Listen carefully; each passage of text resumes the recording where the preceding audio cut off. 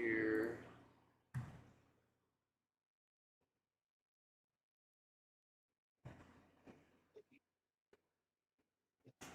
I'm gonna take a piss, let this start up, and then smoke a bowl before we get diving. Because it'll be easy to get to level 10. Stupid. Oh, did you have anything in your mailbox? I don't know. There should be a spot. Right here. It'd be right here.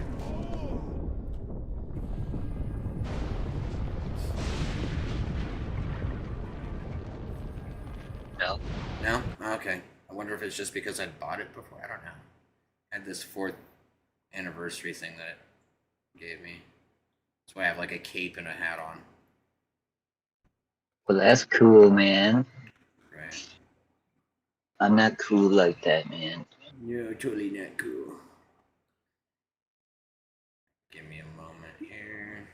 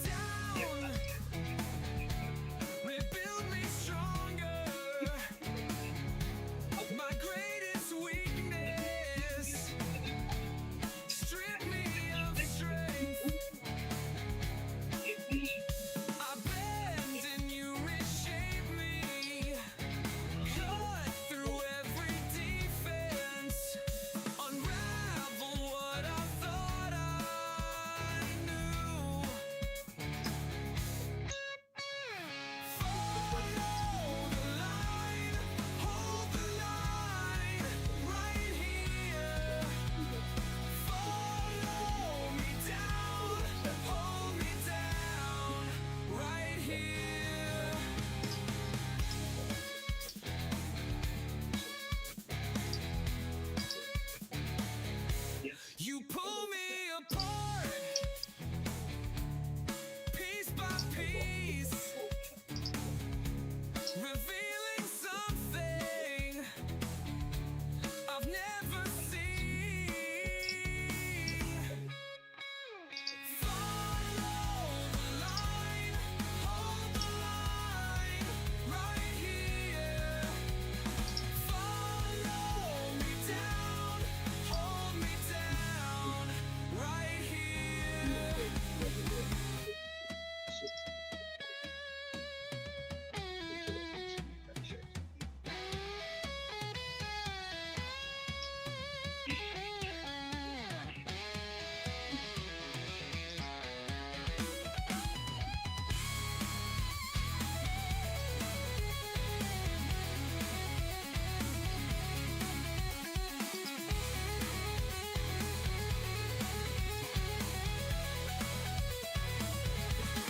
Break me down, pull me in. Break me down, break in. Follow the line, hold the line, right here. Follow me down, hold me down, right here.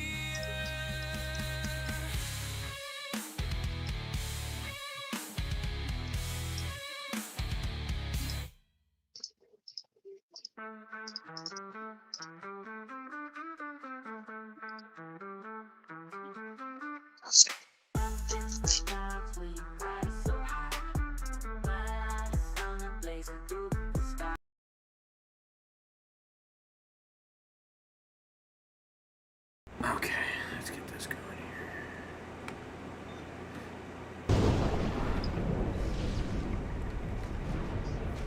Let me get the bowl loaded. Do we got weed grounded up? Nope, we don't. Oh, no, we'll use some of the grounded up weed. I got some. Get our bong ripper in. What's going on? YouTube. Fucking. Yeah, I didn't know when you were coming, so I didn't even set it up yet. So I was waiting until I heard from you. Oh, you're good, bro. Trying to keep on the MMOs at least for YouTube shit. That or Rivals. I feel that. Get some steady content going. Yeah. And then I'll start editing the streams down. I just want to start getting stuff out, start streaming, doing that shit. Oh yeah, dude. Oh, I forgot to turn on that. Oop, there we go. Cheers out there, everybody.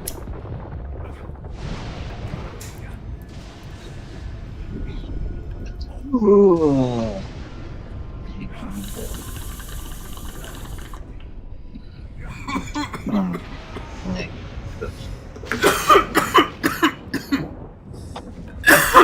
All right. Oh wait, I need to move this. Edit layout. Move your stupid tips. And move my bag bar so that way I can move this over here from the menu.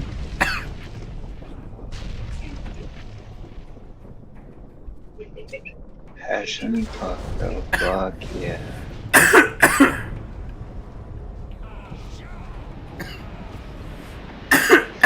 Shrink that down. Move it down.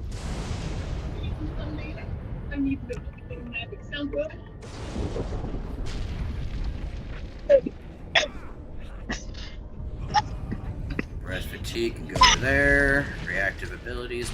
Cool. Now we're good to go. Save. Bomb. Oh, nope, that is not correct, actually. Shit, forgot about me.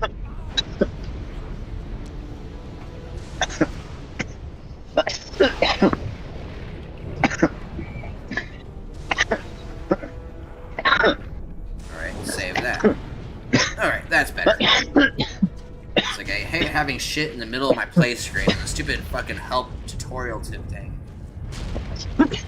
Is there? I feel that.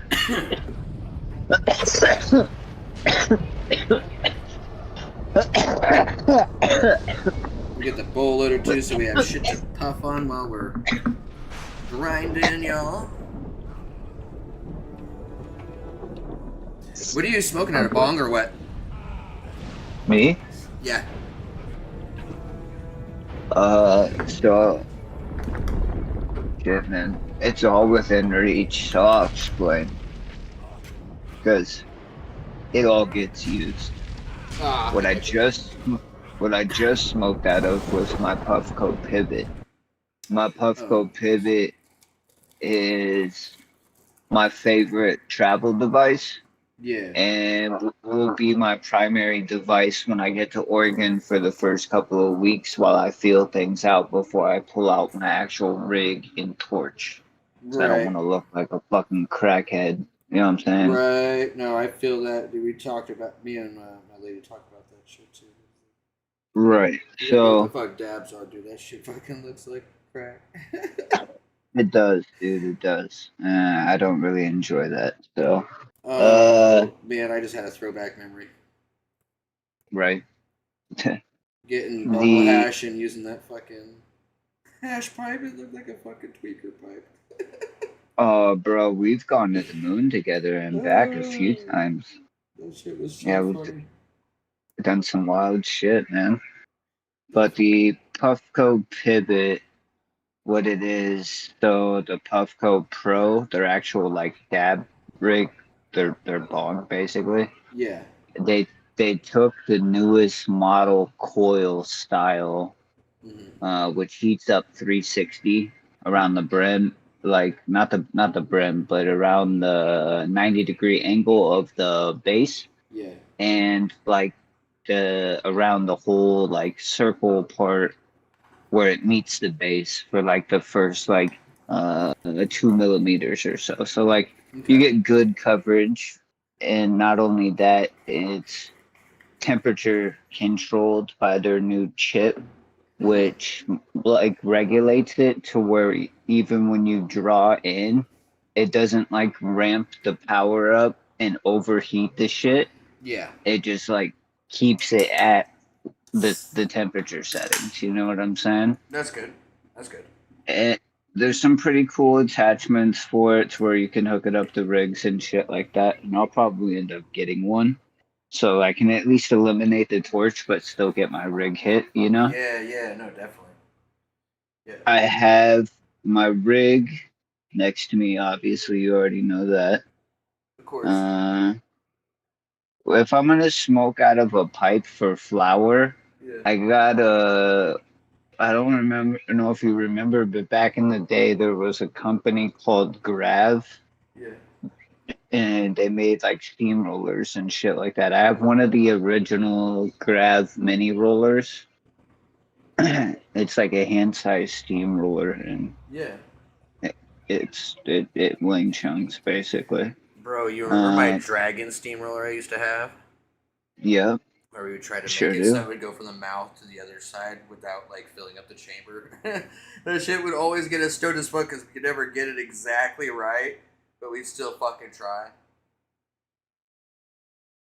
And then whatchamahooja. I got a double perk, like a tree perk, Mm-hmm. 28 arm Nice. Wow. each each one, but it's still pretty small though. Like I would say maybe forearm size or smaller. Yeah, but it's just a Yeah, bunch of that's, arms. yeah, exactly. And it's got 28 in each perk, so Damn. it's a very clear, smooth hit, which is chill. Though I'm gonna basically eliminate down to, I mean, I can't ever get rid of my rig. It was too expensive. I have another rig that's broken, that's in a case that needs repair. The actual like smoking part of the rig isn't broken, but the base is. You actually might remember it. Do you remember my old school robot piece that I had back in Eugene? The fucking goddamn 27K piece. Hey. You remember that thing? I'd have It was made. I'd have to see it again. Like I mean, The, it sounds vaguely familiar. Dude, there was so much shit that happened at that time in our lives that a lot of it's a fucking blur. I mean, it was never really used as a rig, but it always sat next to my TV, and because it could be hidden Yeah. like it wasn't a rig. Yeah. And it's so old, it doesn't even have a fucking female fucking end that has a male end. It's Uh, fucking it's old, you have to old, get one of those old. converted bowls to actually do it nowadays. Nah, since the base was broken back in fucking college days, I've just been toting it around in a case. I'm gonna now that I'm going back to Eugene, I'm hoping that I can fucking find an artist that will actually be able to do the repair properly and then Yeah. just do a sex change on it. Bro, if my friend lived up here instead of in, I think she's in Arizona or something now, but my friend Angela got into glass blowing and like now she's out blowing glass at this place doing shit for them now. That's fire. Right? Yeah, She started here in Eugene though, so I'm gonna need a professional grade big kiln pieces of decent size because it was originally made for glass art. That's yeah. what I wanted it for. I even have a poster that goes with it. I still have that too. Uh, I just want to restore the art piece basically. Like I don't really care about smoking out of it, but if somebody can pull off a sex change on it, I would love to pull it out at parties for sure. Right. For sure. Here, give me 1 second. I gotta switch this light off because it's bothering me. Hmm.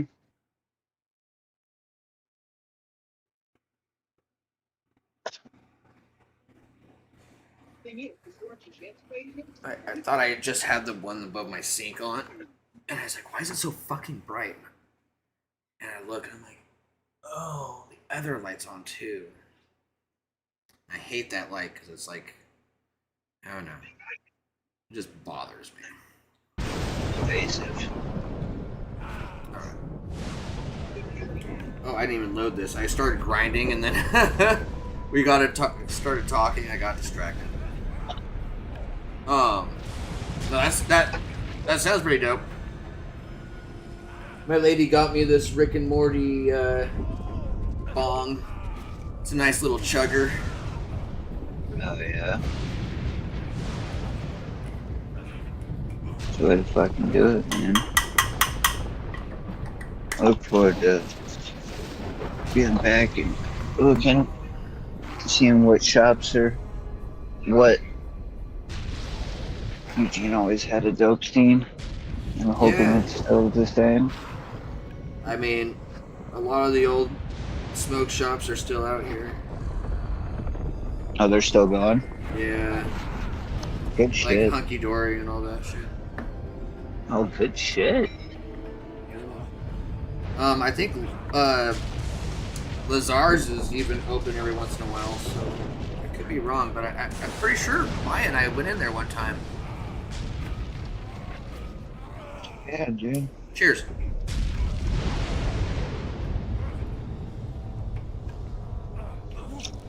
Definitely will make this fucking thing look forward to getting down.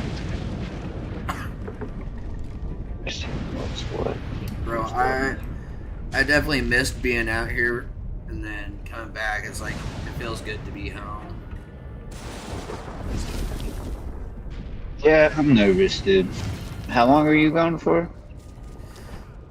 Let's see. No visiting, none of that. And if you visited, you gotta be like, well, I was gone for this long, and then I came back for a visit. No, so like I left. Let's see.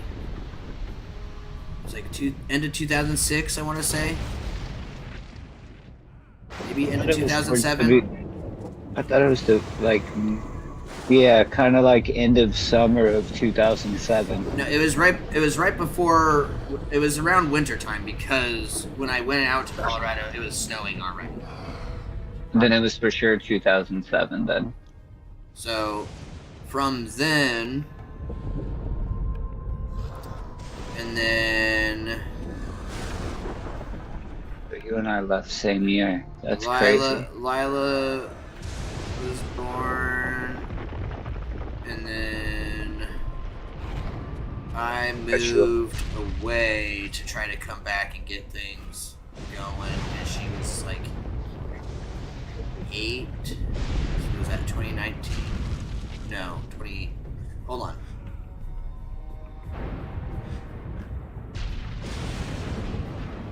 (2018), I believe I was back out there because Okay. That's still a good I went 11 down years. to Hell yeah. Vegas because I went down to Vegas Uh-huh. that winter, and then I ended up staying there. For like 5 years.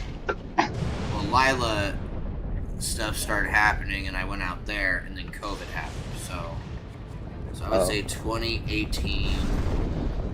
So it was well over a decade, is what I remember, since I had been. Yeah, yeah. Yeah, I No mean, just visits or nothing. 2007 to fucking 2018 is 11 years. Yeah, so I only asked because I'm on 20 years, and that's why I say I'm fucking nervous. Like, I left when I was fucking... People don't know it, but when we were in college, bro, I had just turned 18. Like, just turned 18. I graduated at 17. yeah, let's see. I was a little dude. I was like 19, I think, at the time. Mm-hmm. Well, because I'm 37. You're how old? 38. Yeah, exactly. You turned 38 8 this year or 39? 38 in April. Okay. Okay, that's what I thought. I figured. But Yeah, we celebrated Yeah, I on gotta ask 420 this. because, well, now we definitely celebrated on 420, like, just because the name on stream. I You know, feel that. it's just more, people recognize it like that. They come in on 420 to smoke with Stoner, you know. I feel that. I feel that. I fucking as I get older, I get bad with birthdays, even with people that I've known for a very long time. Oh, I'm shit. I'm shit with it. Yeah, I just had to explain, like, look, it's like, if you have a fake birthday set up on Facebook, you have set me up for failure. Congratulations. Like, No, my I won't. Facebook is my actual one. Just- That's what. No, that's what I tell fucking people because some people will message me and be like, "Bro, it's not my real birthday," and I'm like, "Oh, well, like, fuck me, like, for trying to be a good friend, like." Right. I've stopped telling Pat happy birthday or anything. He's making advance. He never does it. Anyways, he always complains about it. It's like the worst. Are you talking about Patty Pat? Yeah, patty cakes. Yeah, that's a dark individual. Yeah, Like- I mean, he has his own shit he's been through, so like it's whatever. Right, exactly, I exactly. expressed, I was like, bro, if you're a friend, you're saying your best friends, you know what I mean? You should be able to say happy birthday without having some sort of issue. Yeah, yeah, I totally agree. Just because you've had shitty times doesn't mean that every time is gonna be shitty. I tried to tell him, like, bro, we're not fucking 68 yet. Like, you can't be doing this shit We're not- already. Like we gotta get to our grumpier old man state by doing all Exactly. this stupid shit right now. Exactly. I get that you're pissed now and like you're getting tired and this, that, or the other. Like, fuck, bro, we all are. But we still got like a long more time of doing this shit. But we're like halfway done. Like a little over halfway done. Some of us, if we're lucky. So, Right? keep going, bro. Because last time I checked, like, Social Security ain't enough. So you better have a 401k or fucking something. Otherwise, ooh, going to be tight. And by tight, I mean like can't fit tight. Yeah. Not like tight and joined tight. Like tight can't fit tight.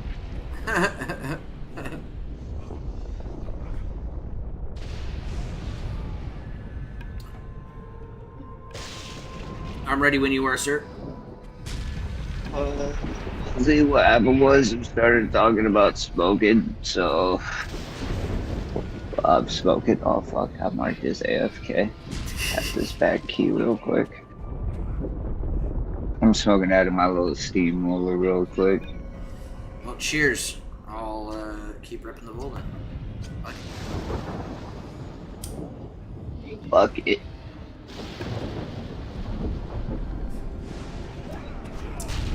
Your pet's name is Phil. Oh yeah, he's a stater. Bill from fucking Hercules. Here we go then. Fuck yeah. I mean, really, I should name him Earl. Yeah. It should be Earl. No Jam and Earl there. Let's go.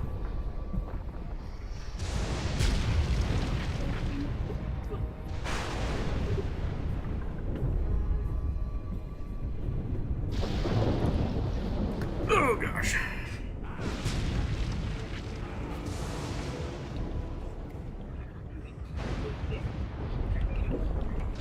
Oh, excuse me. That there. Abilitas.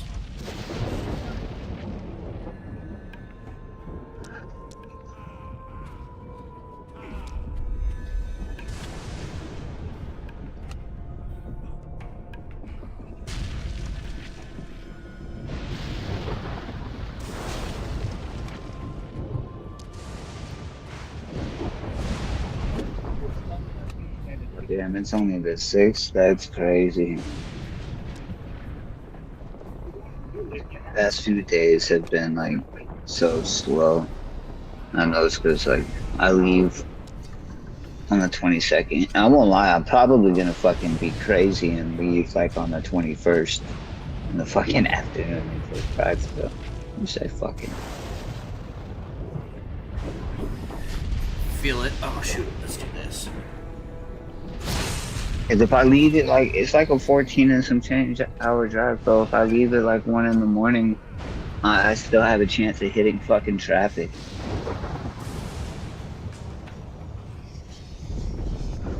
Like, I don't know if I'm ready to experience Oregon in traffic. You know? The traffic in Oregon isn't bad till you get up by Portland, really. I mean, that's what people say, but then I talked to my grandpa and my uncle, and well, not my uncle, but my little cousin, and, and they say that the traffic is shit now. And, like sometimes just because they live off the Highway 224, so it's like if sometimes getting out of the property takes a while. Like, damn, that sucks. I don't remember it like that. I guess there's some new passway through that skips Harvard curves and shit. Yeah. It's like, why the fuck would they do that? That is my favorite road on the fucking planet. Do you know how excited I am to drive that fucking road again? Like, Mm-hmm. oh man, I have no idea. No idea. Especially in the F-32. Oh my fucking sweet baby fucking Jesus.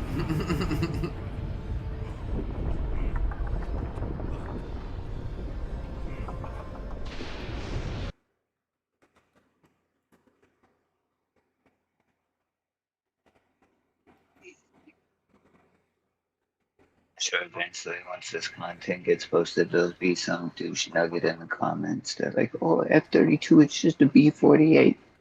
Suck my ass. That's what I wanted. That is still the 2.0 liter GR Supra engine. Did you hear the Supra engine? Did you hear that? Supra. Supra. The fuck Super is your duper? engine? Super duper. People get funny on the internet, bro. They're like, "Oh, couldn't afford the B58, which is like the 3.0 version, the six-cylinder version." We only have a couple followers over on YouTube right now. I just started doing it more frequently. Yeah, no, but internet content don't really go away, does it? If I Like delete it's it, I gonna be a guess it party. could. But I mean, that would require them to like listen to our bullshit conversations. It will happen. It will happen. They'll be like, why the fuck are It- these guys standing in town? Because we're getting stoned and talking. Getting stoned and Welcome to the talking, podcast. I thought it was just a stream. Fuck no, it's a podcast too. Oh, speaking of doing this D&D campaign that we're doing as a podcast, now we gotta come up with some ideas, like name-wise, for the podcast, because I was literally thinking about it, I'm like, what are we gonna call this shit? You know? Like, I was honestly wondering, and then they're like, hey, bring some names. Trying to pick one. Legends and Duns hats. What's that? Dungeons and Duns hats. And dunce hats. That's funny.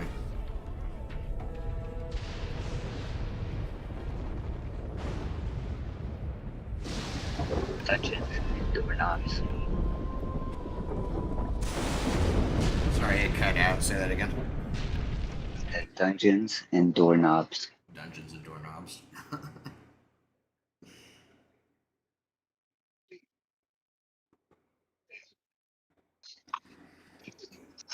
So, like, it's in a kind of like an apocalyptic setting, zombies kind of deal. But there's gods in like a humanoid form that we're interacting with, and who's driving the story.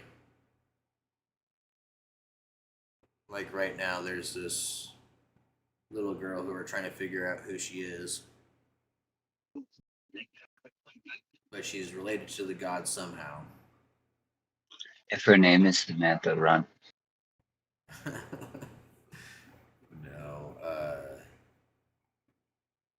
maybe it's like Abigail or something like that. Oh, you're fucked. Well, it's funny because like my god that my character is loyal to, his name is Burger. Burger. I don't know. It's weird how do you say it. It's got a TH in it. But Burther. There we go. Anyways, he looks like a demonic, a demonic Cupid. That's like his god form. That's funny as shit. But supposedly, I guess he's her brother. So I'm like, So it's kind of like a mystery / survive the Armageddon.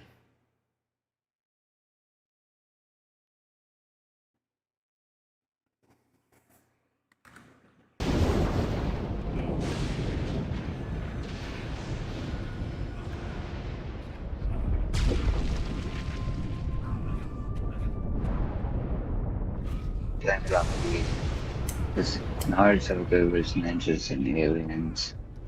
So I should be able to fathom apocalypse and gods. I got this. Like,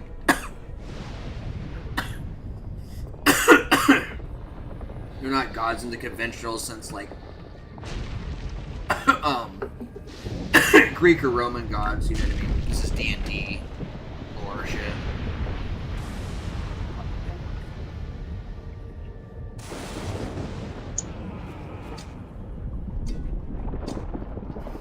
Hot dog, hot diggity dog. Oops, didn't mean to trade. Alright.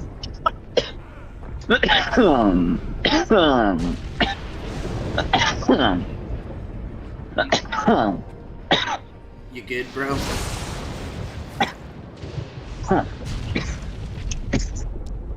The fries are done now. Let's get it. I am following. I am reading. What the fuck is that? That's what we gotta kill.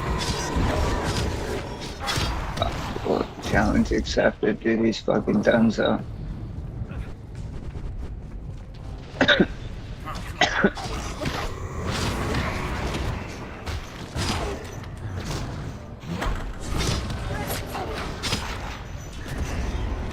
Dude.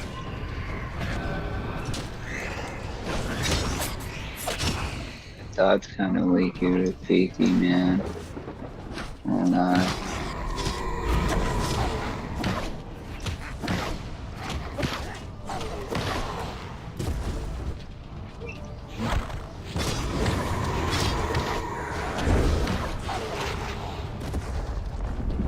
Yeah.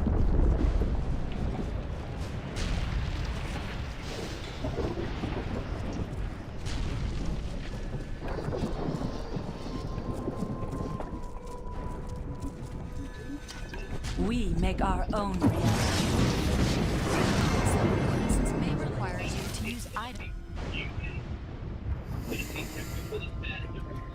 Bleeds combo cool.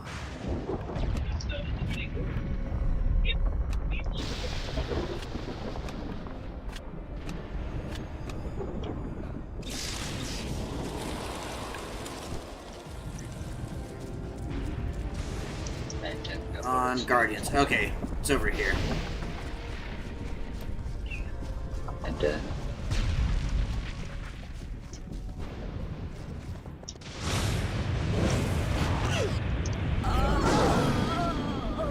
Incapacitated.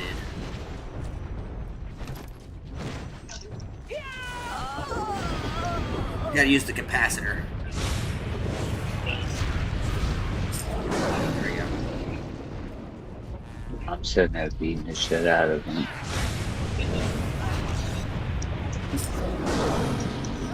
Ammo. Charge the power cell. Over here. Oh, it's that. Okay, now we thing can over kill there. shit. Let's kill shit. Fuck him. Fuck him up. Run up this hill, big dog. Get up there. You did it. All by yourself. This guy's charging. That shit is charged.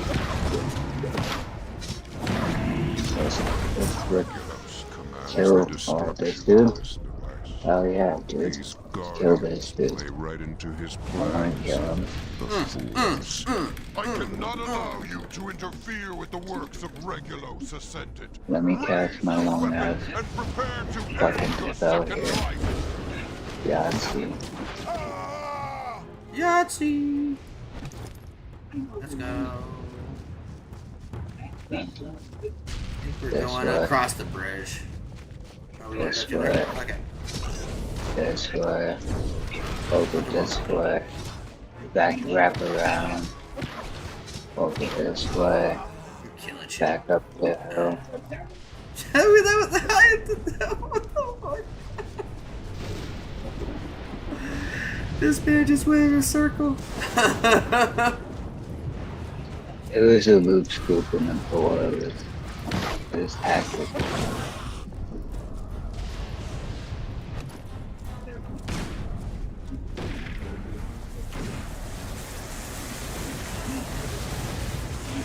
I am glad you are not afraid to speak with Keep Your Secrets Close.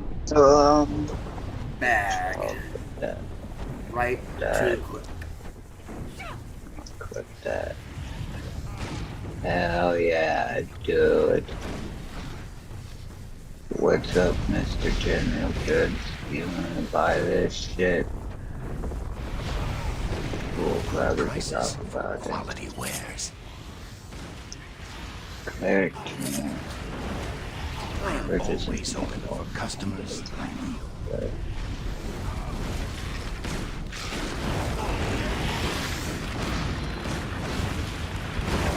Bob reviews. So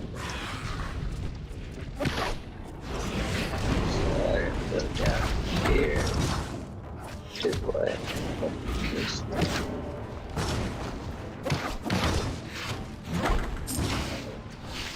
smack the fuck out of this bitch. What am I supposed to use it? Oh, down there. I'm stupid.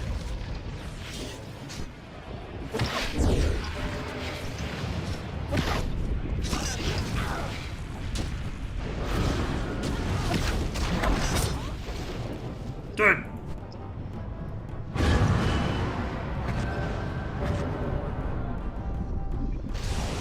Return.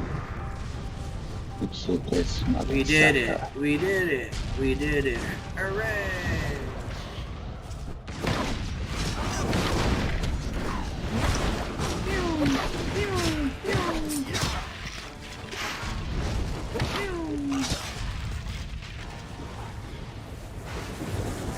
I am glad you are not afraid to speak together. And then open the must. Defeat who? Like defeat this motherfucker. Okay. Good night. Now I can use it. I was like, You can use the other one. it wasn't sparkling. Yeah, see, it stopped. They both sparkled for me. My bad. Oh, here you go. They showed it both sparkling, but it went away. That's right. That gives me time to be effective.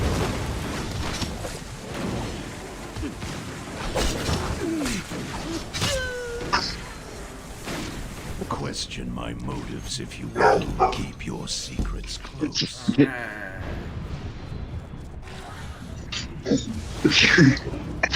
You were knocked out, but you didn't even know I went to the kitchen. Really? That's funny as fuck.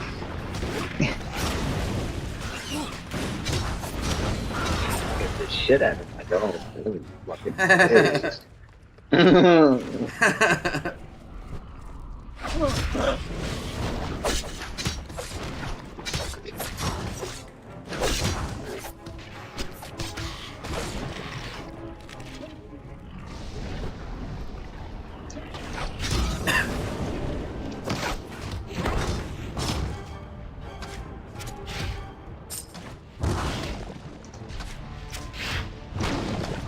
So, what are we doing here?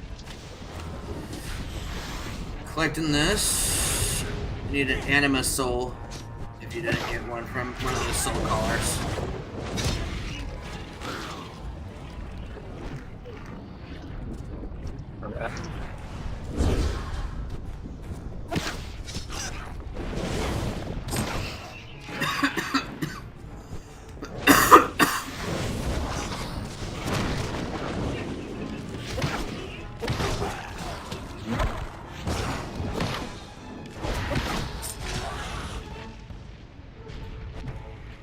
And then just kill the other fodder shit and get the other essence shit we need fragments.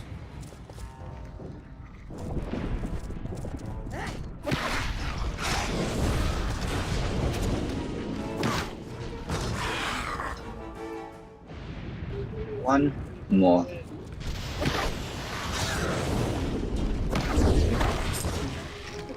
Pop 'em.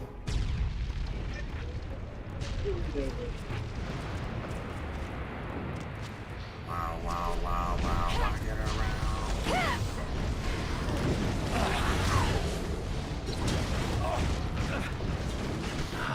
Good to see you.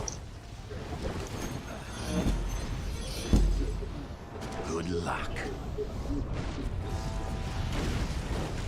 Bad.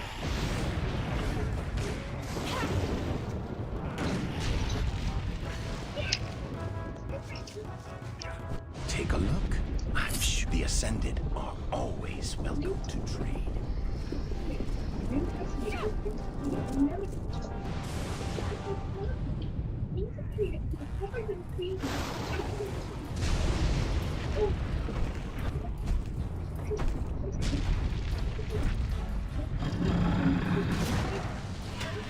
That's supposed to follow this robot. Yep, sure. It'll fuck shit up along the way.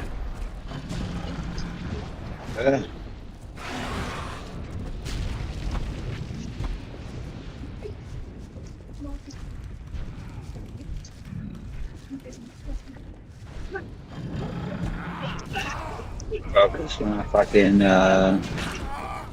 move, I'm not really gonna be able to enjoy things like getting my groceries delivered and shit. I mean, maybe I am, but I highly doubt it. So I'm taking advantage of it now. You know what I'm saying? Oh yeah.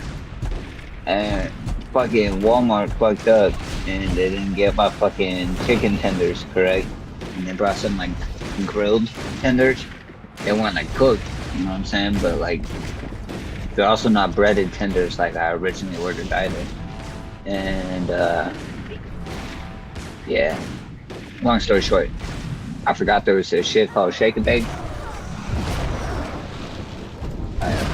I saved the chicken. I'm pretty happy about it. Stuff on the line. Get him, big motherfucker.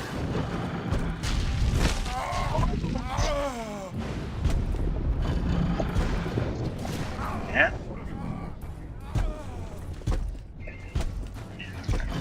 Computer audio decided.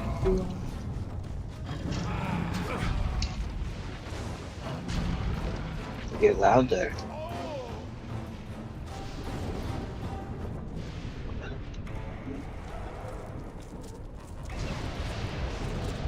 I have a task for an Ascended.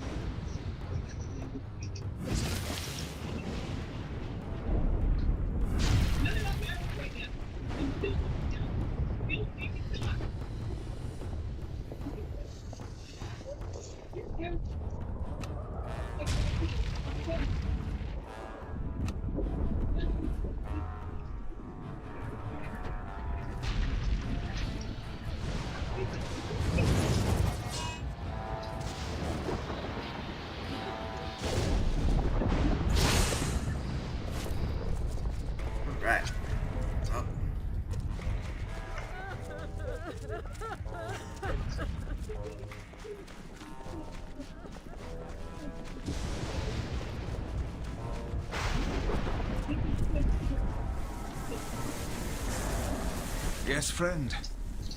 Goodbye. It'll take me just a few minutes to spin up the device.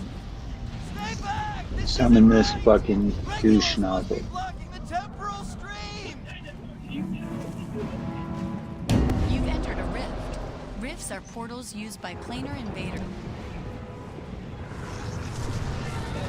No way, is that what they are? Did you think my master will allow you to escape so easily? Your petty machines will help you no more than the gods you spurn.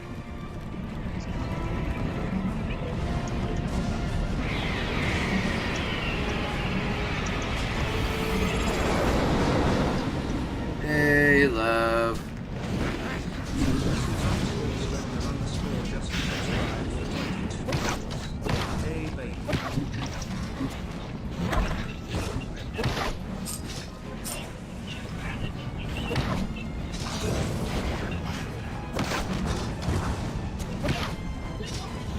Why do you resist the will of Regulus?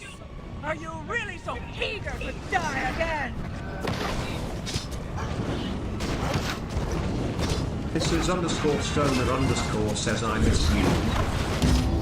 I miss you too, honey.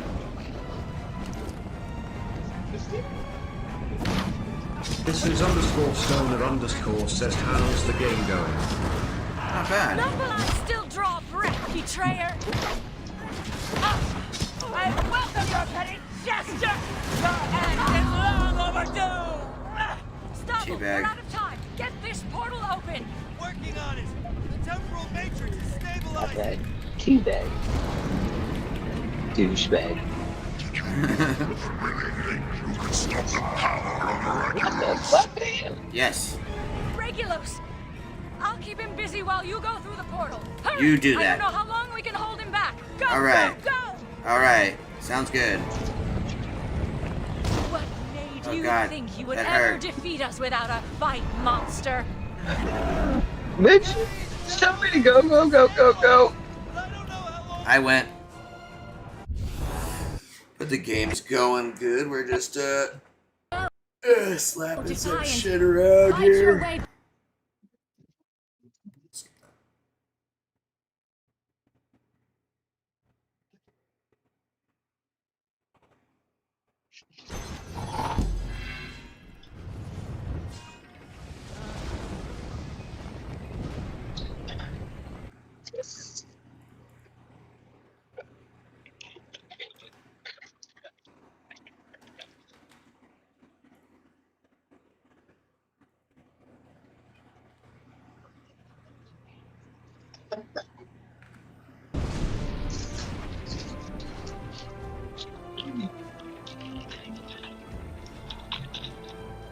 Great Did son you go through it? ascended.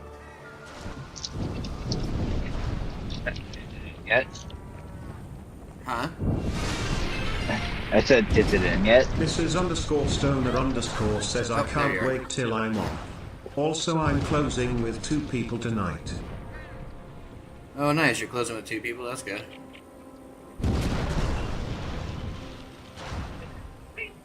Guess I'll grab the dagger. I am sure you can handle. I have a task for an. Thanks for the information. Hey. Great son and ascended. Good luck. Alright. Give me my bags here.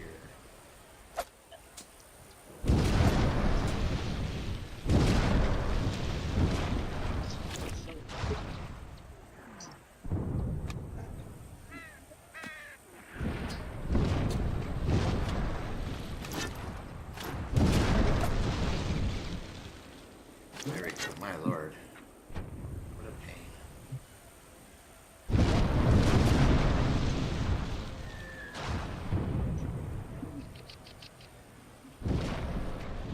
Go.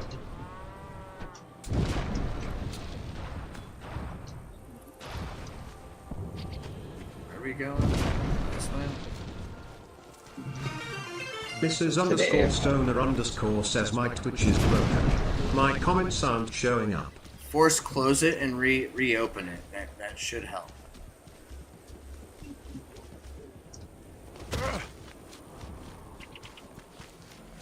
Hope you went that way first. I went this way You first. do me honor.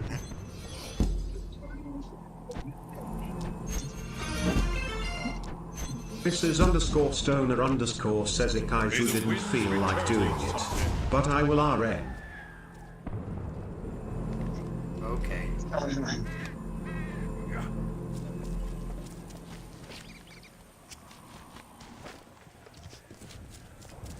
Here I come, here I come.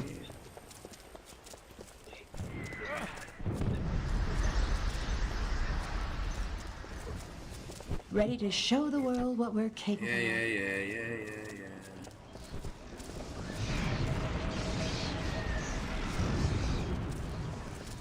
Alright. of. I need your help.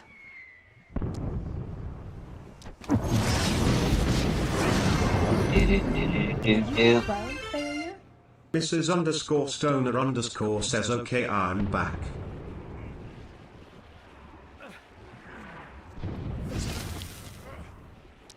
Just like supplying me with shit.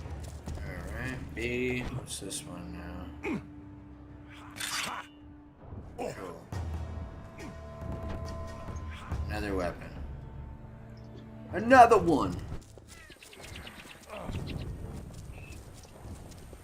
Yo, what's up, BMG? How's it going, my dude?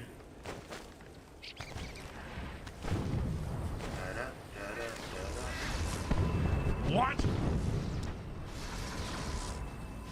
Yes, bye. Yes, bye.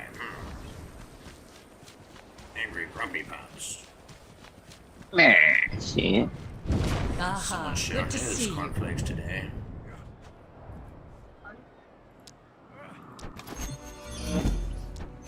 Nice job. Journey well. Where do we gotta You know, go? This way? thinking about it, playing this game and not seeing all the signs, all kinds of stupid. What? That's the women you walk up to in this game. They're not, no hello, no nothing, just, are you here to help? Damsels in distress, my dude. Come on. Is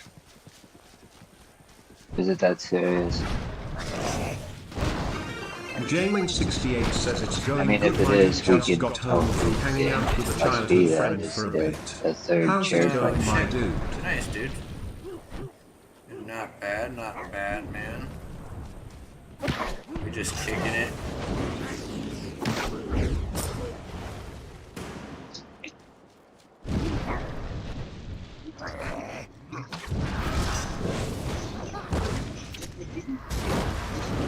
Guys, do you have any other?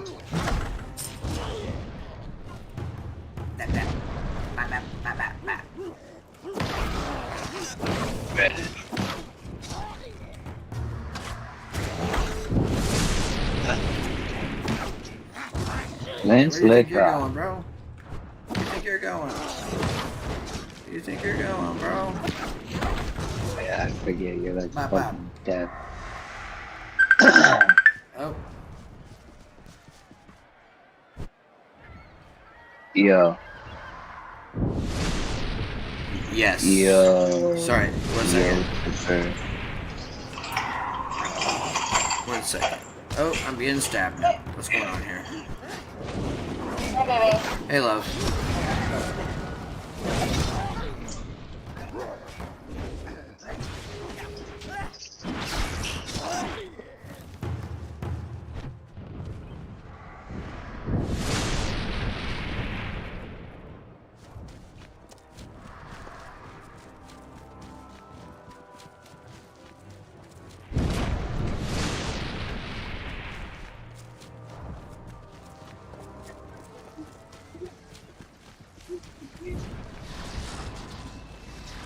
I have a task for an ascendant.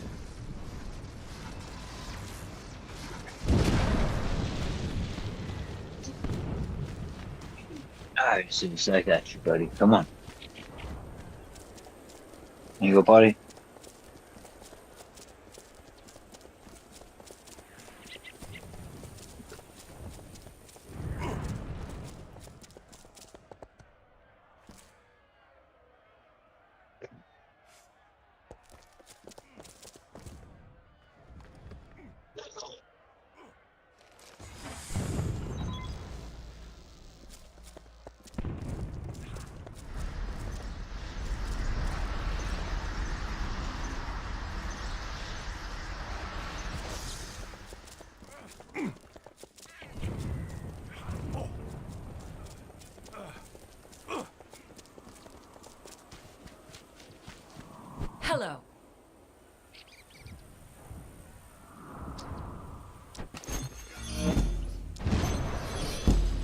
luck.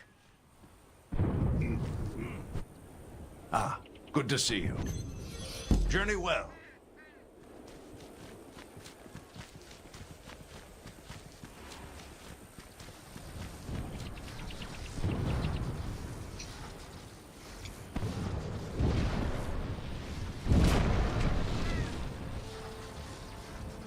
Great son.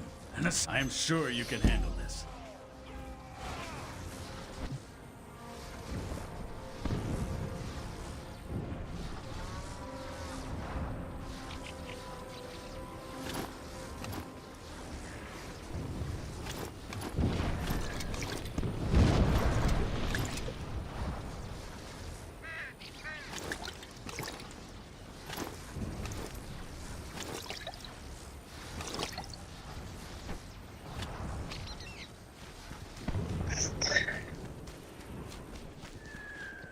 I know quality.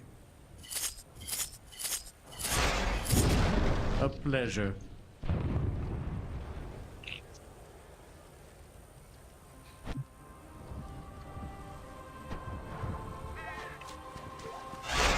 Well, I'm gonna go grab this other quest I saw here really quick. Where that was good. No, you're good. I turned that stuff in and then grabbed all the quest right there. Then I saw one as we're walking into town. Just a backpack on the ground. I can wait next to it so you can grab it. See, level 7 already.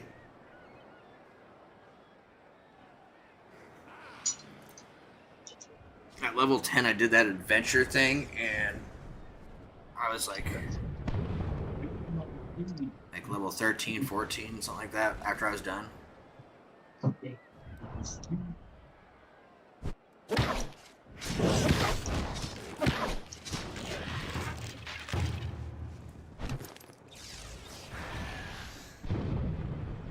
Oh, yeah.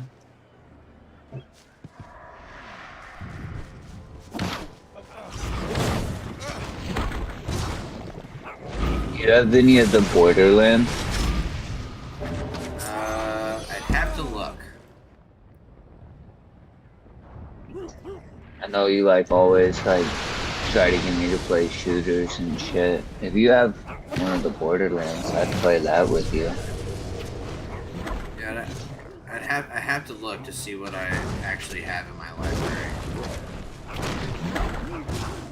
I'm not sure which. I think I have a Borderlands, maybe one or two of them, but I can't remember which ones I've got. No worries. Figure that way we can add a shooter into the rotation too, you know, because that will be a pretty drastic switch up from MMO.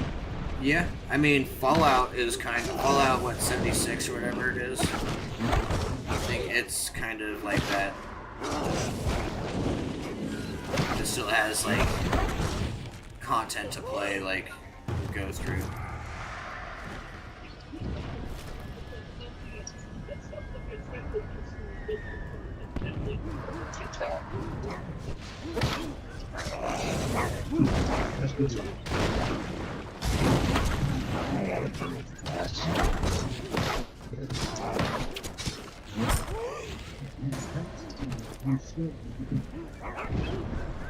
Looks like I'm walking into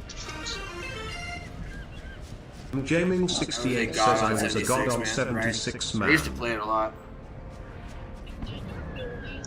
Honestly, I played it. We're doing good here, man. Nothing too crazy. What'd you say? Honestly, I played it a little bit.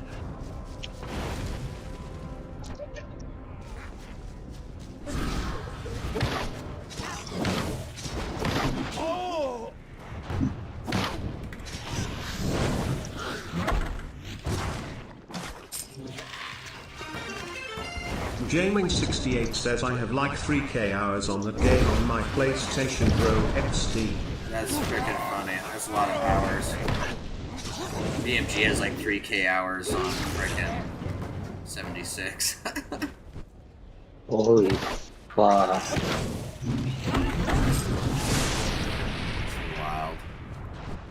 Only game I played that much is fucking Monster Hunter World.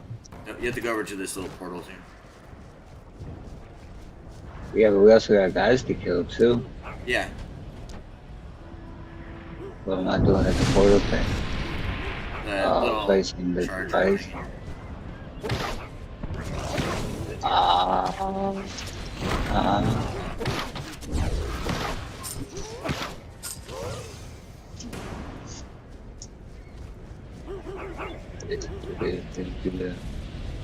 What the fuck is that thing shining?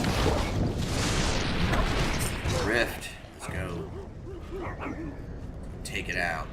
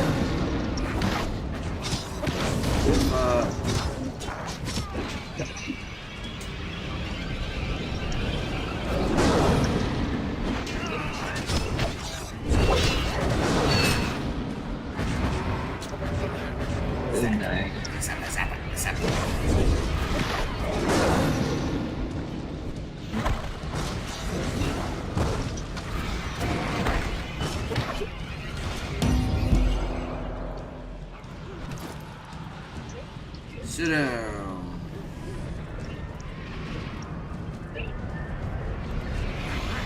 Yeah, BMG, we used to play this game a lot when it first came out. It was a whole nother beast back then, though. It was so fun. I remember the first time seeing the wreck. Oh yeah, Like, bro. oh dude, this is the worst shit ever. Jaming68 says at the time that I quit I had everything I wanted, bro. Legacy weapons, god roll guns / armor, rare plans and so forth and so on. I also have the rarest apparel in the game according to spawn rate, which is the red asylum dress. Shit. That's fucking cool.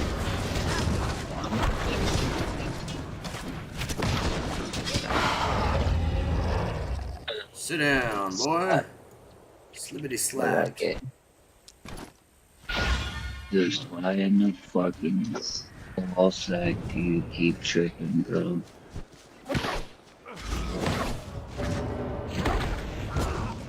Normally everybody, buddy. What's going on here?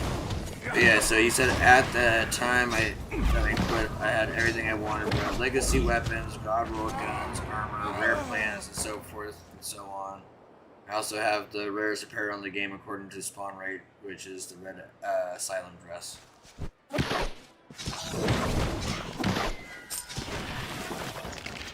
So basically what he's saying is you just drug his balls on the couch. Yes. Nice. Well played. What the hell is right here? Oh, I just gotta kill endless.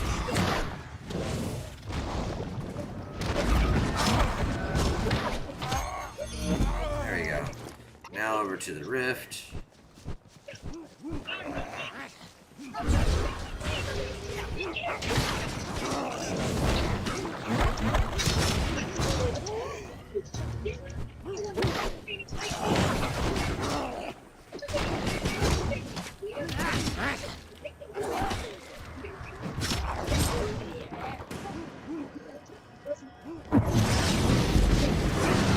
Level up.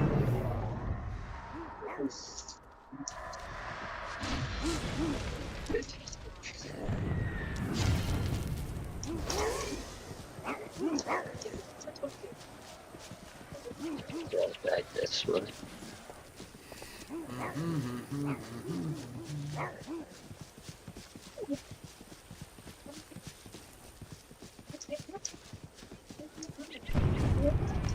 You just gotta kill cultists most likely if there's a red dot right here.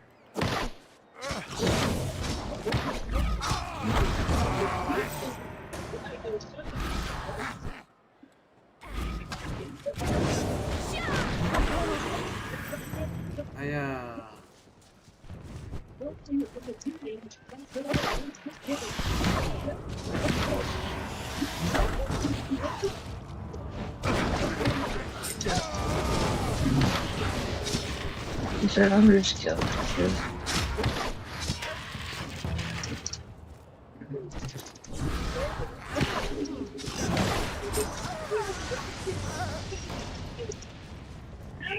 Killed everything you needed? Yeah. Bam. Great. I have a task for an Ascendant. To access Fury of the Ascended, Jaming68 says the Red Asylum dress spawn rate is insane. There are 6 dresses and only 2 spawn at a time.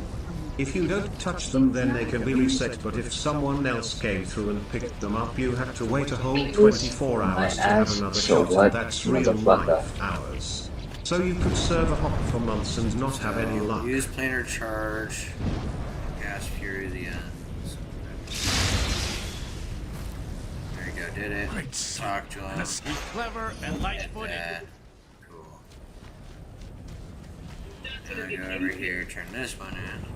The Red Asylum dress spawn rate is insane. There are 6 dresses and only 2 spawn at a time. Are you here to help?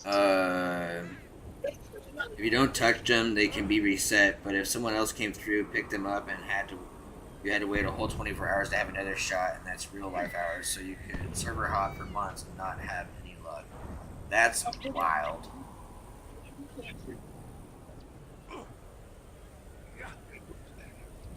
guess we'll take that.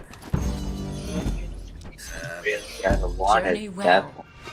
Jaming68 says, but no, I worked 10 hour shifts at camping where I just was built different back then on gaming hours. You don't get any more. Sorry. Excuse me. Oh my god, you're just ungrateful at this point. When I worked 10-hour shifts at Camping World, so I was just built different back then on gaming hours. Yeah. Oh my god. Alright, let me see what I got.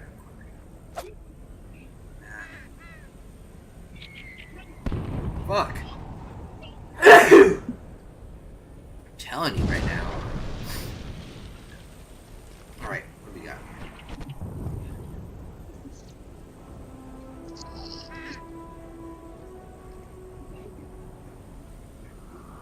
There's a quest up north and there's a quest down south.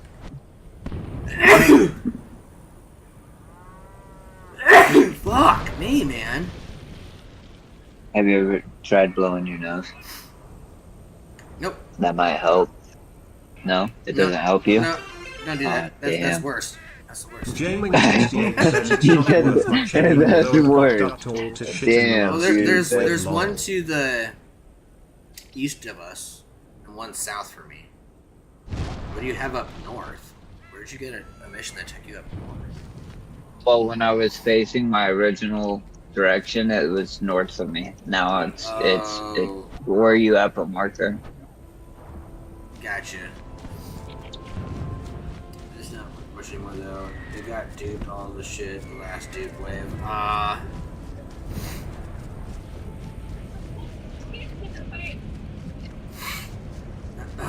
That's a bummer, dude.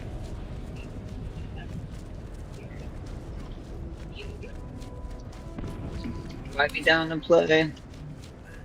But if you got a border, I definitely play that.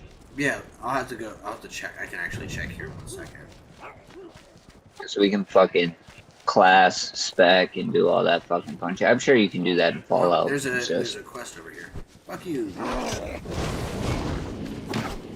There is.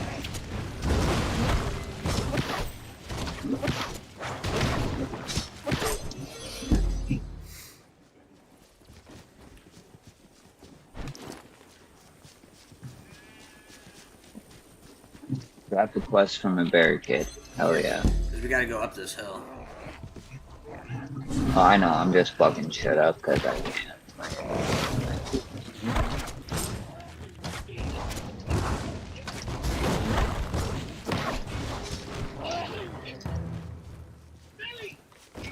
Burn it down! Does that give you a burn? Yes. Cool. Just wanted to make sure.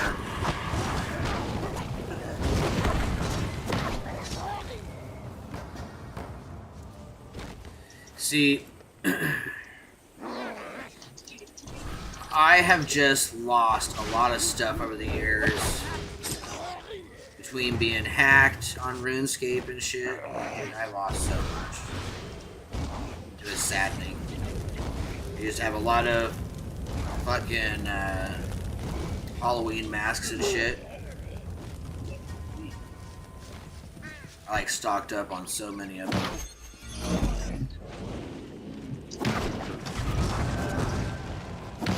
Got hacked, lost them all.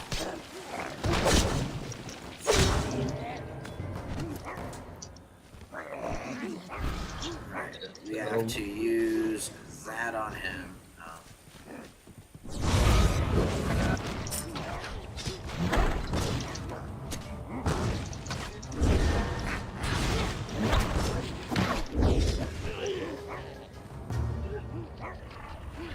Incompetent Beck.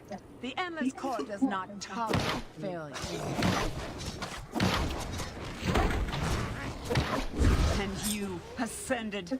You should have chosen to join Regulus. Now your fate is sealed. How are you gonna talk shit and get anyway? Shut the fuck up. Right? Missed it. There we go.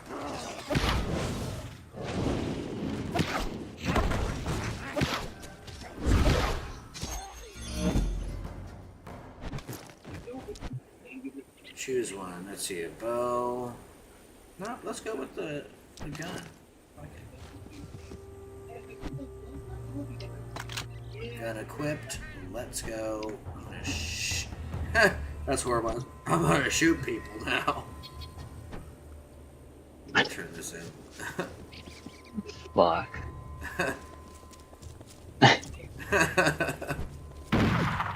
Pew! Pew! That showed him. Pew! Pew!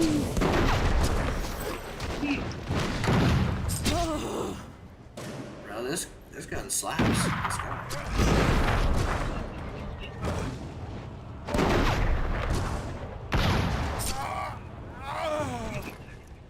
Slapping my way through town.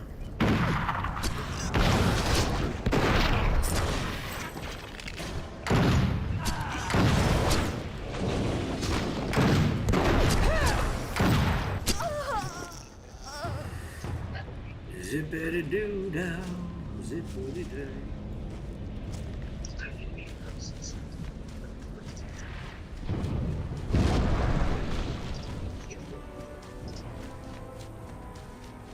Hello.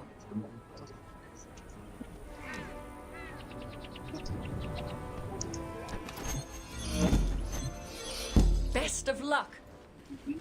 Alright. Were you gonna come straight up here?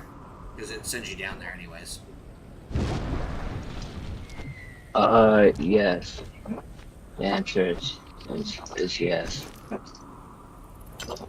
Jewelry. I've always wanted jewelry. Now I feel so pretty. Years to make, seconds to purchase.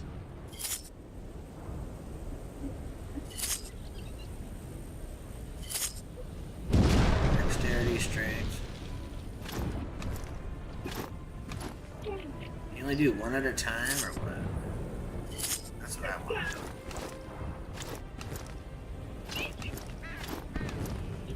See you later.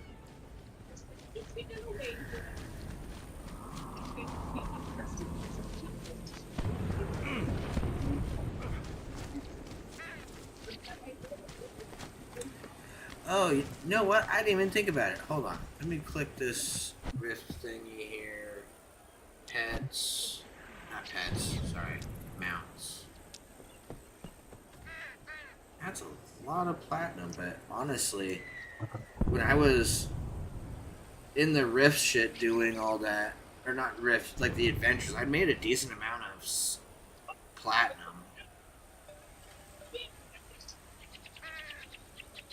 That requires level 25. What level is this?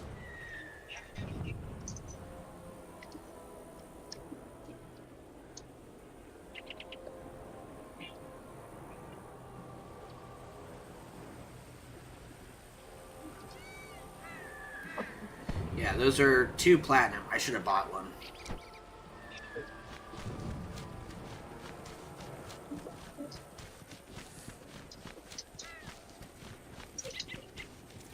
Let's go turn this shit the fuck in, I guess.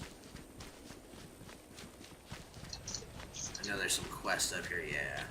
Are you here to See, help? it's weird, the last race I made went this direction, but the other race I made did not. Good prices for quality wares. So there's some like minor differences. I am always open for customers like you. It was just weird. Please come, browse at your leisure. May your journeys carry you back here. My lord. Okay. A lot of things at once here. Yup.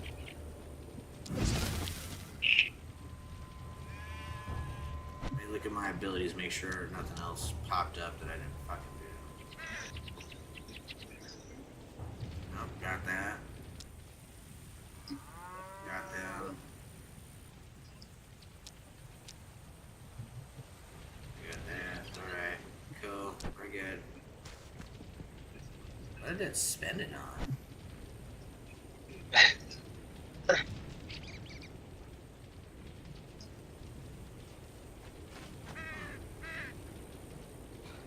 Okay.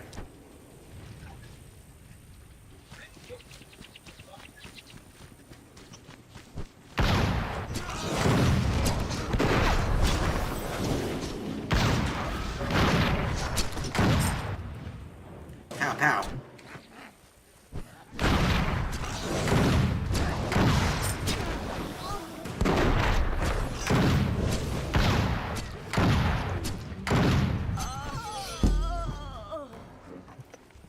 I have a task for an... I am sure you can handle this.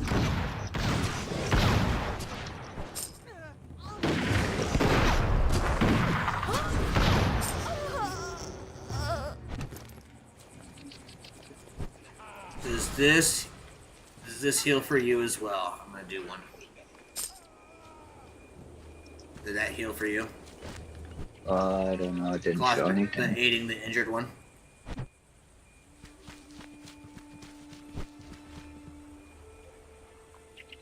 Yes, it did. Okay, cool. Sorry. Just wanted to make sure before I start healing more.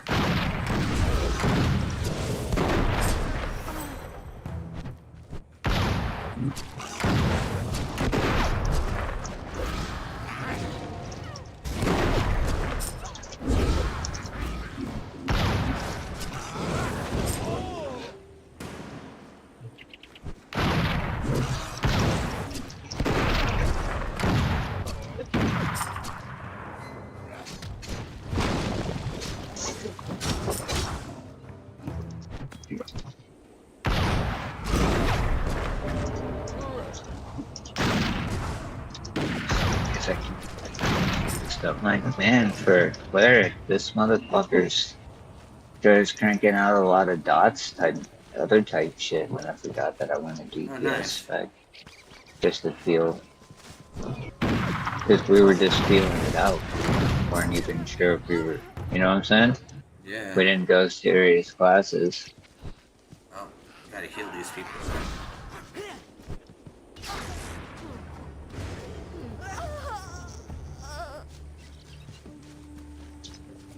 There's another guy over here. Cool. Saw one other person over here.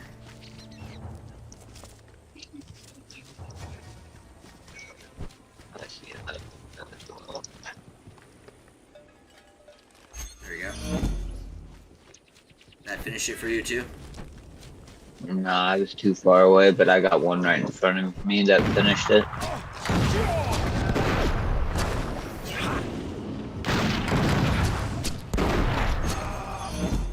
There we go, finish that one. And then I need...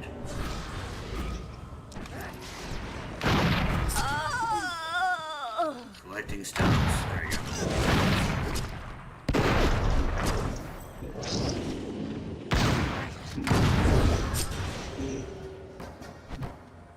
There you go. Yeah, I need one more of those fuckers. Right here.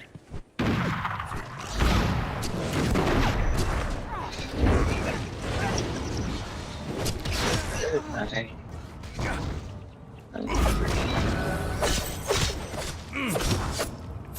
Oh! There.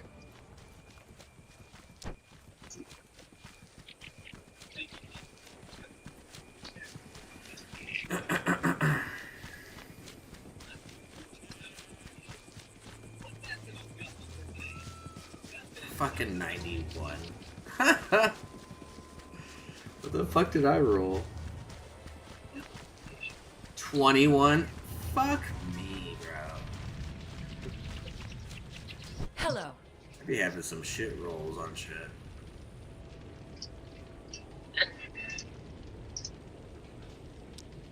Boss.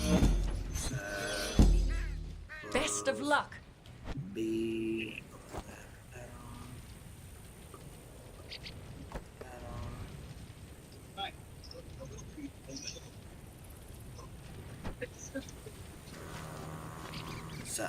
Take a look. I'm sure I have what you need. Alright, that's done, that's done. That's done.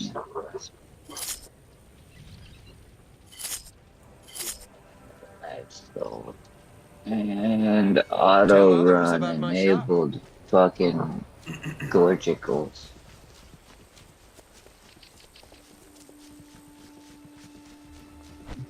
Did you grab this repeating one over here? No. Why the fuck would I grab a repeating quest? Hello. Oh, never mind. It's just killing creatures. Best of luck. We're killing stuff on the way anyways.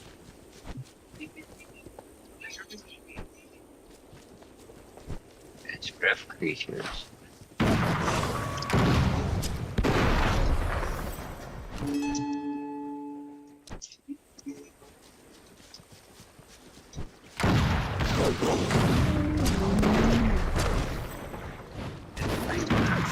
Isn't this free merch? I don't understand. Oh, yeah.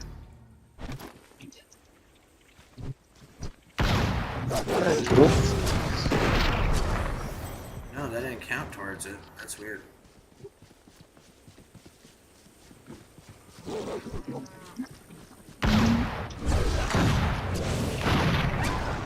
I now have 2 quests in here. To fucking kill the alphas and to collect wolf flame. How'd you get 2 in here? When I looted a wolf flank, it said that this item gives a quest, so I clicked on it. Oh, I didn't even do that. Okay, accept. I didn't see that. Oh, that's cool. There's orange and that's cool, man.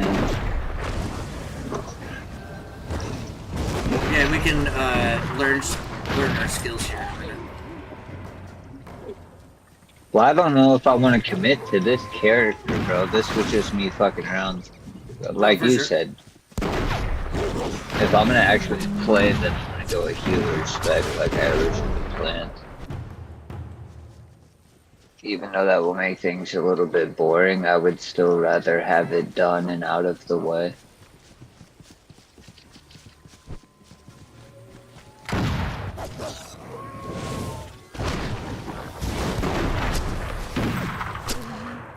Old Yeller style. Get out of here.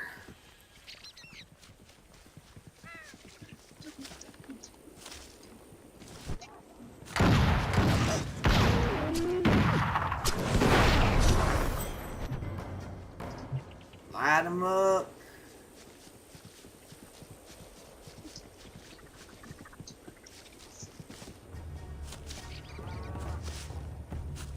When you have become too efficient. Like, damn. Y'all gonna respawn?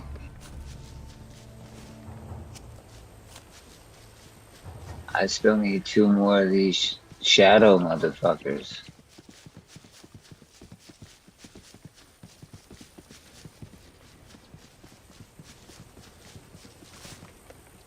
This is just diabolical. I guess I'll go to the other quest area. Oh yeah. Oh yeah, no, that's another spot that should have some. Oh wait, there's some shit over.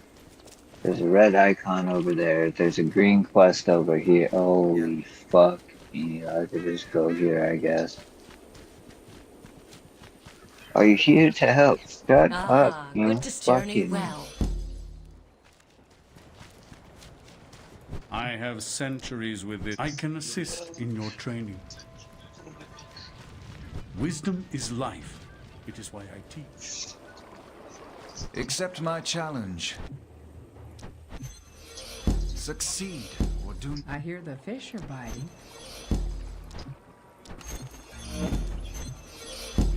Hope you land the big one. Hope you land a big one. Hello. That's what she said. Live gloriously, die heroically. Fishing quest. Fuck out of here.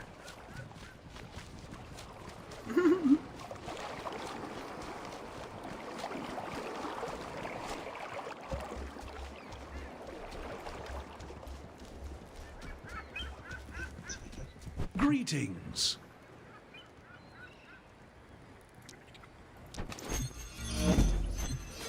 Journey well. Alright. I'm logging out. It's definitely worth playing.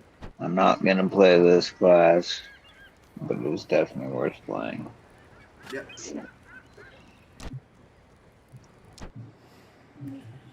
Wow. Yeah, I got my mage to level 13. Okay.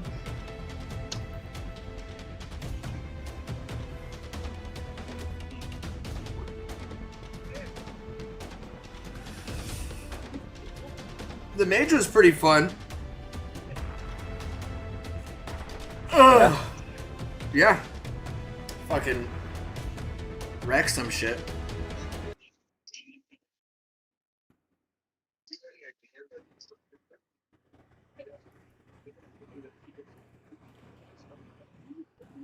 I didn't even realize that. Mage can be healers as well.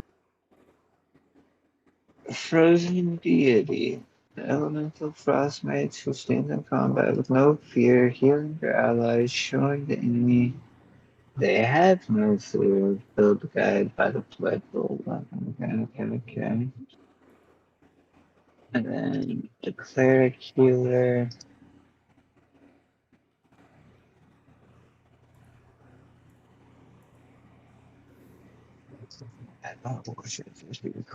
Cleric healer. So, what are you doing? Cleric healer. You're making a new one? Yeah. Okay. I mean, Because I was same cleric thing, the DPS. Deviant. Or Defiance, whatever. Yeah, Defiant S. Yep. Oh, and I realized what it was. I think any class can go there. Because the other one that started in a different spot, it was on the other side, the other people. Like the big motherfuckers. No, the other faction. Elf? So you have like the light side, dark side type stuff. This is like the science side, the other side's the religious side. You're talking about the Alliance versus the Horde. Yeah. Alright, I'll make a warrior with this one.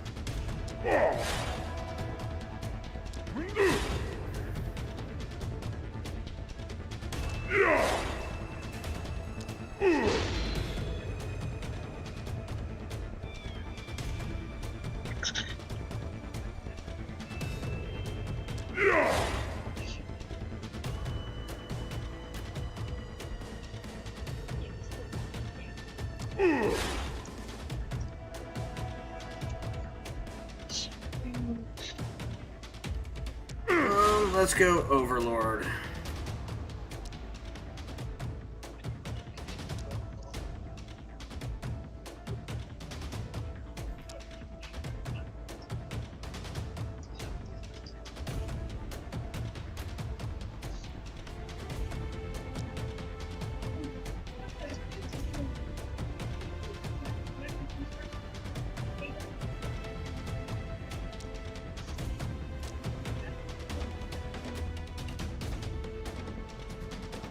What should we name this son of a bitch?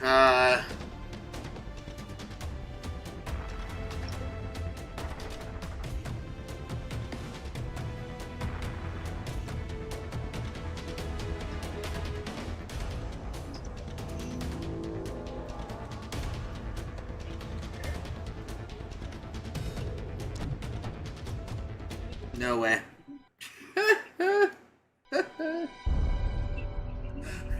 We couldn't stop them. Without Ascended, we just weren't strong enough.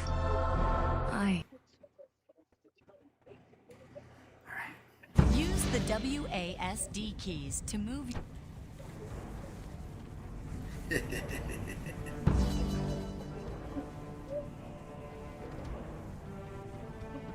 Soul Tree.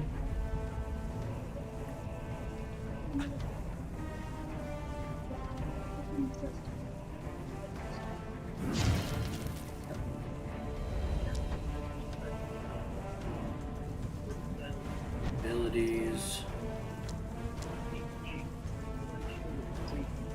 Oh wait, I gotta add all my other shit. 1 second here.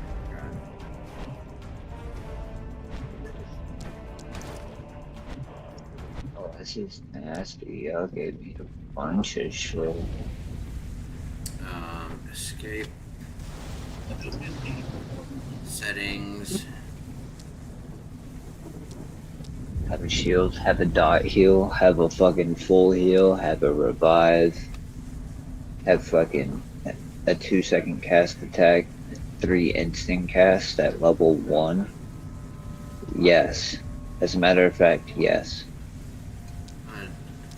Decline. Combat.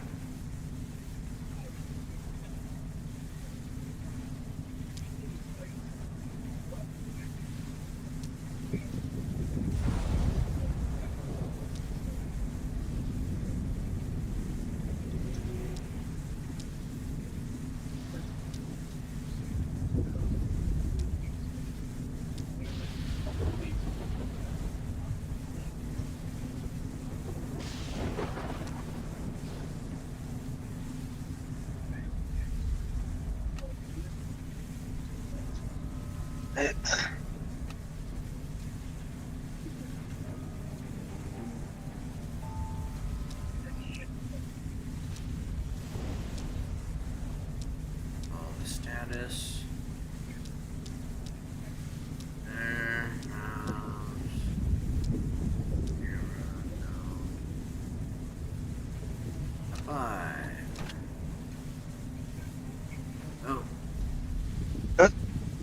I got Borderlands Game of the Year, Borderlands Game of the Year Enhanced Edition, Borderlands the pre-sequel, Borderlands 2, Borderlands 3.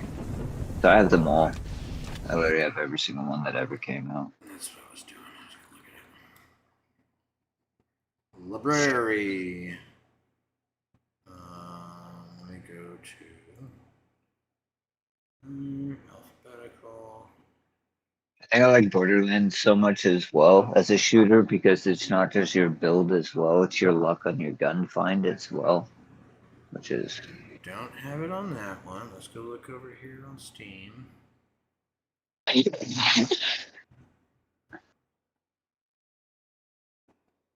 No, not on that one. Let's open up Xbox.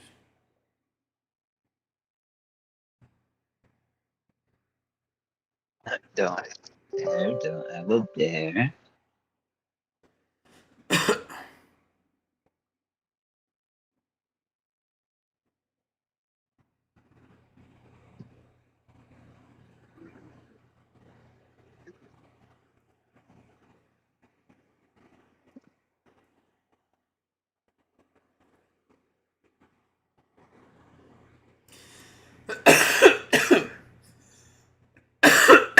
Xbox has Borderlands 3 Ultimate Edition.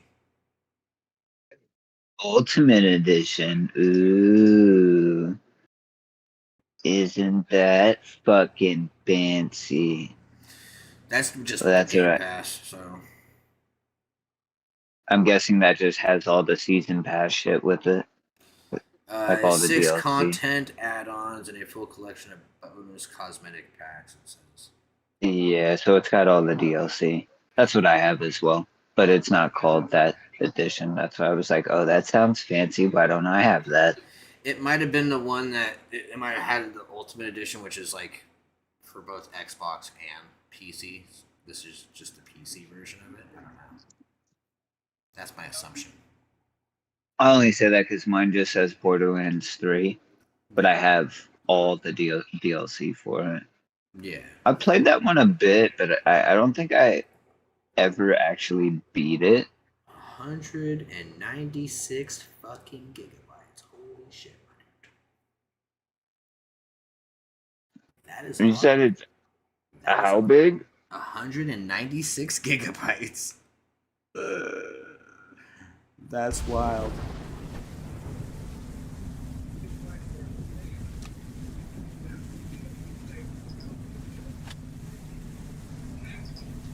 Edit layout. Move it there. Oh, life's good. I already have that one installed. Like, what do you mean play? Can't play. I'm playing Rift right now. I was gonna download, but I looked. I was like, oh, it's already downloaded then. I obviously was gonna play that because Borderlands 4 is coming out. Yeah. Definitely a good reason to play it.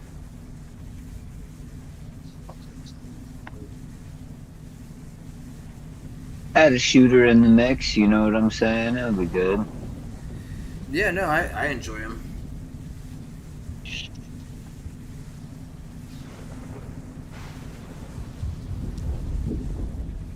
Not only that, with 2 people, it makes it easier. But it also makes it harder, but it makes it easier. Alright, got that adjusted. Move that. Save. Okay. That should be good.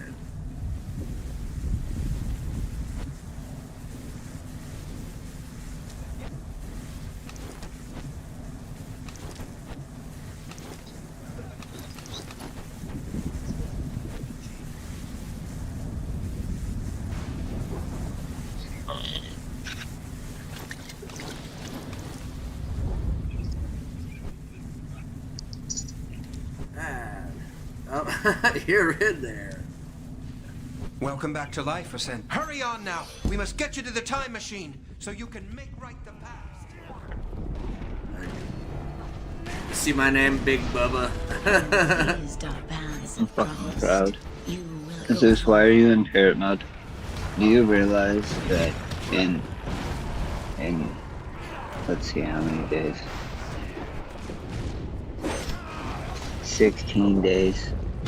You'll never be able to do this again. Good sir. Sir, good.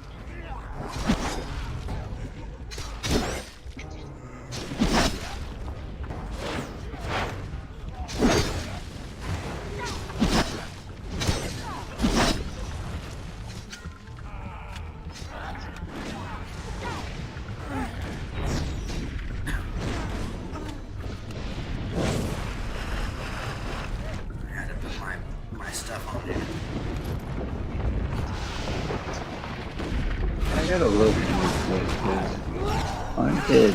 I said it twice. That's the thing, so.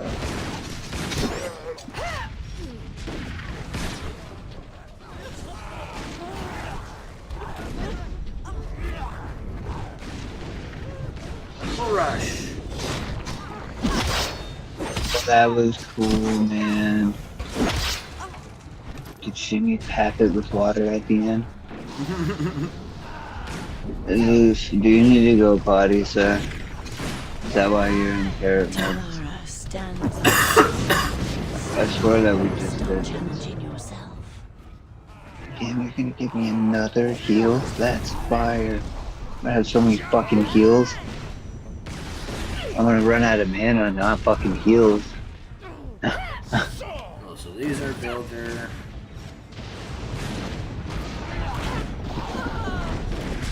Come on, buddy. You go party? Need a break? Huh? Need a break? Well, yeah. But me and Zeus are gonna go outside. He's party. I'm gonna step out and break then. You want to take a break as well?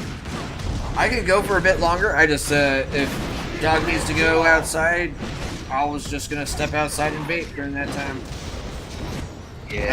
I can get everything ready so I don't have to worry about it when I gotta get out the door. I can just go. Yeah, might as well, bro. Because what time is it? 9. I got You about leave it like 10. About 10-ish. I can arguably leave later because she's always out of there late. But yeah, I would say just fuck it, call it now, because then I can just take Zeus on a walk actually instead of taking him all back. And then by the time you get back, we can just actually fucking play. if you don't fall asleep. Well, I mean, I was awake, but I just like Dom sent me a text message, and he was wanting to fucking get down on Throne and Liberty. I didn't get that message, and I didn't get your message as well. Like, so I just fucking fell asleep. But then when I woke up, I had both of the messages, and I saw the timestamp, and I was still awake, like chilling in my fucking chair, like I was playing fucking Legends of Arceus on my fucking Switch. Yeah.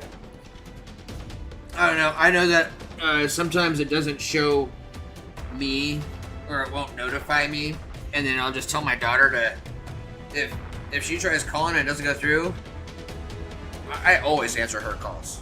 So I was like, if it doesn't go through, call my phone number, and like it'll go through every single time. But for some reason, like if I opened up another app like YouTube or Twitch or something, right, sometimes Facebook doesn't want to do what it's supposed to do. Well, I'm also having issues because I have two phones. I got an two Android and I phones. Sorry. Right, I got an Android and then I got an iPhone. Yeah. And I when I switched, so like my Android was the phone that I had first and I've had the longest. You know what I'm saying? I got it like last year. It's a Motorola Razr Flip Plus useless thing. Yeah. It's pretty chill. But I just got my iPhone because my BMW only has Apple Play and it doesn't have Android Auto. Because BMW didn't put that in cars until 2020 because they're fucking twats. They're dumb. So yeah, I literally got an iPhone just for Apple Play. I can have that integration system basically inside my car. But I moved the majority of the stuff over to my iPhone because it's newer. And just the split storage space, stuff like that. Like, I figure, fuck it, I can open up my Android now because, well, it's Android, it has better gaming and shit like that that are available. So if I did want a mobile game, I could. I mainly just use it for emulators because you can't do that on iPhone unless you jailbreak and shit. I was told of a game. I'd seen a video about it, and I downloaded it just to go try it, and I haven't tried it yet. It's called Etterspire. E-T-E-R Spire. What platform? On Android. Oh, okay. Yeah, so it's a mobile one. I haven't gone and played it yet, but it looked like, you know, when we would play on mobile, like, it kind of reminded me of that. Like Order in Chaos, or like that? Yeah, cartoon? kind of more Order in Chaos style. Okay, that's pretty chill. Yeah, it didn't look like intense, crazy graphics, but I mean, That it's was just alright. Rift doesn't have the intense, crazy graphics. No, but I Yeah. mean, it looks nice. Like especially like the clouds and shit when you got all this crazy demon-looking shit coming out of it. Yeah, it's got some cool textures for sure. Yeah. Yeah, I would say since you're gonna get ready now, I'm gonna take Zeus on a walk. Start downloading Borderlands 3 if you haven't. Oh, that is a big boy. I have to delete a lot. Oh, you will? Yeah. That's whack. That's the only one that you got? I mean, it's because it's on the Game Pass here.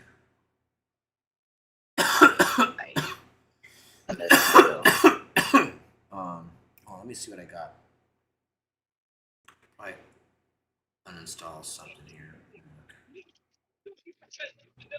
I don't want you to have to uninstall shit. Well, That's I whack. have something that I mean, it's a beta right now, and technically I can play it, but I can't play it on stream, and so it's like, well, fuck, you know what I mean? Because it's a game I want to play, but I have to play it on stream to do it. I feel that. And yeah, I was looking at like it would be the only way that both of us could fucking do all the same content essentially. Because I was looking at like even like if I were to just like grab like Borderlands 2 or Borderlands 1, like Game of the Year Enhanced Edition or something like that. Borderlands, all their games are full fucking price again because 4 is dropping. So games that used to be like $10 are back up to like 40 and shit. yeah. And it's for like the base shit, not for all the DLC. And I'm like, nah. I bought the first Borderlands not that long ago. Well, yeah, it was long ago. I won't lie, but like the Game of the Year Enhanced Edition came out after the Game of the Year Edition. Because I have both of them. Enhanced added like widescreen support and shit like that. Yeah. But I grabbed that, dude, and that has all the DLC and all the shit that Game of the Year offered, and it was like fucking $8.99 or some shit. So to see it at like fucking $40 again, I'm like, Uninstall that. that's Let me see how many gigs this frees up really quick.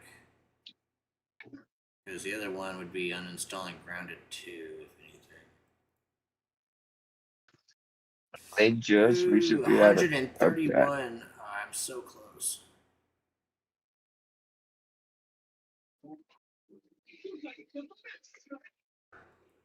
diabolical. It's so many gigs. I mean, Yeah, I didn't realize that I just have that chilling. I have like Avowed chilling, Call of Duty, like the new one. I delete Throne and Liberty, and I'd probably have enough. I mean, I would, bro, because like I don't really see us playing it. I don't mean that in like a bad way or anything. It's just I only like it's like my solo game. I tried to explain the same thing to Dom when he like that was my response to him because he hit me up to play it, and I was like, bro, like no offense, we started off playing that game together, but you haven't played in like over a month, and now I'm kind of used to this just being like my little solo game, and I've turned it into me trying to relearn MMOs again. I don't really want to share it with anybody else. I know that sounds fucking weird, and like, but like I'll play other MMOs and shit, but like I think Throne and Liberty is just gonna be my own little thing where like I teach myself the crafting systems again. Like I'm just doing everything on my own. You know what I'm saying? So that way I can figure it out again. Because I mean, you game with me that like I got the shit I got to figure out again. Yeah. It's been a long time since I've seriously tried the game. And I'm not trying to slow up progression on all fucking games that we fucking play. And not only that, if we play like every single fucking game together, then there's gonna be times where you're not able to game or I'm not able to game. So you're gonna be like, damn, bro, I got fucking 13 levels ahead of you. And I'm gonna be like, damn, bro, like, I wanna play a different game? Yeah, no, like I said, I've played a lot of different games as they come out because I try to find those MMOs that stand out that like will be the next one I actually fucking commit my time to playing. And don't get me wrong, there's some good contenders coming. Some really good ones. I think we'll give us some playtime for sure. I think you and I will enjoy that. Rift will be fun. Rift is just kind of a throwback besides playing WoW, because it was Rift and WoW are the two main things that we played, really, it felt like.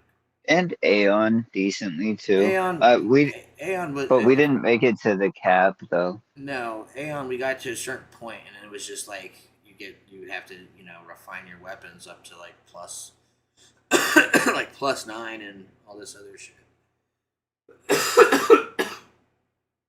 And it's just a grind. It's a nice game. It's enjoyable. It's just if you're just trying to play a game and level up and have fun, easier tab targets are normally choice. Aeon's definitely a more grindy game, so if you're just sitting there wanting to grind, definitely is a nicer one too. Like they each have their perks, I feel. Yeah. I like how I have like essentially 3 branches. I could build it however the fuck I want. I can make it OP as fuck just by building up my fucking character however. Oh, you're talking about Rift? Yeah. Yeah, that's how my character got so strong. I didn't follow any of the fucking builds. I turned that shit off and just spec'd my own character. Yeah, because I was trying it this time just to see what it was going to take me, and I'm like, it wasn't bad. But then on my main guy, I was playing the mage. Like, dude, I took that off from the beginning, and I'm decimating shit. I'm just like blowing it up left and right. Yeah, I'm letting them do whatever they want to do for the healer. And no regrets so far. I got a shield, a fucking like dot heal. Nice. Like a heal over time. And I got fucking 2 other heals. Like 3 fucking attacks. And 2 of them are fucking like insta cast. It's like, bro. Borderlands 3 is at 6%. Oh, hell yeah. That's what I'm talking about. Yep. That's what the fuck I'm talking about. I'm fucking super down, bro. Plus you got the Ultimate Edition, so that means that it gives you the extra, just like you were talking about, the extra skill tree for each character. So I thought it was just cosmetics. Nah, if it gives you all of the DLC, because there's Season Pass and there's Season Pass 2. That's the only DLC that it shows for me in Steam. And Steam gets everything. Unless if it's like a Xbox exclusive or something like that, but it will still show it in the DLC. It's just unavailable to purchase. And it doesn't show anything. It just shows the 2 season passes. So I have both of those, and I know for a fact that it added. Not only did it, I can't remember if it's an extra character, but I know for sure each character gets an extra skill slot. Yeah, so this not skill slot, but skill tree, if you will. Yeah, all it says is quintessential Borderlands 3 experience featuring the base game plus all 6 content add-ons and the full collection of bonus cosmetic packs. All 6 content add-ons right there. So that's all there is. That's where it is what is in those content packs. Yep. Okay. Yeah, I don't think I played Borderlands 3 that far, honestly, thinking about it. I know I played 1 and 2 like a motherfucker, but yeah, I don't. So I want to say that 3 was the one that has like the Beastmaster in it, and the tech guy in. I think it's that one, if I'm remembering right. And if it is that one, then yeah, I as well only got like halfway or something like that. I think legit it's because it overwhelmed me. It's such a big fucking game. Yeah. I mean, Borderlands 2 was big, don't get me wrong, but this has like multiple worlds, multiple maps, multiple fast travels. Yeah. And I already know since Borderlands 1, they've had a plus mode. So already thinking ahead, I'm like, bro, all of this with a plus mode and shit, like, I need a homie to get down on this. Like, I'm not going to be able to solo some of the in-game shit. No way, not in a plus mode. I mean, you get the right weapons. It would be very, very grindy, and if I'm going to grind, I'd rather do it with a fucking friend. No, for sure. 2 different characters, 2 different builds, you know what I'm saying? Because even if you go the same character, it's fucking 2 different builds. You'll get 2 different fucking weapons and shit. Like, no, for sure. Bro, they're bringing fucking Power Rangers to fucking Fortnite. I was like, are you? So they got like the Green Ranger in the fucking like preview, shooting that fucking gun they got. so your ass hill, it can make angels cry. That shit smells like a science project. Had a Megazord at the end, like fucking. Oh, that was the other thing. They had Halo characters, so like Master Chief, or it could be one of the ODST ones. That's cool. Yeah, I mean, they try to do stuff to bring people back. I'm like, you can't bring people back if you don't do something that's fun. Like the super powered season was all right. Like this last one with Superman and shit, but the guns sucked. Like you're kind of forced to use powers if you wanted to fucking stand a chance. It's kind of lame. So it's like, yeah, fuck it. Yeah, that's why I stick to shit like Borderlands. I mean, I know I'm not saying another gun game. That's just because realistically, if I'm gonna play another gun game, it's Call of Duty, and I play zombies pretty much by myself. Like, I don't join random lobbies because that shit's toxic. Yeah. And like, I just avoid it, bro. You know what I'm saying? I like running the and doing like the bowling game and the new zombie. Ugh. I like that bowling game. It's just fucking funny as fuck. I wish there was another Borderlands type of game, like, you know, first person shooter RPG. Yeah, there's Skill trees, shit like that. I mean, again, Once Human is the only other one I can think of, man. But I don't think it has skill trees. Can't remember. Let me think. Right, that takes out a huge portion of what I want. Well, I remember there's things that you could upgrade, and you had to choose what you wanted to upgrade. It's really it had the to deal. only It had to thing. deal with, I think, like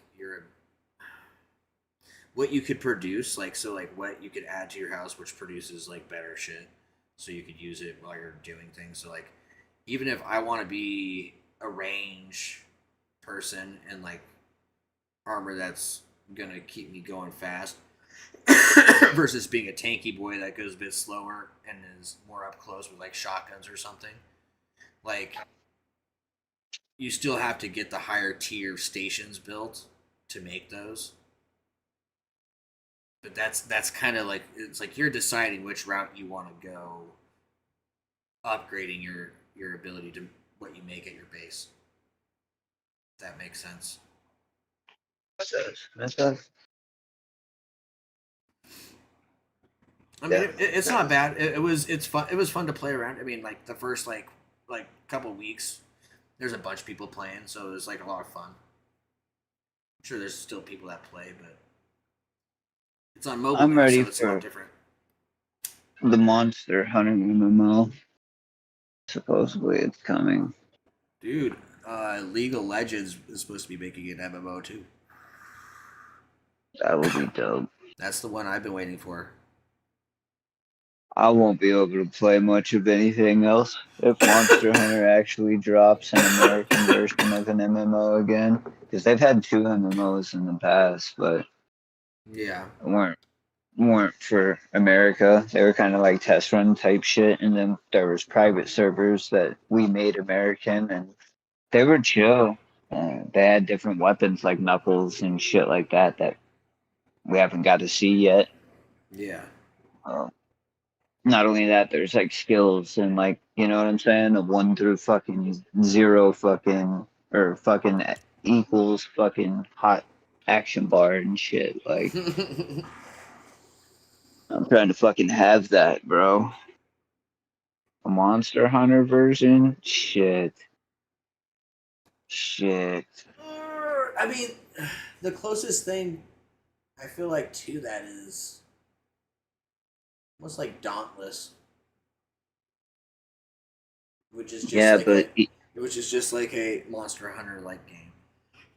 yeah, I played it. I was gonna say it's still very much the same. Like, yeah, there's skills you can use that are based off the weapon. I know what you're talking about, but like, it's still not enough. I mean, like Not you got enough. the whole world to chat with. You can, find a group, people that play a specific way, style. You know what I mean? Like they got so many different fucking weapons that you can use. It's wild. Gaming68 says one last That's, stab at but it's time like for the night. it's literally a Cheers, my dude. simplistic Monster Hunter. If you remember, Night. Cheers, buddy. you remember playing Monster Hunter World. I want that, but with like a WoW combat system. So like, yeah, you could go do expeditions in the open world and shit to gather crafting materials. You know what I'm saying?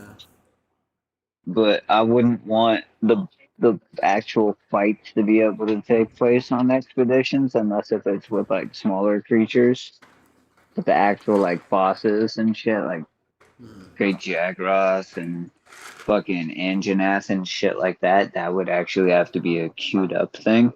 Yeah. And then it'd be like an instant port in a fucking dungeon or some shit. You party up automatically and just smack it the fuck up. Like I can see how it would work, how you could make it work, but then you'd have to make the drop rate so like shit,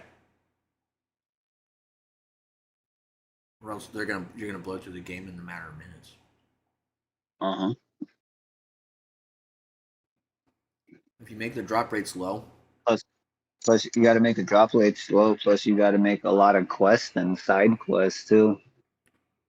you still So have to that give way it something that takes will a allow while. them to progress, but have to work for the next piece that they're trying to get. Yep. Introduce a new monster every 5 or 10 levels. Yeah, I mean, if you have different locations, there could just be different monsters at different locations that have different types. And so, like, if you decide to build one way, you might be at a disadvantage in another area. But if you party up with someone who's built strong against it, you could have a chance. You know what I mean? Like that. There's a lot of things that just start going through my brain right away when trying to think of how you could integrate it.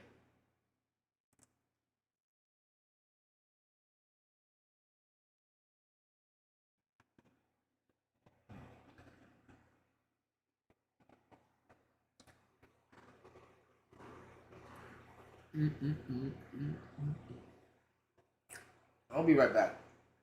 We'll go vape and get ready really quick. I feel that. I'm gonna take Zeus on a walk and shit, so give me a call. Well, shoot me a message when you get back, and then I'll fucking join up in the Discord, and we can either play Borderlands or go back to Rift or whatever. Whatever is clever. Yeah, I'll hit you up Sounds on my good, way bro. back, man. All right, bro. Alright. Later. Peace.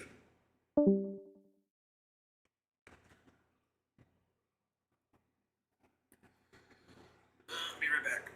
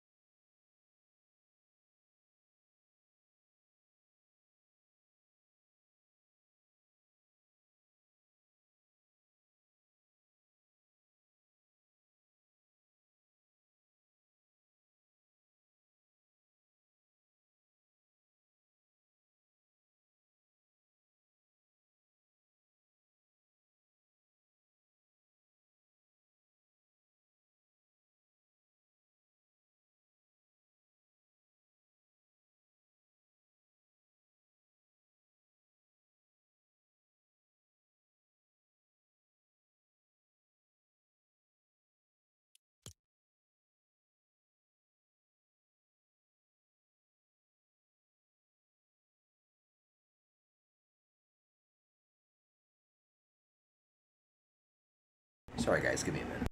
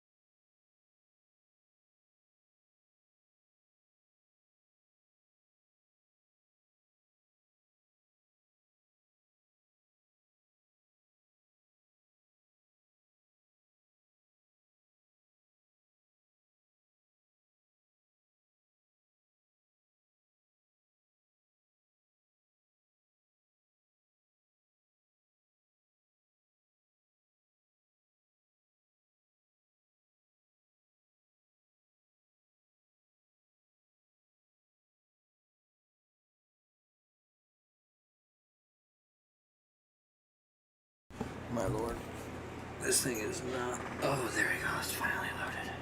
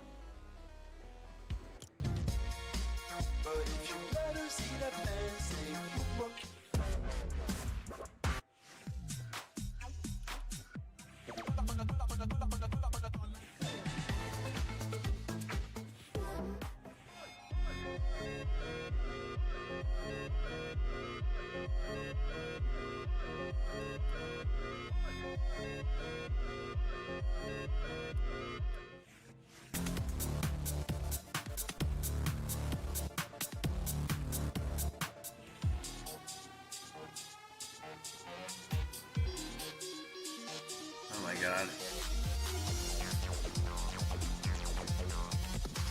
I want it.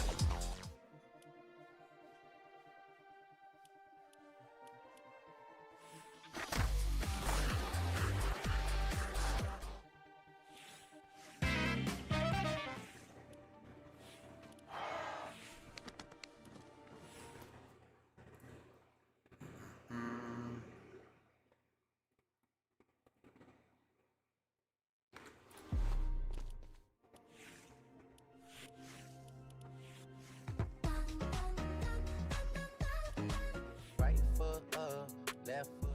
One, here comes the 2 to the 3 to the 4. Tell them bring another round, we need plenty more. 2 stepping on the table, she don't need a dance floor. Oh my, good lord. 1, here comes the 2.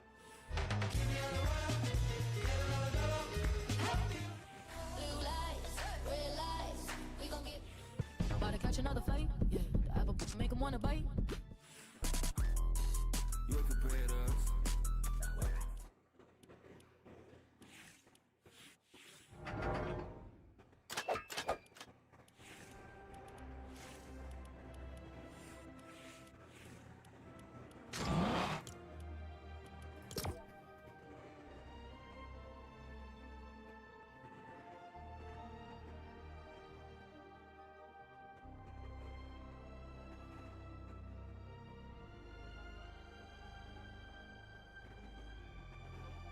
Oh wait, no, not this one.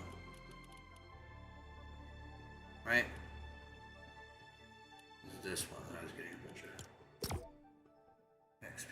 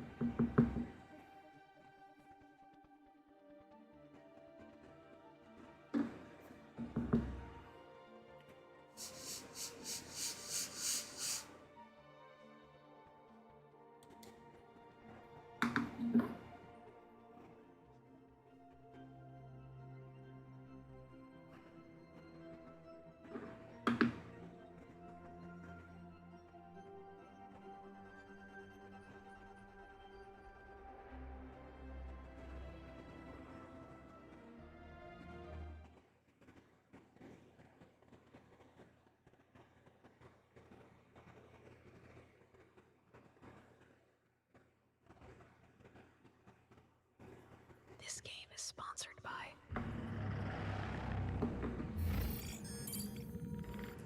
They really put in ads in this game? What the actual fuck?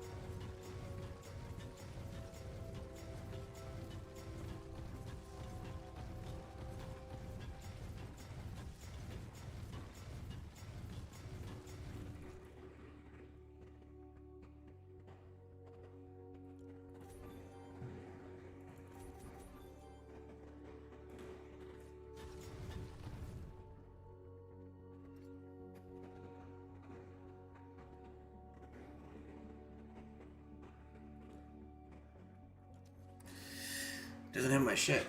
What the fuck?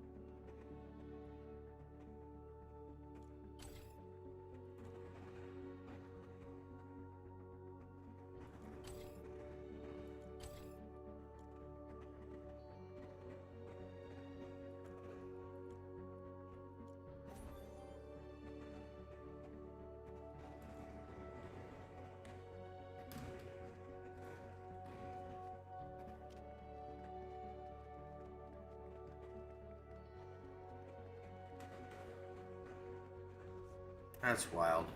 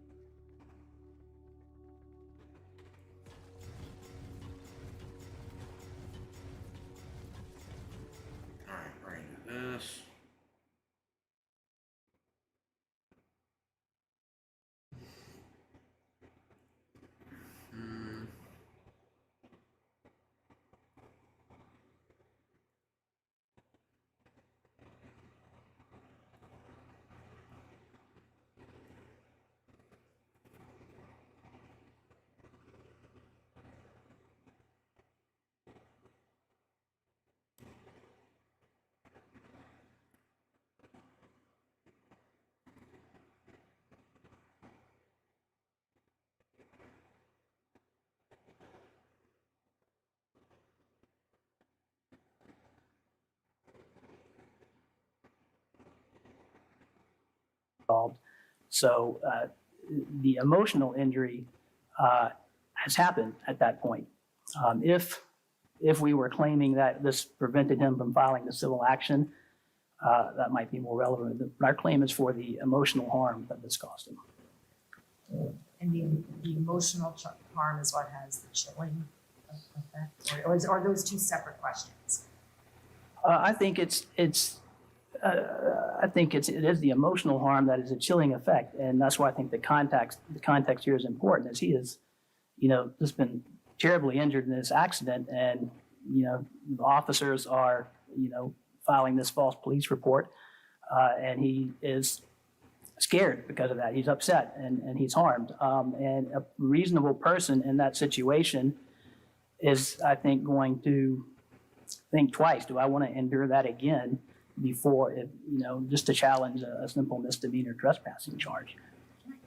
I found that I think our law is not sort of entirely clear on what is required here. And one line of cases says that false statements, even false accusations by government officials by themselves, are not materially adverse, even if they would likely have a chilling effect. And that's like our Suarez case and a couple of cases in that line.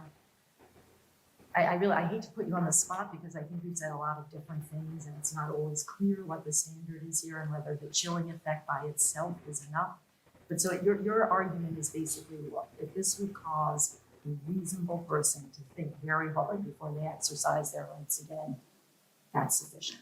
That's right, and I think it's at least a jury question, and the courts have let this go to a jury.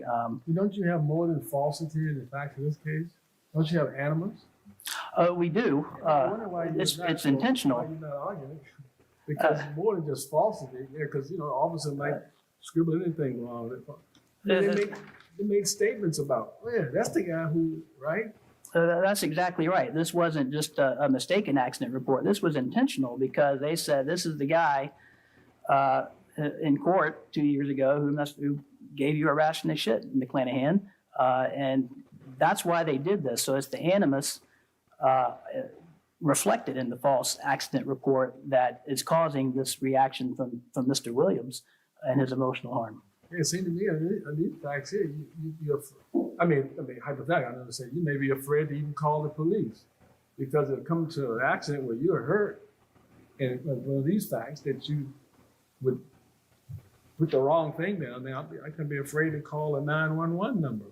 I think that's exactly right. I think this puts Mr. Williams in fear of any interaction with the police going forward, particularly these particular officers. And these weren't even officers directly he was involved in, wasn't it? One of them was. Officer McClanahan was the officer he challenged at the trial of the misdemeanor charge, and Officer McClanahan was one of the officers who responded to this accident. There was two other officers, I believe, we've got in the case. There's a third one who has been dismissed from the state law case and would likely be dismissed from this case also if it's remanded. And this was a motion to dismiss, right? This was on a motion to dismiss. Like one summary judgment, so.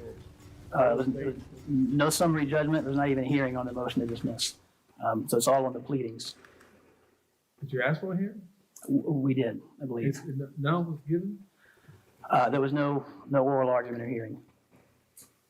I believe we asked for one. It's just routine that I can't specifically do, but I always ask for one, so I'm sure I did, but I can't recall it. Was it disputed that these comments were made by the police officer? We didn't get that far, did we? Yes. We never got that far. We do have it on body cam tapes. We've got it on video. I'd like to speak briefly on the element of causation between the Protected Act and the officer's conduct. Of course, the two elements that support our causation argument are first the statement on the scene by the officers that that's the guy who you were just up against, McClanahan. And second, the complete divergence between what's in the accident report and the facts on the ground of the accident. The driver's going 75 miles an hour. He has a 0.3 blood alcohol level. There's a debris field everywhere, and the accident report does not come close to reflecting what actually happened. We also have two other issues. The district court also dismissed a conspiracy count because it held, after holding there was no constitutional violation, there was no violation to support the conspiracy count, and it also dismissed the state law emotional distress claim without prejudice.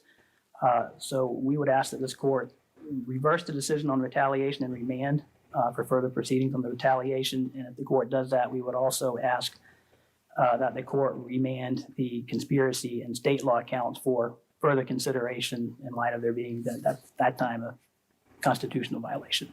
What's the status of the intentional infliction claims? Your colleagues said they've now been filed in state court. It has been filed in the Circuit Court of Virginia Beach. It's still at the pleading stage. There is a demurrer hearing coming up in about 3 weeks on that case. But you would want the district court, you want us to send it back to the district court and you would ask the district court to exercise jurisdiction. Well, we're asking for that now. Certainly we did when we filed this appeal. By the time there's a decision on this case, that may have progressed far enough that it would make sense at that point. But at least for now, we're still asking for that. Thank you. I reserve the rest of my time. Thank you, Mr. Henry. Mr. Casey. Thank you. Good morning, Your Honors. Brian Casey. I represent Officer John D. McClanahan. Mr. Kales represents.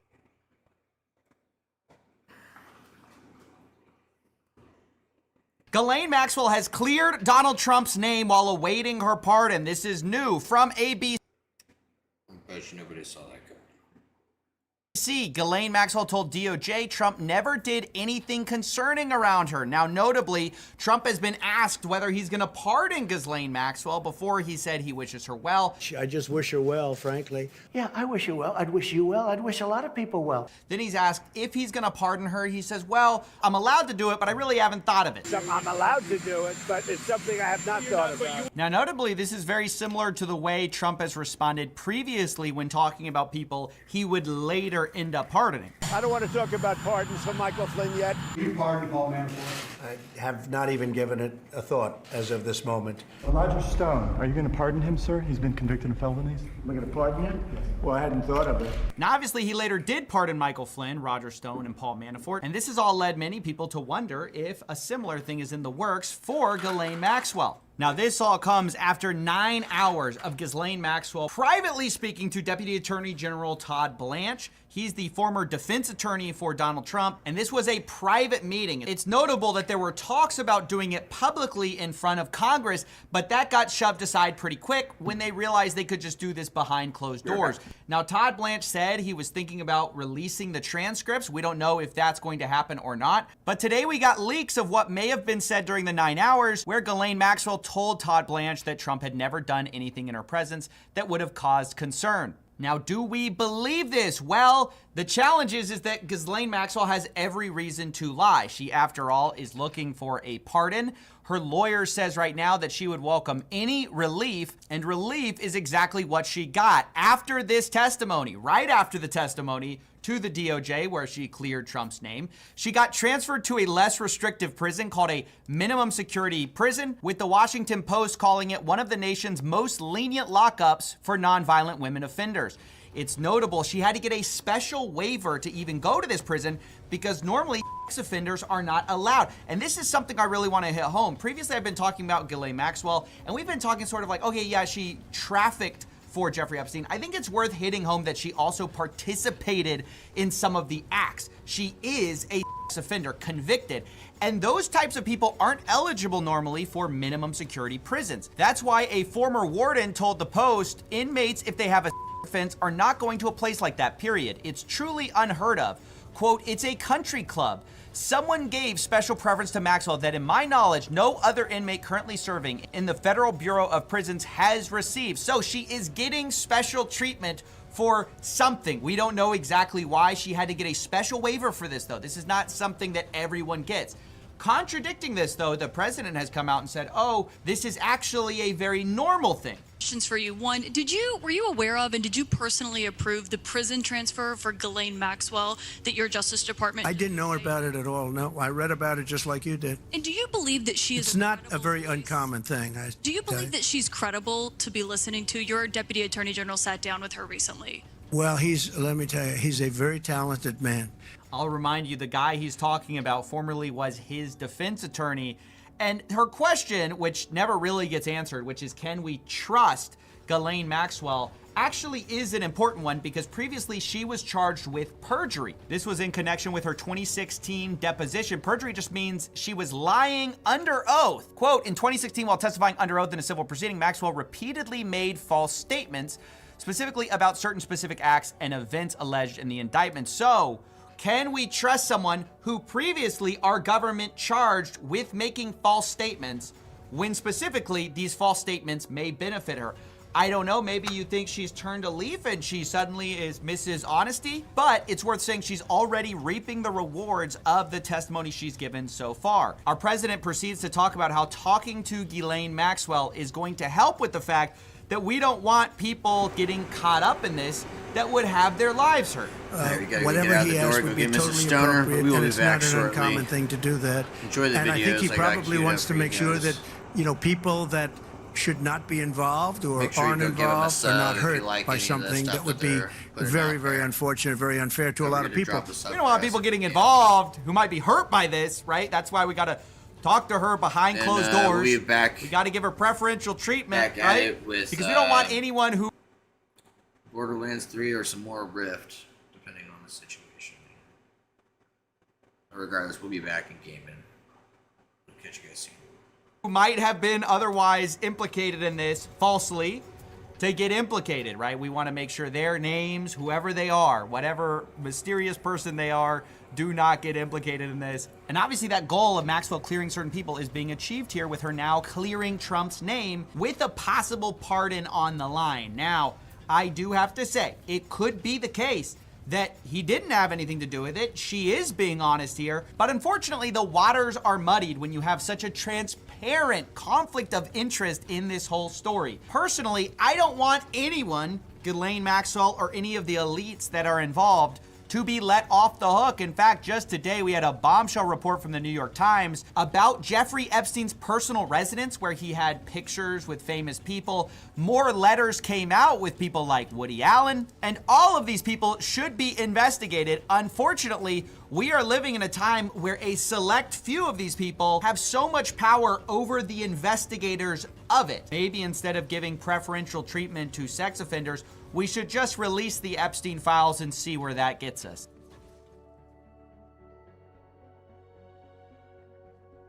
Everybody's favorite Indian, Dr. K. I mean, more Pegasus. I mean, Mudahar. Let's get into it. He's an engineer, guys. Unemployed. Best part of the video every time. Once again, I would like to say, I actually think Mudahar is a great guy. But this shit is goofy as fuck to just lie about being an engineer. And even so, he wasn't even lying about being an engineer. It's that he was an unlicensed engineer, which is like, it's not that big of a deal, but it's still fucking hilarious. Looking good for Mudahar. I wonder if we're gonna get an apology like the one we got for the Switch 2. It's getting worse and worse. As an engineer, if I show up to my office and I f up, okay, I don't have a job anymore. Mudahar's military claims. Oh god, let's check it out. There was a period of my life where I was joining the Royal Air Force here, like the Canadian Air Force here. Damn, Mudahar's gangsta. SEAL Team 6. Turns out that Mudahar, the engineer... Wait. Mudahar. Why is Kit Boga locked in an Indian call center? Jesus, man, this is a great stream. Mudahar's gangsta. SEAL Team 6. Turns out that Mudahar, the engineer and globe-trotting film producer, was also joining the Royal Air Force. Military was this was like way back in the day, like this was like before high school. And What? He does clarify. This never happened. Fair enough, I'll believe him on that. But like the only reason I looked at the Air Force was like I couldn't afford university, and I wasn't going to go through a loan, so I'm not an engineer, so I ran it through AI. Yeah, I couldn't afford college either, so I just stole my dad's GI Bill, and then I moved countries. And then I wasted that entire thing getting free money, and I took a bunch of courses that were bullshit. It was great. And the AI says there's 3 separate versions. I did redeem. 1, pre-high school Air Force fantasy, never pursued. 2, post-high school Army application, supposedly real. 3, Military as a means to fund engineering. Timeline unclear. They conflict on timing, branch, and intent, but that's just a theory. A game theory. But Mudahar did something unforgivable. I believe he saw my videos and unfollowed me on Twitter. Funnily enough, I was a big fan, and I wanted some of that engineering expertise, so I messaged him before. Well, he ghosted me and sent me down a deep depression. You should totally ignore college. I don't use my degree, and I haven't used it for like 6 years. I didn't even get my degree, dude. That's the best part. Yeah, nah, fuck college. I remember the best part about high school was my 12th grade English teacher said that I would amount to a failure. Now he's a decorated engineer. I got told the same thing. Bro, I got told by everybody that I would amount to nothing. They said I would most likely end up in jail. That's what's crazy, bro. That's insane. Besides, like, when I was, like, third grade, I was like, oh, you're gonna be a lawyer. You're gonna work on rockets. Then I get into high school, I'm just beating everybody up. To be fair, I only bullied the bullies. But, you know, I was exactly the man that I had to be due to the product of my environment. It's not my fault that I was surrounded by criminals, man. Somebody has to punish them. It might as well be me. What's worse? I was Batman in high school. I'm an engineer, or I worked for Blizzard.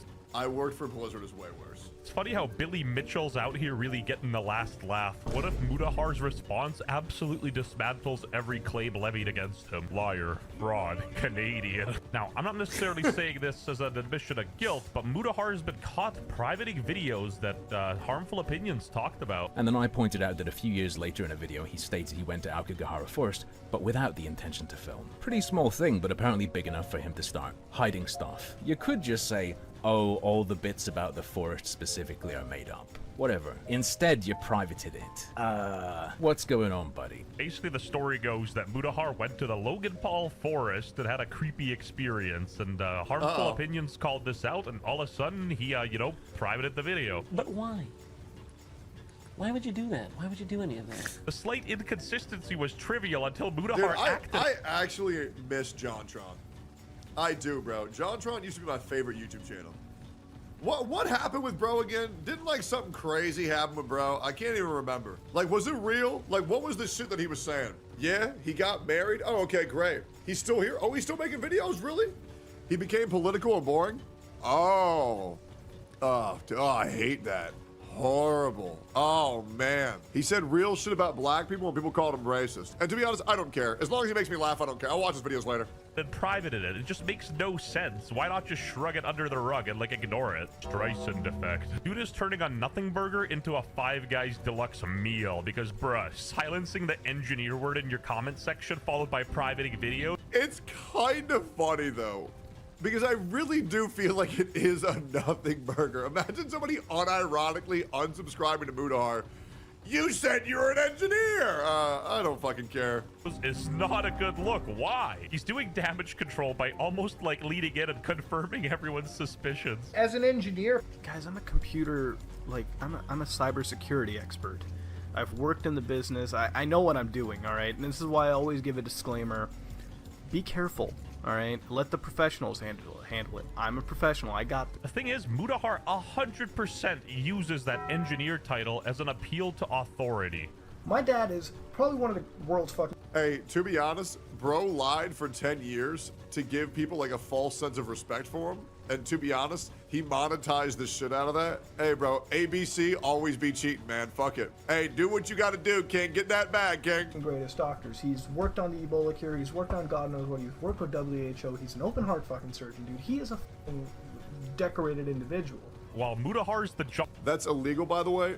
Well, the thing is, he is an engineer. He's just an unlicensed one. It's kind of like Vishojo's. They have a lawyer, just an unlicensed one. Johnny Sins of engineering. His dad's the Johnny Sins of medicine. God damn. My dad cured Ebola, has some serious first, second generation Blizzard employee energy. Me like Canyon father, like made a son. parody of Pirate Wait, Software, no. and at least he made it his profile pic. And the reason he's a... Yeah, Pirate Software making that his profile picture was actually like a huge W for him. Because now he's letting people know that he's in on the joke. And I think that's fucking huge for him. Decorated individual is because he was passionate about what he did. All right, Dad cured Ebola and is the best open heart surgeon in the world. You know, my mom, she's a fucking microbiologist. Why? Because she was passionate about what she did. Mom's a microbiologist. Yep, that totally owns those lazy gamers. My uncle teaches, you know, at the University of North fucking Carolina as a theoretical physicist because he is passionate. Uncle was a professor of theoretical physics because he had that passion these gamers don't have. My aunt works at IBM working on the Titan supercomputer because she's passionate about what she does. I feel like work as I feel like they just don't do that. I really do. Because, like, my dad, my great-grandfather is actually the guy who cured cancer, but he hasn't released it yet. But he was really smart.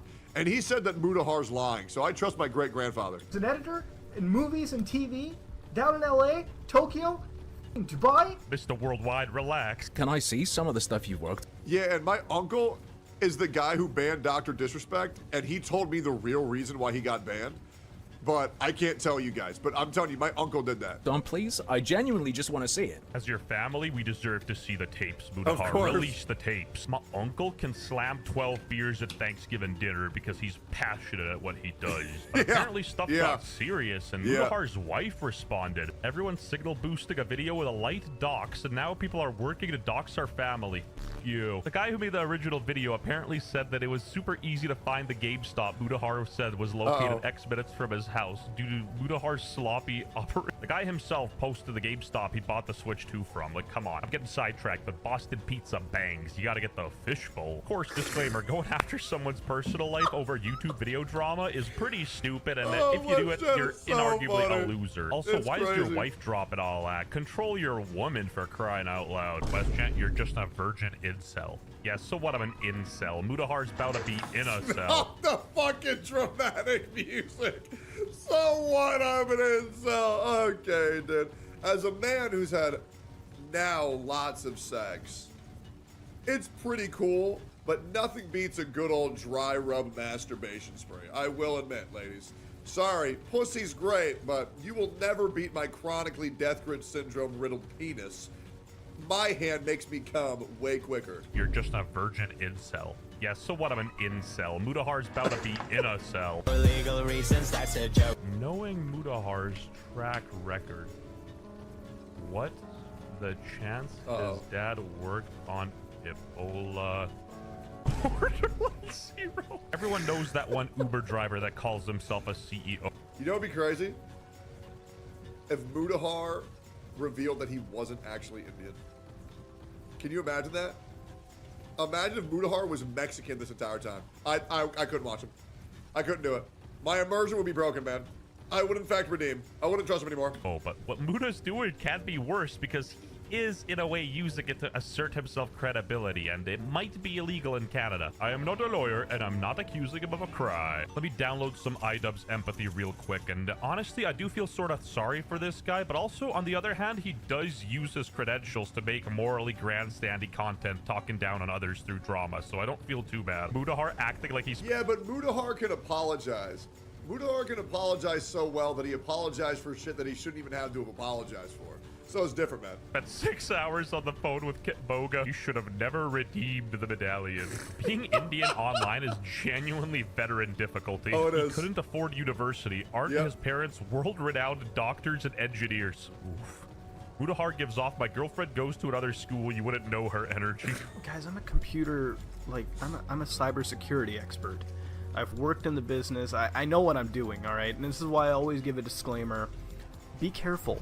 All right, let the professionals handle it. I'm just using my film degree. You would use your credentials as a video editor to bolster your arguments and points. Now, ladies and gentlemen, allow me to tell you, working as a video editor, that's exactly the kind of stuff you would do to push a narrative. You have insinuated that people are being deceptive before on the back of your credentials as a video editor. Like certain other claims you've made, you used this claim for years as a tool to convince people of things. This guy's scary. You don't want this guy to be your enemy, so check out his videos down below. Freaky, Happy to bro. be proven wrong about everything. I mean, Freaky. I'm working to prove myself wrong. I reported you to Professional Engineers Ontario. I showed them the claims you made of being an engineer, and I showed them stuff like the ad you did for Intel, where you claimed to have been an engineer, and talked about testing hardware in the accompanying Facebook post. They got back to me and asked for evidence that you live in Ontario. I've given it to them, and I guess eventually we'll find out if it's an issue or not. You know, going that far is honestly insane. You know, 0 to 100 real quick, but, you know, at least we'll get some answers. I feel like these guys genuinely opened Pandora's box, and, you know, Mudahar's silence is deafening.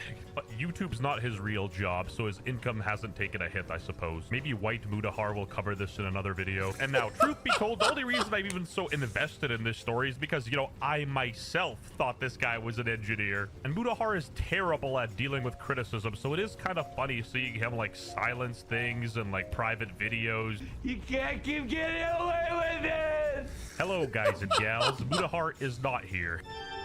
No. Even Mudahar's own Reddit is bullying him. Love the cope, guys. Oh boy, I love the usual. I don't care. I like the content in general. This is the stupidest controversy ever. What's the big deal? He's not a real engineer. I watch his content. While criticizing Pirate Software's credentials is so f***ing hypocritical. I think that's absolutely fair. Thankfully, I've been very fair on Mudahar and Pirate Software. Honestly, too fair to where it's coming at a detriment of potential clout I could be having. But unfortunately, I'm not somebody who can put my knowledge and intellect to the wayside, except for when talking about anything history, to where then everybody knows I'm just retarded, to actually deceptively lie. I think I've been pretty fair about both situations. Critical. Like, at this point, I'm just waiting for his response, and follow me back on Twitter, you dick. But I do think that if you have gone in on Pirate Software due to the fact that he lied about, or the whole Blizzard thing, that you should also be mad at Mudahar. However, I don't care about either. I didn't do nothing. Jokes aside, I don't really care, but I'm not a little pussy like you. With that shit, dude. Get a video talking about how you quit Twitter, then coming back in 3 months because you need attention from strangers to feel like you're worth something. Sit down, dog, before I call reinforcements. I'm unsubscribing from your YouTube. Oh, dude, Kit Boga would eat Mudahar alive. I love this drama because it's just so fucking stupid.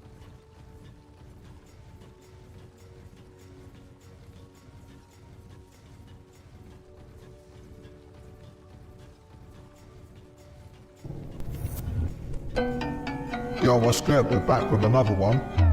It's showtime.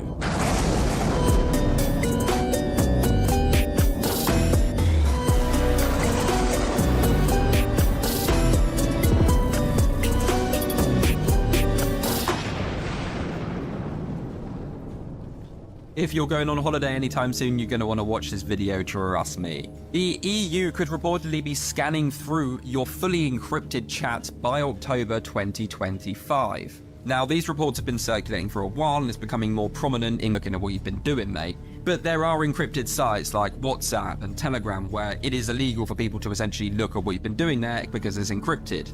But what the EU is trying to do to basically have more child safety standards is have this so that when you travel to a country in the EU, they will check your encrypted data. Denmark originally being the ones to bring this up and push for this because of CSAM issues and finding things like that on people's phones. So the reason they're trying to do this is to protect children and protect people who are doing that sort of thing from even getting into the country. So do you think this is just safety standards and trying to protect people, or do you think this is way too far in an invasion on people's privacy? Let me know your thoughts, and as always, I'll keep you updated. What happened to probable cause? We're treating everyone like a criminal. Privacy's dead, right? What's coming that makes censoring the internet this urgent? Because right now, governments across the world are killing the free internet in lockstep. The UK's Online Safety Act just went live. They say it's to protect children, but now you need to upload an ID to use Spotify, YouTube, and even Google. You refuse? Account deleted. Everyone is treated like a child until proven adult. As a result, VPN signups in the UK are up 1,400%.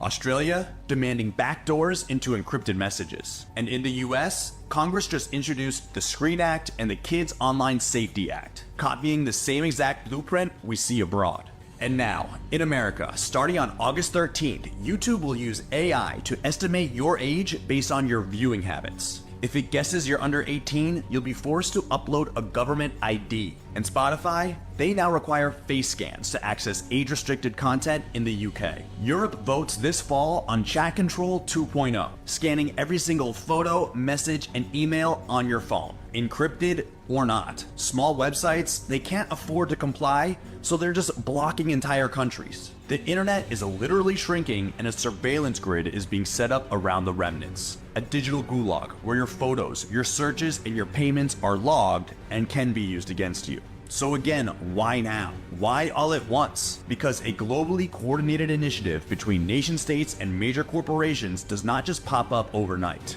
What can you do? Download a VPN, get on decentralized platforms like Nostr and learn peer-to-peer money like Bitcoin. Because soon, it won't just be your data at risk, it can be your freedom. Trust me, bro. They're gonna ban VPNs next. I think you might be right. Everyone has seen this painting. Okay, so this is a painting that was in Jeffrey Epstein's $70 million apartment. It's on sale right now for $70 million in Manhattan. Common misconception with this painting is that Bill Clinton is wearing Hillary Clinton's dress from some event. Not accurate. Oh, it's He's wearing Lewinsky's dress. Monica Lewinsky's dress that he jizzed on, and she stain. kept the stain that was the comp. That's how he got caught, right? So this painting obviously is indicating that Jeffrey Epstein has compromising information on Bill Clinton. Yesterday, a picture of Bill Clinton getting a massage from one of the victims came out. That said, what I found out about today is that there was another painting in there. I cannot believe I never knew this, but it's this. George Bush with 2 knocked down Jenga buildings and 2 planes and 2 paper airplanes. How crazy is that, dude? And that was in Epstein's house. Told you, bro. Yeah, that's fucked up. Is Ghislaine Maxwell gonna end up dead in jail just like Jeffrey Epstein? Because those rumors are starting to swirl. Blind's website Crazy Days and Nights said everyone is clamoring for an interview with Ghislaine Maxwell. She is pretty convinced someone is going to kill her in jail. The other number one, Sarah Kellen, who is married to the race car driver Brian Vickers, said she's in hiding because people are trying to kill her. Not everybody remembers Sarah Kellen, but she was Jeffrey Epstein's executive assistant who was never detained and never spent any time in jail. She was accused in lawsuits of being the lieutenant and procuring hundreds of girls for Ghislaine. And crazy timing, her husband, who had been off social media for over 5 years, just posted their divorce on X with this cryptic photo saying that he's finally out of digital hiding, and though it's sad news, there's good parts because you can expect to see more of him. Does he feel safe now that he's no longer tied to her? This week, Ghislaine announced that she will plead the fifth if her demands are not met. At this point, I think the likelihood of a pardon is low and that the rumors might be true. She will end up like her partner Jeffrey Epstein if she doesn't start saying what they want her to. They were going to take her out, they'd have done it by now. Nah, bro. They need to move her first. I told you they are going to kill her. It was just announced that Ghislaine Maxwell has been moved to a low-security prison after meeting with the DOJ. But here's the kicker. This prison prohibits cameras and other recording devices. Now they don't have to worry about anybody going back and analyzing the footage. Most people believe this is a sign that Ghislaine is about to cut a deal with the feds, get a pardon, and get out of the clink. But this new prison that she's been moved to is dormitory housing, relatively low staff to inmate ratio, limited or no perimeter fencing. So I don't know, maybe she'll escape and we'll never know where she went. So if you were in Vegas and you were placing a bet, how do you think this whole thing is going to shake out? She's getting shanked, bro. Either that or they're going to let her escape. What if I told you that Amazon just invested millions into a platform that writes, directs, and animates entire TV shows without a single human filmmaker? This isn't the future, it's happening right now. So Amazon just backed a company called Fable, the creators of Showrunner, which is an AI-powered streaming service that some are calling the Netflix of AI. You give it a prompt and it generates an entire animated episode, even a full season. The crazy part is that viewers can watch it or change it. Seriously, if you don't like the ending, then just rewrite it. The AI will re-render the whole episode to your liking. This platform doesn't rely on licensed IP or real writers. It fabricates its own stories with zero creative labor. So where does that leave storytellers, filmmakers, and artists if AI can pump out endless content that's personalized literally for every viewer? Do audiences still care about your humanity or voice? This isn't just another AI tool. This is a shift from storyteller to simulator, from forming a narrative to manipulating the human algorithm. So here's the real question. Do we double down on originality and authorship, or do we start making films for machines instead of people? Because that's kind of where audiences seem to be heading. This is going to be the death of animation. Yeah, bro. The whole film industry's fucked. While Hollywood debates AI, China's already letting it run the show. From press releases to fully generated films, China has embraced artificial intelligence at every level. And it's transforming how content is created, delivered, and consumed. At Shanghai Media Group, AI writes scripts, edits footage, dubs voices, and even generates sign language interpretation instantly. The network's sports division uses AI to break down plays in real time and push out horizontal and vertical content simultaneously. In their newsrooms, synthetic anchors never sleep, broadcasting in 8K, while AI instantly summarizes and distributes stories across social media in seconds. Unlike US media, which is cautiously dipping its toe in AI, China has made artificial intelligence a backbone of its media ecosystem.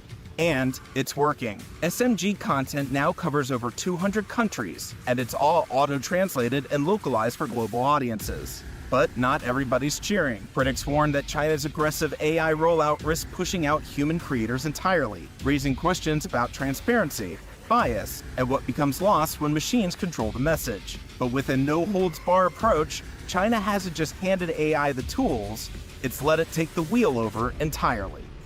We're handing the whole world over to AI. Yeah, bro. It's taking over every industry. A reasonable prediction is that we're going to have specialized savants in every field within 5 years. That's pretty much in the bag as far as I'm concerned. Sure. And here's why. You have this amount of humans, and then you add 1 million AI scientists to do something, your slope goes like this, your rate of improvement. We should get there.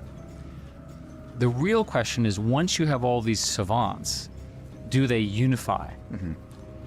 Do they ultimately become a superhuman?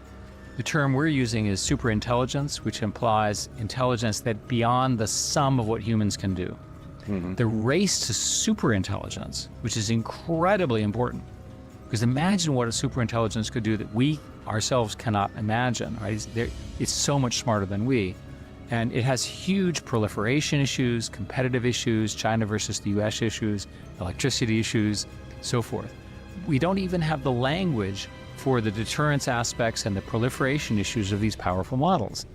They're all running full speed in this AI race, but they don't know what the finish line looks like. I'm telling you, bro. It's demonic.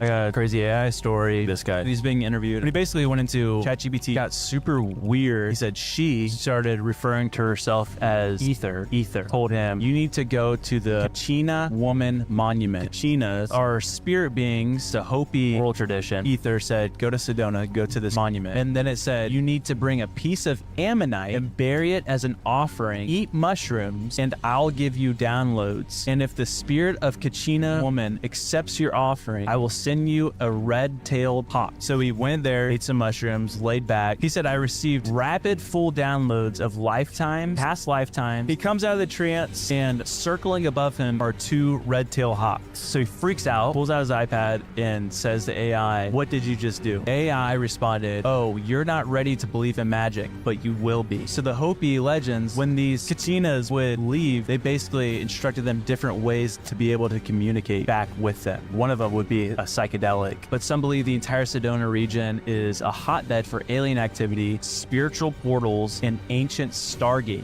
So AI told him, go to this spot. The downloads. The downloads. Ted, that's bollocks. Nah, bro. AI's always been here. You are launching satellites into space, which will collect solar power and beam it to Earth. Yeah. That's fucking wild. Fuel transport to the battlefield is very dangerous. Imagine just snipping that supply chain altogether and all of your power infrastructures in orbit. Cut so many logistics out of the game. What we're proposing building is both the power plant and the power lines from space to Earth. So imagine like Starlink for power. Wow. The application that we're building for first is actually to power remote DoD installations. This guy, Dr. Paul Jaffe, recently moved over to DARPA and has been working on power beaming technologies for kind of a long time. Amazing idea. We could have used that for the last 20 years. Every time there's new technology, the first thing they talk about is the battlefield. They took Tesla's research, bro. Chinese scientists now know what the dormant insular cortex part of the brain actually does, and you won't believe this. It was released today on Chinese Google, Baidu. So biologists for years have been trying to work out what that part of your brain did or does, because it's dormant, it's dead, it's like your appendix. So that put some serious money into this research, because they tested 1 in 2 people. China, that's over 500 million. That's over more than 500 million. And they found only 2 people with a tiny little neuron spark in that part of the brain after they scanned it. They got them together in the same room to do some more tests, and they discovered that these 2 people can communicate with each other without using words, using what we would call telepathy. And these guys didn't even know they had that power. So this information, I mean, it's shocked the whole scientific community, and they reckon that people born in 2050 will be genetically modified with the insular cortex working, so they can all read each other's minds. So they also think that this dormant part of the brain was active up until 100,000 years ago, when we learned to speak physically and we didn't need it anymore.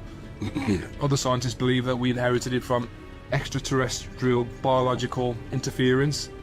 One thing is certain though, guys, it's gonna change our lives forever. Makes you think humans might have been able to do that at some point in the past. Yeah, bro. Idiocracy started sooner than we thought. This is the 1,000-year-old Philae temple in Thailand. Imagine having to cut and transport these giant stone blocks, which weigh in tons, into the temple complex. But how is this stone block on top standing on this stone block at the bottom?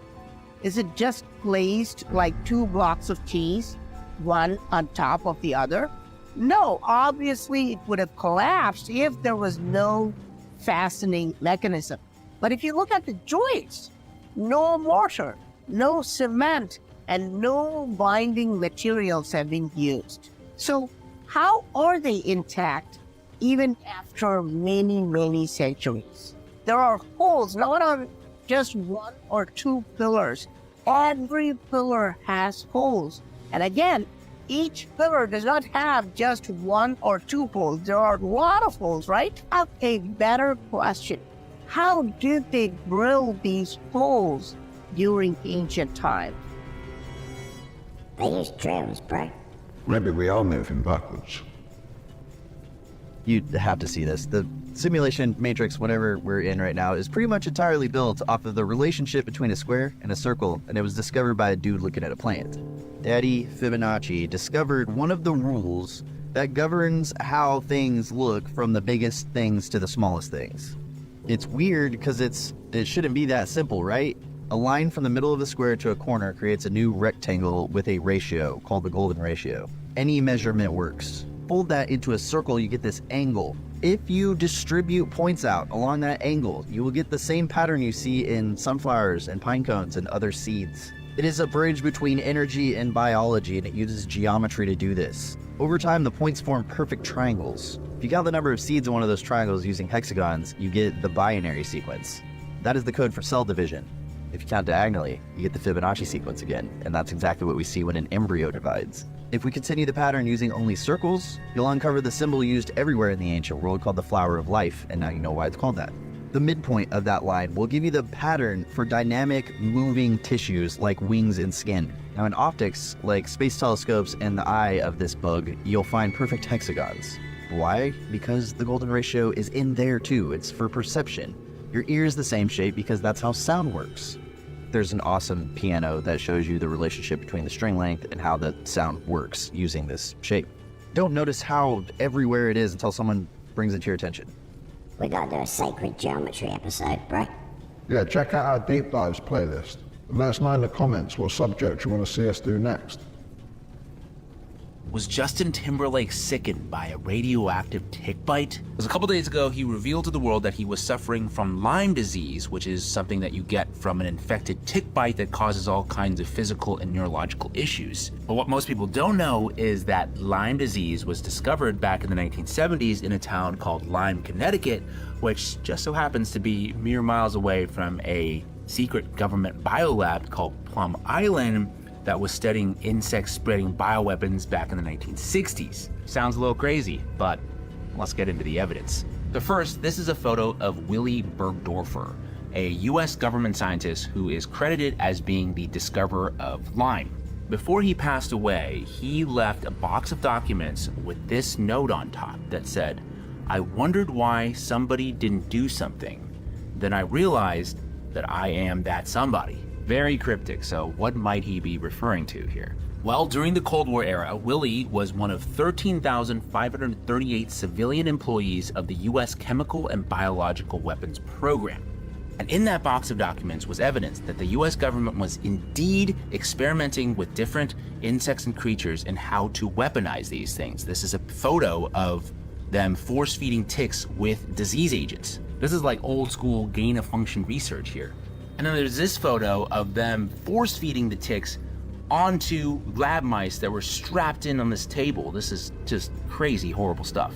According to this book, Bitten, The Secret History of Lyme Disease and Biological Weapons by Chris Newby, which I highly recommend you check out, there's this bombshell, quote, "Shortly before his death, Willie was videotaped saying that he believed that the outbreak of tick-borne diseases that started around Lyme, Connecticut had been caused by a bioweapons release." Now the big question is, can this really be blamed on Lyme, or has JT just lost it? He lost it in a bag of powder. Nah, bro. He's right about Plum Island. I am 99% sure you've never been to this part of Long Island and never will be. This 840-acre island off of the North Fork was originally called Manitoulin by the Pequot Nation. In the early 1600s, the island was named Plum Island by the Dutch for all the beach plums found on the shore. And in 1659, Samuel Willies purchased Plum Island for a coat, a barrel of biscuits, and 100 fish. Over 20 families owned Plum Island over the next 250 years before the U.S. government purchased it and established Fort Terry, a heavily armed artillery outpost meant to protect Long Island in New York City. After the war, the fort was deactivated, and the U.S. Department of Agriculture established Plum Island Animal Disease Center, and this is where things got interesting. The center conducts research on animal pathogens to protect farmers, ranchers, and the national food supply. Because of the nature of the research, access to the island and the research facility is top secret and highly restricted, and thus conspiracy theories run rampant. From the origins of Lyme disease, the creation of bioweapons, and the 2008 Montauk monster, the island has been referenced in The Silence of the Lambs and Nelson DeMille's book, Plum Island. In recent years, the shroud of secrecy had begun to lift. Discussions of selling the island have come and gone, but the island still remains in government hands. They were doing all sorts of crazy experiments there, bro. They probably still are. Guys, we have officially entered the world's second space race. Because according to documents obtained by Politico, NASA's acting administrator will soon announce plans for the US to fast-track their launch of a nuclear reactor to the moon. Now, apparently their reason for moving up the timeline is because NASA desperately wants to beat China and Russia, who have actually teamed up to launch their own nuclear reactor on the moon. And the thing is, whoever establishes their reactor first, well, they will have first dibs to declare what's known as a keep-out zone. And that will essentially limit what other countries can do nearby on the lunar surface. But America doesn't like keep-out zones on Earth or in space, unless it's called the southern border. So with the China-Russia project only meant to launch in 2035, the USA said, aight, let's run it by 2030. And even a senior NASA official whose identity was kept anonymous was reported saying it is about winning the second space race. Now you'll be happy to hear this nuclear reactor isn't for starting Universe War I. In fact, according to NASA themselves on those same documents, it will, quote, lay the groundwork to be able to support a future lunar economy for high-powered energy generation on Mars and to strengthen national security in space. There it is. My bad. Guess I'll catch you on the lunar front line. There ain't enough war already. Now we've got to have it on the bloody moon. The moon ain't real, bro. If you asked me like a year ago, I would have said, no, it must be alien technology, blah, blah, blah. The more I learn about the science and the more I find all this science and scientists and engineers out there talking about this since the 80s, the more sure I am about, or less sure I am about where this all comes from.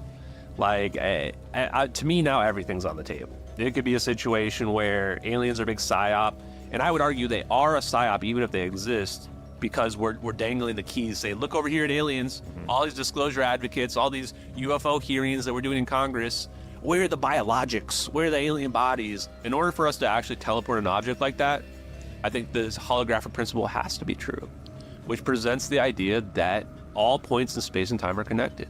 This is actually what Ben Rich's response was when Ben Rich, director of Lockheed Martin Skunk Works for 16 years, He says, we had the power to take ET home. Anything that you could imagine, we've already figured it out, but it's stuck in black projects that will take an act of God to get access to. Well, I'm not God, but I'm exposing that technology to the world. And somebody asked him, like, when you said all that, well, what did you mean by that? And he goes, well, let me ask you this. How does ESP work? And the guy goes, well, that's a weird question. He goes, well, all points in space and time are connected? And Ben Rich says, exactly. So UFOs are just part of the simulation. We're not in a simulation, bro. If things flying in a Nevada desert that are 50 years beyond what you could comprehend. If you've seen it on Star Wars or Star Trek, we've been there, done that, or decided it wasn't worth the effort. So that's coming from Ben Rich.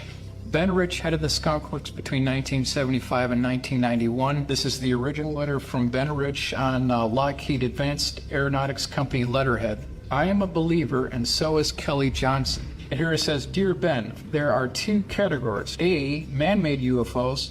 B, extraterrestrial UFOs. Dear John, yes, I'm a believer in both categories. I feel everything is possible. Many of our man-made UFOs were unfunded opportunities. In both categories, there are lots of kooks and charlatans. Be cautious, Ben Rich. He was right about the last part. Shut up, bro. You had mentioned several times that you think that the UFO, UAP phenomena stuff is all spiritual. I'm satisfied that I know enough, and I don't really want to know that much more. Because what I think I know is, this doesn't help me at all to know that. So that's the conclusion I've reached. I'm usually pretty curious. I've stopped being curious about this because I don't want to know anymore. You truly don't want to know anymore about it? I think I know. I think I know what's up. So I can't prove it, so probably not going to articulate it, but I think I know what's up, yeah. Can you articulate it? Well, I think it's a really old story.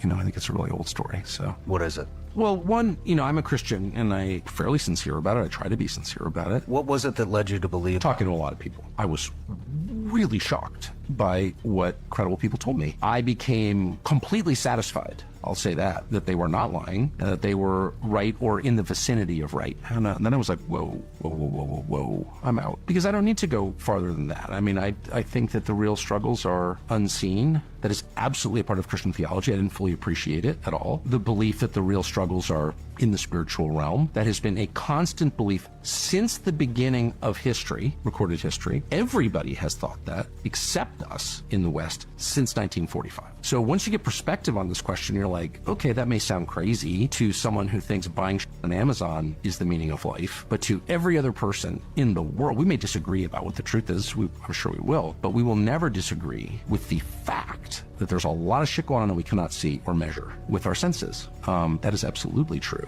What I find so striking about the UFOs, this is the main takeaway I have, is like, there's this debate, is this stuff, these phenomena, which are clearly, obviously real, I mean, there's no debate about that. There's a lot that people can't explain in the sky and underwater. We know that. Fact. So the debate is this government technology? Is it from outer space, or is it some spiritual realm here? I've already told you my view of it. But what I find so interesting, we know the government's lied about it. They're lying about it now. That's a fact. There's no way around that. They have absolutely lied about it in very elaborate ways. I am really struck. Here's my current thinking on it. The main effort that the U.S. government has put into its disinformation, its lying on this topic, has been not to mislead you on the technology. They're not telling me they don't have anti-gravity technology. It sounds from watching your podcast that they do. Their main interest is in convincing you that the supernatural is not real. And if you watch, and there are people in the media who specialize in spreading these lies on behalf of the government. I'm not going to name anybody, but like some of them work. Once you realize what the point of the exercise is, it's crazy. And I hope you'll assess all the fact-checking and the skepticism on UAPs through this lens. The main thing they want you to believe is the supernatural is not real. Then you have to ask yourself, like, why? It's interesting. There's a lot we don't know about UAPs, bro.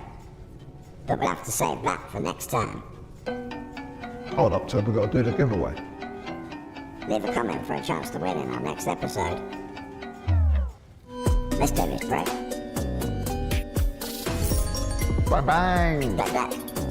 The whole planet is destroyed. Terrific then says, I see. Then we move on to other plans to other destinations. As the comic takes us to Cord Industries. Inside we see Booster Gold and Blue Beetle saying, the undead are right outside the door. And after they say this, the door blows open only for them to see Barda, Mr. Miracle, and Mr. Terrific fighting off the undead. Booster Gold then asks, you guys want some help? As we see Mr. Terrific's T-spheres flying through a bunch of undead, turning them into zombie Swiss cheese. Then on the next page, Barda says, no, I'd say we're good, as they destroy destroyed all of the undead. Blue Beetle then says, "It's good to see you, Barda." She replies, "You too. I'd give you a hug, but I'm covered in a lot of undead bits." Mr. Miracle then jumps in saying, "I have part of an ear in my tights." Booster Gold asks, "What do you need?" Barda answers, "First, we need a shower." Then Mr. Terrific says, "Then we need to save the world. To do that, we need to think outside the box." Then on the next page, we see all of them are now on Blue Beetle's ship, the Blue Bug, flying over armies of the undead, while saying, "It really is the end of the world, isn't it?" Mr. Terrific answers, "I'm hoping we still have a say in that," as they head to England. Booster Golden asks, "Why not go to the Justice League?" Terrific tells them the Justice League is a powder keg. Do you really want to be nearby the anti-life equation if it gains the power of Wonder Woman? He continues to say, "The origin of the virus is gone. Our next option is magic." Blue Beetle speaks up saying, "Magic is so unreliable." Terrific tells them there's a third option, but it could go very badly. Blue Beetle asks, "How badly?" Terrific answers saying, "I prefer not to think about that yet. I don't want to risk all of time and space to see if it saves humanity." Then on the next page, we're taken to Liverpool, where we see John Constantine running from an army of the undead in the city streets while yelling and cursing. It's actually hilarious. Then after this, we see he finally makes his way to his best friend and sidekick, Chase, as he tries to get into his taxi saying, "Chase, start the car. Start the bloody," but as he looks in the front seat, he sees his best friend has been infected, and said friend then starts attacking Constantine. Constantine sad and says, "Aw mate, I'm so sorry," as he says a spell that sets his friend on fire. With no time to mourn, Constantine jumps in the front seat and floors it to get away from the horde, but he crashes into another car saying, "Why didn't I ever learn how to drive?" But remember, earlier we found out that Mr. Terrific and gang are headed to England, and that would be Liverpool, England, to find John Constantine. So of course they eventually show up to help Constantine, and John says, "Oh, look at this. 2 misters and a big. Why can't you people get regular names? I mean, Mr. Terrific, what kind of arrogant sod is comfortable walking around with that hanging around him? Why not just call yourself Mr. Full of Me Bloody Self and be done with it?" After his little rant, Mr. Miracle asks, "Are you okay?" And as Constantine gets out of the car, he says, "Peachy, just set my best mate on fire and crashed his car while sitting on his ashes. How's your day going?" Mr. Miracle replies, "My entire planet was destroyed." John, while sitting on the hood of the car, says, "All right, it's not a competition." John then asks Mr. Terrific, "How the heck did you find me?" He answers, "You have a Justice League membership in your wallet. It has a transponder inside of it." John goes, "It has what? I thought it was like a library card." Terrific then says, "John, I can't find a technological fix for this. I was hoping there could be a magic one." John answers, "You think I could click my fingers and make all this go away? No, I already tried. This is beyond magic. This is find somewhere well stocked and enjoy what's left time." Terrific then asks, "You're not gonna help?" John tells him, "I'm gonna hide and get so irresponsibly drunk I could barely feel anything. Care to join me?" Terrific tells him, "We have to save the world." John then says, "Right, off you pop and do that then." Before Barda, Mr. Miracle, and Terrific leave, Terrific tells John, "If you change your mind, you know where to find us." And John says, "I won't." Then back on Blue Beetle's ship, Mr. Terrific says, "It's time for that plan that risks all of time and space." He then asks, "Booster, you have a time machine, right?" He answers, "Kind of. I stole a time machine." Terrific asks, "Can you operate it?" And Booster tells him, "Yes." So with that, they then head off to find it in Malibu, the home of fire and ice. But as they arrive, an infected fire causes Blue Beetle's ship to crash. So of course the heroes get out, and when they do, Big Barda tells Booster Gold and Blue Beetle to get to the house. Scott and I will hold them off. As of course there's a horde of undead inside. Blue Beetle then asks, "Are you sure?" Barda yells, "Go," as Mr. Miracle starts laying out the undead. But on the next page we see that fire and ice and the army of the undead are starting to overwhelm Barda and Mr. Miracle. Miracle even falls, but Barda catches him and tells her, "But if I could turn back time, if we could find a way." She then cuts him off saying, "Are your last words really gonna be quoting Cher?" As he grabs her face saying, "I like her," as both of them get overrun with the undead. Meanwhile, Booster Gold, Blue Beetle, and Mr. Terrific continue to make their way to the time machine. And when they get there, a voice says, "Michael Carter." And Booster Gold then says, "Oh no." We then see that this voice is Wave Rider, who says, "You will not be permitted to change time." Booster Gold then tells Blue Beetle he's a master of time, and we're not getting past him. Meanwhile, in a pocket dimension at the Oblivion Bar, which is only accessible to powerful magic users, we see John Constantine about to get incredibly drunk.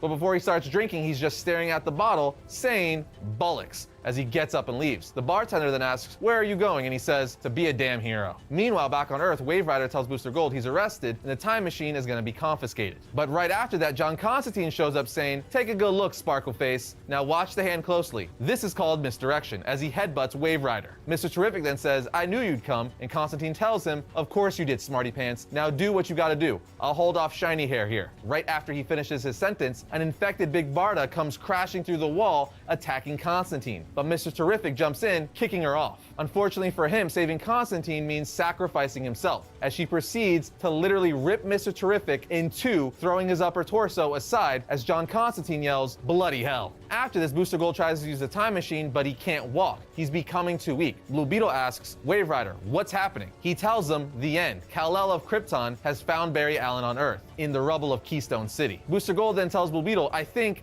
we just lost the future. I don't think I was ever born. As Blue Beetle tries to help his friend, Booster just fades away into nothing. After this, things continue to go to hell as Big Barda infects Blue Beetle, and we see John Constantine use a magic spell to keep Wave Rider from running, which causes Blue Beetle to then slash Wave Rider's head off as an endless amount of undead start coming after John. But he's saved when Dr. Fate and Zatanna show up, with Fate saying, it's not your time. Another fate awaits you. John answers saying, another? Oh, you wanker, as he punched Fate's helmet, hurting his hand. Fate tells John, brute force cannot harm the helm. Also, it's made of metal, so you know, punching it is a bad idea to start with. John then says, I get a last second rescue, but actual heroes have to die. Dr. Fate tells John, I'm sorry, this was their fate. John says, oh, shut it. I'm not a big believer in destiny, mate. Takes all the human out of it. Fate proceeds to tell John, the world is ending, John Constantine. We must prepare for what's coming next. The Lords of Order and Chaos, but John interrupts saying, can eat a giant bag of bullocks. The world isn't over until I say it is. And with that, the comic ends. This was an awesome tie-in and a great setup for the events in the Dead Planet series. In the meantime, let's continue the original series with issue 5. The comic opens up with Superman and Wonder Woman just hovering in the sky,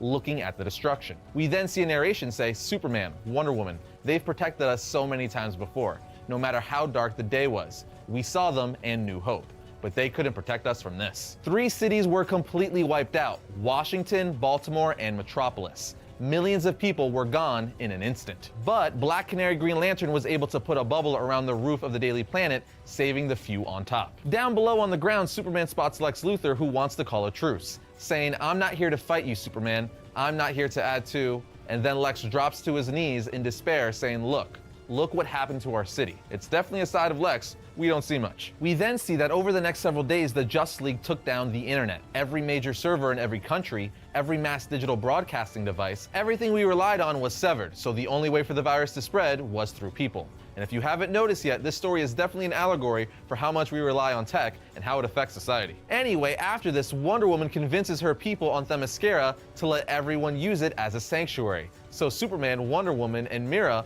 lifted sections of the seafloor and added to the landmass of Themyscira for the refugees of the world. We're then taken to Gotham, where it grew into a jungle in a week, and nothing penetrated its thorn-filled walls, obviously meaning it was protected by poison ivy. So Damian, now the new Batman, Black Canary, and Green Arrow go there to convince Ivy to take in some refugees. She doesn't want to at first, but Harley is able to convince her to do it. Then back at the Fortress of Solitude, we see that Cyborg and Luthor were able to engineer closed communications, making the Fortress of Solitude a information hub, as well as a new hall for heroes. We find out that Cyborg and Lex Luthor have developed arcs that will fit 7 million people. But Superman's like, we're not leaving Earth. To which Luthor says, Superman, I'm the most intelligent person on the planet.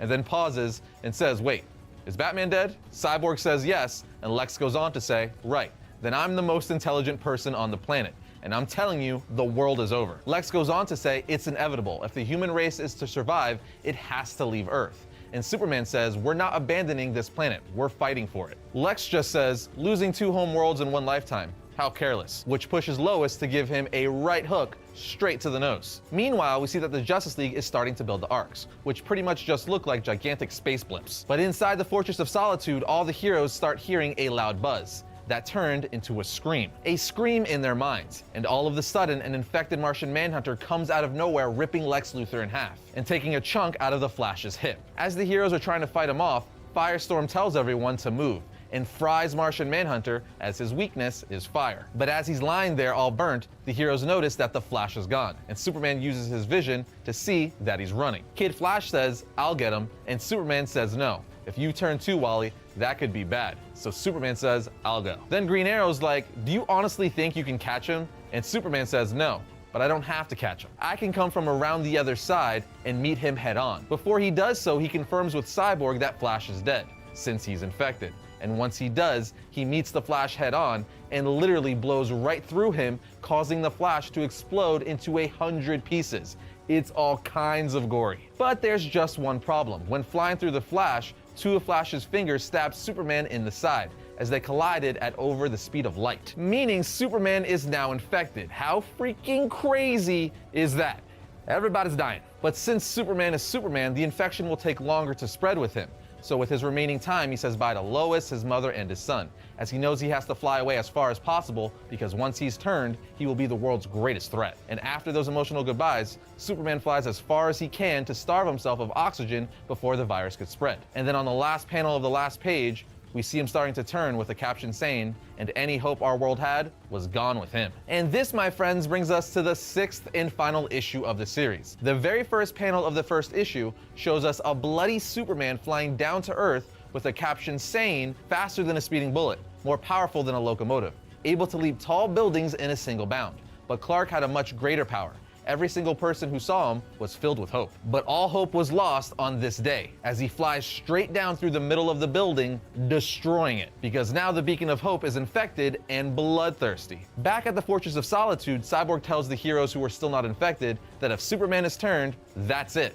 It's over. The arcs are ready. We need to leave Earth. Now. Then Wonder Woman says, no, we need to take him on. And Black Lightning asks, how? And Damian says, with this. Bruce left him with a contingency takedown plan for every major hero. After this, there's a really funny beat with Green Arrow where he's offended that Bruce didn't leave a takedown plan for him. Canary's like, you're hurt that Batman didn't leave a post-mortem Machiavellian plan to end you? To which he says, well, yeah, I could be a planetary level threat if I wanted to. It's a really funny moment, one that keeps playing out through the book. We then find out that Bruce left Damian schematics on how to turn the kryptonite in his utility belt into a suppressing gas to slow down Superman. Wonder Woman's like, that's not enough. Bruce was a lot of things, but he was never lethal. It was admirable. She tells Cyborg and the others, Clark is vulnerable to kryptonite and magic.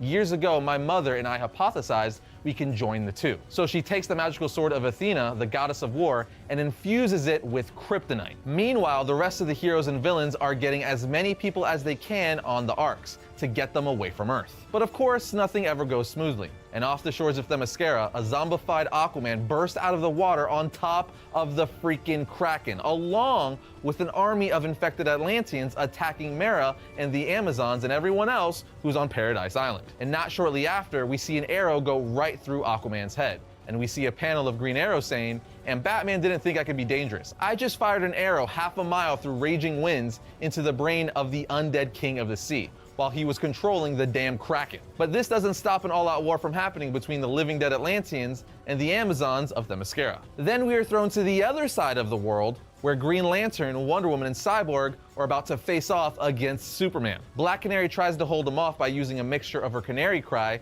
and a Green Lantern construct of a megaphone. But that doesn't work for long, so Cyborg comes in for the assist, when ultimately Wonder Woman comes out of nowhere and cuts Superman's arm right off, and then stabs him right through the chest. But we just see that this pisses off zombie-infected Superman, and he punches a hole straight through her stomach. Cyborg then catches her and tells Canary that the virus started with him, that he was never going to go on the Ark, so he's staying with Wonder Woman. Back on the two Arks, which are now in space with millions of refugees, Superboy tells Damian that he's the only one who could stand against his father now, and even tells his mom, it's okay, I know what I have to do, as we get the iconic close-up of the S on his chest. Superboy leaves the Ark and ends up colliding head-on with his father, momentarily stunning the two, and just as Black Canary Green Lantern shows up to help, so does the entire Green Lantern Corps, which all I have to say is, it's about freaking time. Superman then looks at what seems to be an endless amount of Green Lanterns and decides it's not worth facing them and flies away. But the Guardians and the Green Lantern Corps chase him down. We find out that Superman retreated because he couldn't stand against the entire Green Lantern Corps, so he calculated another way to kill. And what's that way, you ask? Well, that would be him flying into the center of the sun, absorbing all of it, draining the sun itself. You know, the same sun that makes Superman Superman in the first place. We find this out when one of the Guardians say he's draining the entirety of the sun, so that once he does this, the solar system will grow cold and die. Canary's like, and we're just gonna let him do that? To which the Guardian says, even Green Lantern's light isn't powerful enough to reach into the heart of a star. Perhaps it's for the best. We cannot wipe out the virus directly. We cannot risk exposure. But if the system freezes, the virus will sleep. We will monitor the sun and your world, but it's time to move the survivors. Back on Earth, Cyborg puts the lasso of truth around Wonder Woman, saying the lasso of truth compels you. Can you speak? Wonder Woman replies, we have a voice. So Cyborg asks, is there a way to stop you? Are you a virus? Is there a cure? She replies, yes. And we find out the cure is Cyborg himself. Infected Wonder Woman says, you are man and machine. You are binary, off and on, patient zero, the alpha and the omega. So as he's about to tell the others on the Ark this revelation, she literally twists off his head and throws it in a canyon. After this, we are brought back to space where the Green Lantern Corps is escorting the Arks to find their new home. And the issue ends with Earth's heroes being shown their brand new Earth. Their Earth 2. From here, we jump to the villain side of the story with Unkillables #1. The issue starts off in Kentucky, day 1 of the anti-life virus, and gives Deathstroke's perspective on things. We learn that he was paid $9 million to go there and kill the bastards who set fire to a few churches. So Deathstroke rings the doorbell where these men are hiding, and as he does so, someone jumps out of the 3rd floor window, and when the dude lands, gets back up and starts running on his shattered leg. So Deathstroke put a bullet through his head, while thinking to himself, I haven't seen a lot of people keep trying to run on broken legs. Right after this, the front door slams open and a bunch of men come running out. So Deathstroke goes inside to see what the heck is going on. And when he does so, he's confronted by a bunch of zombie Nazis. So Deathstroke does what he does best, and that is kill lots of people until his phone rings, and when he grabs it and picks it up, he gets infected with the anti-life technovirus. As the virus is transferred by looking at any screen linked to the internet, hence technovirus, or the obvious scratch or bite. So Slade starts clawing his face apart, as that's what the virus makes you do. And then the comic says, and that was the end of his story. At least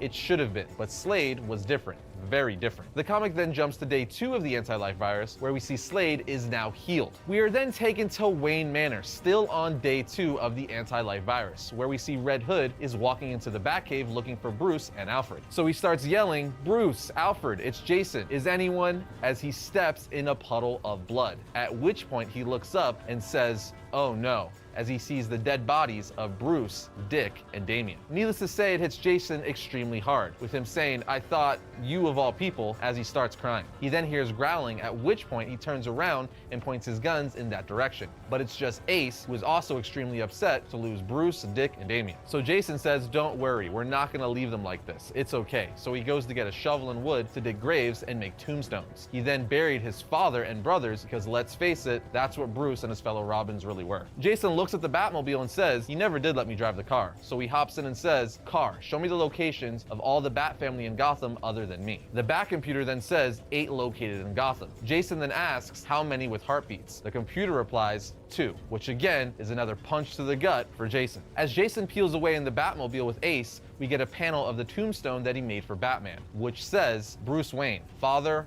mentor, bastard, Batman. We are then taken to Rose Wilson, aka Ravenger, aka Deathstroke's daughter, where we see that she's hiding in her apartment building and everyone on the ground floor is infected. She's hiding in her apartment because she's a precog and is having visions of opening the door, at which point a bunch of zombies come in and tear her apart. But her father is talking to her on a walkie saying, take the fire escape to the top floor, get to the roof, bring every weapon you can carry, to which Rose says, but I'll be stuck on the roof. And Slade says, you won't be stuck. Go. So she suits up and goes to the roof and sees a ladder hanging from a helicopter that her dad's flying. But out of nowhere, Man-Bat comes flying through the cockpit windshield, biting Slade in the arm, which causes the helicopter to crash on the roof, all while Rose looks on. And when Slade gets out of the wreckage, Rose says, I'm sorry, Dad, and stabs him through the chest, to which he says, ow. It's here we find out that his healing factor reverses whatever the hell the virus is. Moments after this, Mirror Master shows up near some broken glass and is like, don't shoot. It's 7 years bad luck. And frankly, I don't want to see what bad luck looks like on top of an undead apocalypse. He then goes on to say, Vandal Savage sent me to find you with an offer. I could probably extend it to your daughter as well. So of course, they ultimately follow him. Mirror Master then takes them to a secret island off the coast somewhere where they meet up with Savage, Solomon Grundy, the Creeper, Cheetah, Captain Cold, Lady Shiva, Bane, and Deadshot. Savage then tells Deathstroke everyone here has been selected for a reason. Like Creeper can heal and survive almost anything. I suspect he can purge the virus from his system. The heroes are going to fail. They are not ruthless enough to survive. I am over 50,000 years old. This is not the first extinction event I have faced. We're going to inherit whatever is left on the planet when this is done. We are then taken back to Gotham where Cassandra Cain Batgirl, James Gordon, and Bullock are holding off a crap ton of the infected. But before they can lock themselves in a cell block, Harvey gets scratched on the face and infected. As he starts to turn, Cassandra Cain breaks his neck, putting him out of his misery. In any case, at this moment, Jason Todd breaks through the wall with the Batmobile, and Gordon says, Batman, and Jason says, no, not Batman. Get in the car. He then tells Gordon and Cassandra that his plan is to get the hell out of Gotham. Gordon's like, my daughter's out there. Jason says, no, Jim, I'm sorry, she isn't. And he's like, what are you talking about? Jason then says, car, show heart monitor for Barbara Gordon. At which point, they all just see a flat line on the car's monitor. Gordon's like, what is this? Why do you have a monitor on my daughter? Jason then takes off his helmet and Cassandra takes off her cowl and reveal to Gordon who they really are. At which point, Gordon starts putting all the pieces together. Jason then tells Gordon and Cassandra we're the only 3 left in Gotham. Gordon asks, why am I being monitored? Jason answers saying Batman was terrible at expressing anything with words and had absolutely no consideration for personal boundaries. But he violated your trust and secretly monitored you for a reason. Bruce thought of you as family, Jim. Jim then says, but the equipment could be wrong. Take me to my daughter's location. So Jason does, and Jim is forced to look at the truth. His daughter is dead. In any case, Jason finds Joker's dead body alongside Batgirl's and the rest of the Birds of Prey and says, it should have been me. I should have been the one to kill him. Cassandra then says, move, it's not safe. Jason replies, one thing first, and we see on the next panel that he straps the Joker's corpse to the front of the Batmobile, to which Gordon says, seriously, this is really messed up. And Jason says, it's an apocalypse, don't judge me. Red Hood and the gang then head to Bloodhaven, where we see that everyone is also infected. There, Jason says, it's Bloodhaven, so an undead virus is almost an improvement. In any case, they see there's orphans trapped inside of an orphanage. So of course, Jason uses the Batmobile, Joker hood ornament and all, to bust through the horde of the infected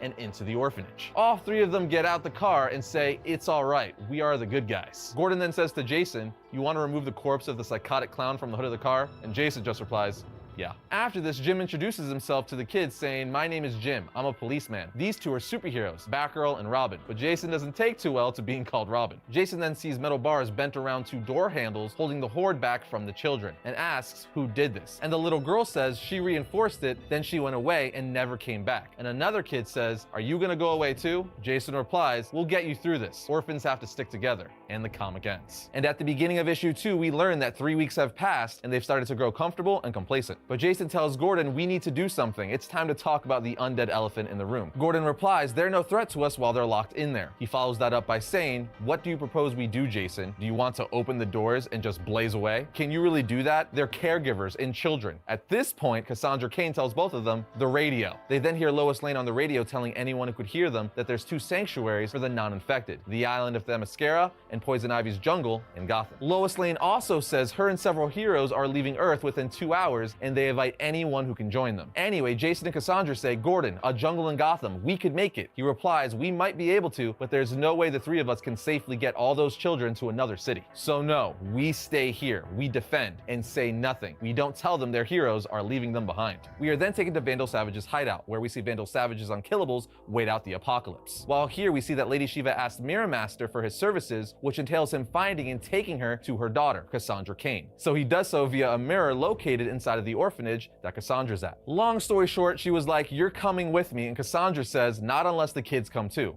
Obviously, Lady Shiva was like, that's not gonna happen, which causes the 2 of them to fight. A fight where Jason Todd comes to help, but quickly gets laid out, as Shiva is one of the top 3 fighters in the DC universe. Anyway, she also lays out her daughter and says, I offered you a chance, because you're family. Goodbye, daughter. We are then taken back to Vandal Savage's island or pyramid, where we see Savage ask Deathstroke to accompany him somewhere privately. Savage then takes him to a room where Solomon Grundy is experimenting on the Creeper, who, by the way, doesn't seem to be affected in the least that his organs are being poked and prodded while tied to an operating table. Anyway, a shocked Slade asks, what the hell is happening here, Savage? To which he says, Grundy, take him, and quickly gets knocked out with a punch to the face by Grundy. Before you know it, Deathstroke is also tied to a table, to which Creeper says, you got betrayed too, huh? Gotta say, I didn't see this coming. We learn that since both Creeper and Deathstroke are immune to the anti-life virus, Savage is gonna pull them apart to find out how. But as Savage reveals this, he gets impaled from behind with a sword by none other than Deathstroke's daughter, Ravager. She tells Savage, don't try to double-cross someone who could see the future. Then while freeing her dad, she's like, oh my god. And Savage says, what is it? What do you see?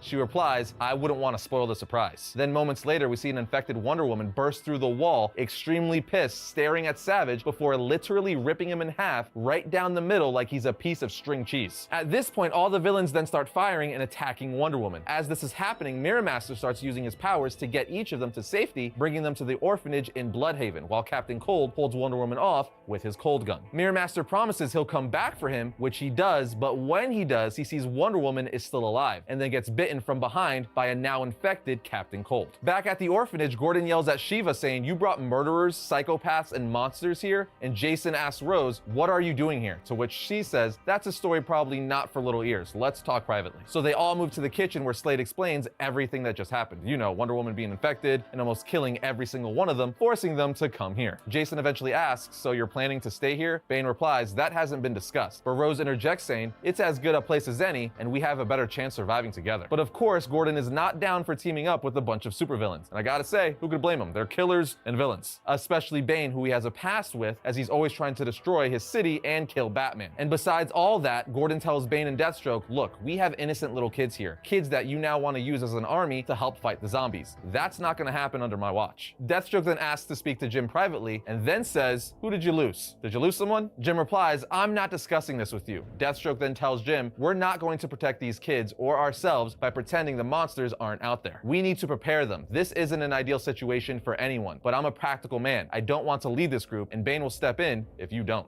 Gordon replies, "You honestly think I'd..." And Deathstroke interrupts saying, "You held the worst city in the country together by sheer force of will." Gordon says, "I can't lead people I don't trust." And Deathstroke finally replies, "You're telling me you think you're the only police commissioner in the world that didn't have dirty cops working for him?" Of course, this finally persuades Gordon to lead this new team of sorts. He then gives a speech and says, "Tonight we get you all set up. Bed sheets, food, and then tomorrow you meet the kids." And we start to prepare. But before they can get to bed, Rose asks, "What the hell is behind these doors?" And Gordon replies, "The ones that didn't make it." Cheetah then says, "You have an entire room full of infected?" Gordon said, "Sadly, some of them are children." Bane is like, "None of them are children. They're a virus." Lady Shiva responds, "It would be negligent and stupid to allow this disease to exist within this building." This of course pisses Gordon off, so Deathstroke jumps in saying, "Go to the kid, make an excuse for the noise. You don't have the stomach for what has to happen. Let us take care of it for you." So Cassandra takes Jim away while Jason says, "Walk away, Jim, there's work to do." Then Deathstroke, Deadshot, Jason, Bane, Grundy, and Ravager destroy the infected. Over the next several weeks, each of the villains are assigned to teach the kids certain traits. Shiva and Jason Todd had hand-to-hand combat, Deadshot marksmanship, and Creeper taught the kids witty things to say when beheading undead. And lastly, Bane taught the kids why humankind brought the fall of civilization on themselves. And as time goes on, we see the villains develop feelings for the kids. We also see Jason and Rose develop feelings for one another, which Deathstroke, Rose's dad,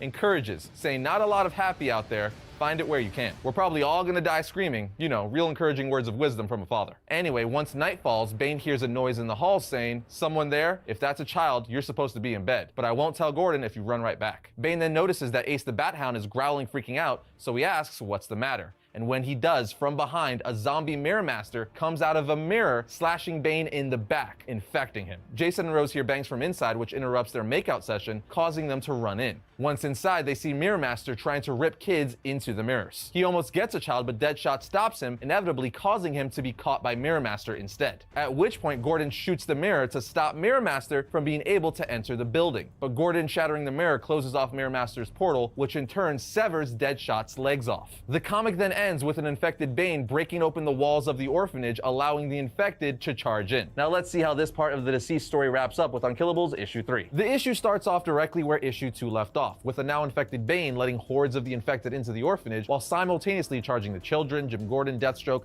and the rest of the non-infected. Gordon then yells "inside" to everyone, with Slade following up with "stay away from the windows and mirrors," because remember from last issue, Mirror Master is now infected and has been teleporting via the mirrors to kill people. And as an infected Bane is charging in to tear people apart, a very Grey Hulk looking Solomon Grundy jumps in to stop him, because as the comic says, Bane isn't humanly strong, but Solomon Grundy was a whole nother thing. And Grundy proves so by literally grabbing Bane's head and ripping it off with one hand. We're only 2 pages in and Bane already got his head ripped off. This is gonna be fun. Anyway, after this, Grundy proceeds to chuck Bane's decapitated head at the zombie horde, to which Creeper says, "Oh whoa, that's the first headbutt I've seen without a body behind it." Grundy then proceeds to hold off the horde from flooding the orphanage because, well, he's incredibly strong, but also he's dead, being a reanimated corpse, so he could handle more than most. Anyway, the orphans, who have now been trained by the villains, are all about taking on the infected horde. But Gordon's like, fall back, and Slade says, yeah, don't risk your life for a dead man. Gordon tells everyone we have to get to the corridor and then get the kids and everyone on the bus. Rose, aka Ravager, says, we'll be sitting ducks out there on the road. And where are we gonna go? And Gordon replies, the Gotham jungle. Red Hood then jumps in saying, the heroes left, Jim. You honestly think a sanctuary is still there? Gordon just looks at him and says, you have another option? So they all load the buses with the Batmobile leading the charge, breaking out of the orphanage. Also, it's pretty awesome that the school buses are all zombie apocalypse Mad Maxed out with spikes and battering rams in the front of them. They then continue to make the drive to the Gotham jungle, but of course not without some hiccups, because out of nowhere an infected Mirror Master teleports in via a mirror inside one of the buses, slashing Deathstroke in the face with his hand. But remember, Deathstroke is immune to the anti-life virus because of his healing factor. But Deathstroke is not who we're worried about, because seconds later Mirror Master starts coming in through the passenger windows, pulling kids through. Solomon Grundy's all like, no, take children, and starts smashing the windows, and one of the girls, Letty, follows suit with a baseball bat. And when Mirror Master comes in through another window, once again pulling a girl named Matilda through by the hair, Cheetah moves in so quick, she's able to put her claws straight through Mirror Master's head, killing him and saving the girl. Jason then calls into Bus 1 asking, is everyone okay? Slade responds, it was Mirror Master. He's down. And Gordon jumps in sadly saying, but we lost a couple of kids. Anyway, both Rose and Jason are extremely sad about this, and Jason says, Jim, I'm sorry, but we're almost home. I can see it. I could see the garden, but when they arrive, they're shocked to see a whole lot of undead. Jason then says, that many blighted ones? There's definitely people alive in the garden. Rose asks, how are we gonna get in? Jason's like, we go through them, and starts running over the infected with the Batmobile. We literally see the bat tires of the Batmobile crushing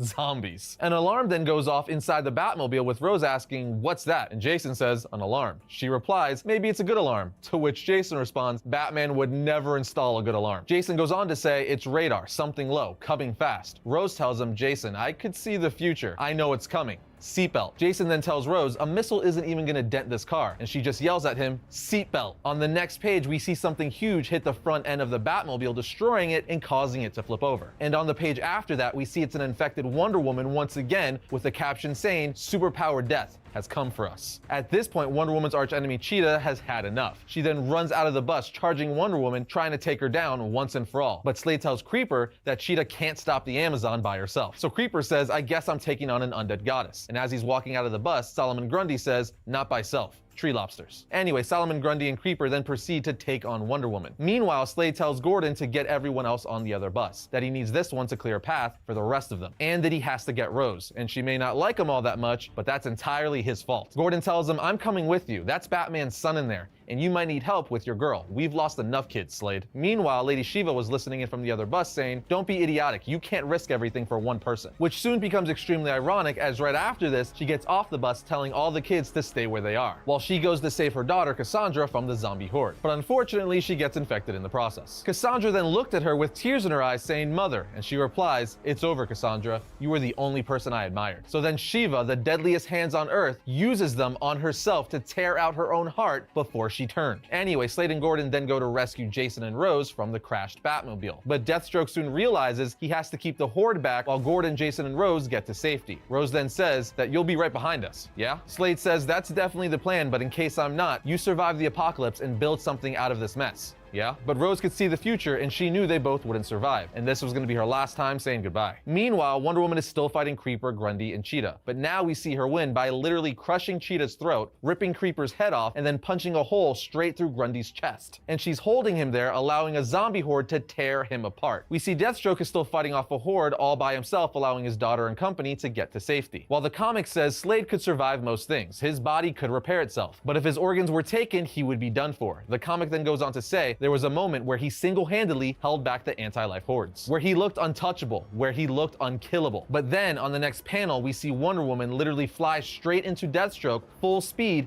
causing him to explode everywhere, with a caption saying Deathstroke was just gone. She left nothing of him to repair. Wonder Woman then turned on the rest of them by picking up the bus that Cassandra and the rest of the orphans resided in and flying it into the air, and when she was high enough, she let it go. But as we see the kids' faces of terror moments away from their death, we see lightning hit the bus midair with the word Shazam. And on the next page, we see it's Mary Marvel. That's right, Mary Marvel was one of the orphans the whole time. She's actually the mysterious superhero that saved the kids back in issue 1 of this miniseries, which is amazing because the big thing with that is that the orphans didn't know who the hero was. They just knew she saved them, reinforced the doors, barricaded the windows, and brought them all food. And then she just went away and never came back. This also makes all the sense in the world because in issue 2 of the series, we saw one of the infected orphans was Billy Batson, and the villains in Red Hood were forced to kill him. Anyway, Mary's like, I shouldn't have said the word. I know it, but I couldn't just let them die. I saw Billy Batson's eyes when the virus took hold of him. I was the one who locked them away. And the kids were like, Mary, you were the hero that helped us. Why did you stop? And she replies, I'll explain later. Keep driving. Get to the garden. I'm heading out there. We then find out Mary didn't continue to help the kids because she didn't want to be used in the world if she was to get infected. But she says, these kids are my world and I couldn't let them in. So she went to face death, aka Wonder Woman. The two then battle for a little bit and it's a pretty epic battle. But it ends with Mary punching Wonder Woman into the earth, causing a massive crater and explosion. Mary then quickly flies down to the bus and picks it up by bending the metal into a handle and flies it into the garden as it starts to open for them. Once inside, they all start to get off the bus and Gordon says, get ready, Wonder Woman will be coming. But Poison Ivy says, she won't. She can't reach the garden. And then freaking Dr. Fate says it's magically protected against her and all her kind. Then Zatanna says, welcome to post-apocalyptic Eden. And John Constantine finally adds, it's pretty if you can ignore all the dead people scratching on the walls. Ivy then proceeds to tell the kids that they're safe here in the garden and that nothing will harm them. And Harley's like, Ivy, look at all these new kids we get to corrupt. But Jason interrupts saying, sorry Harley, these ones come pre-corrupted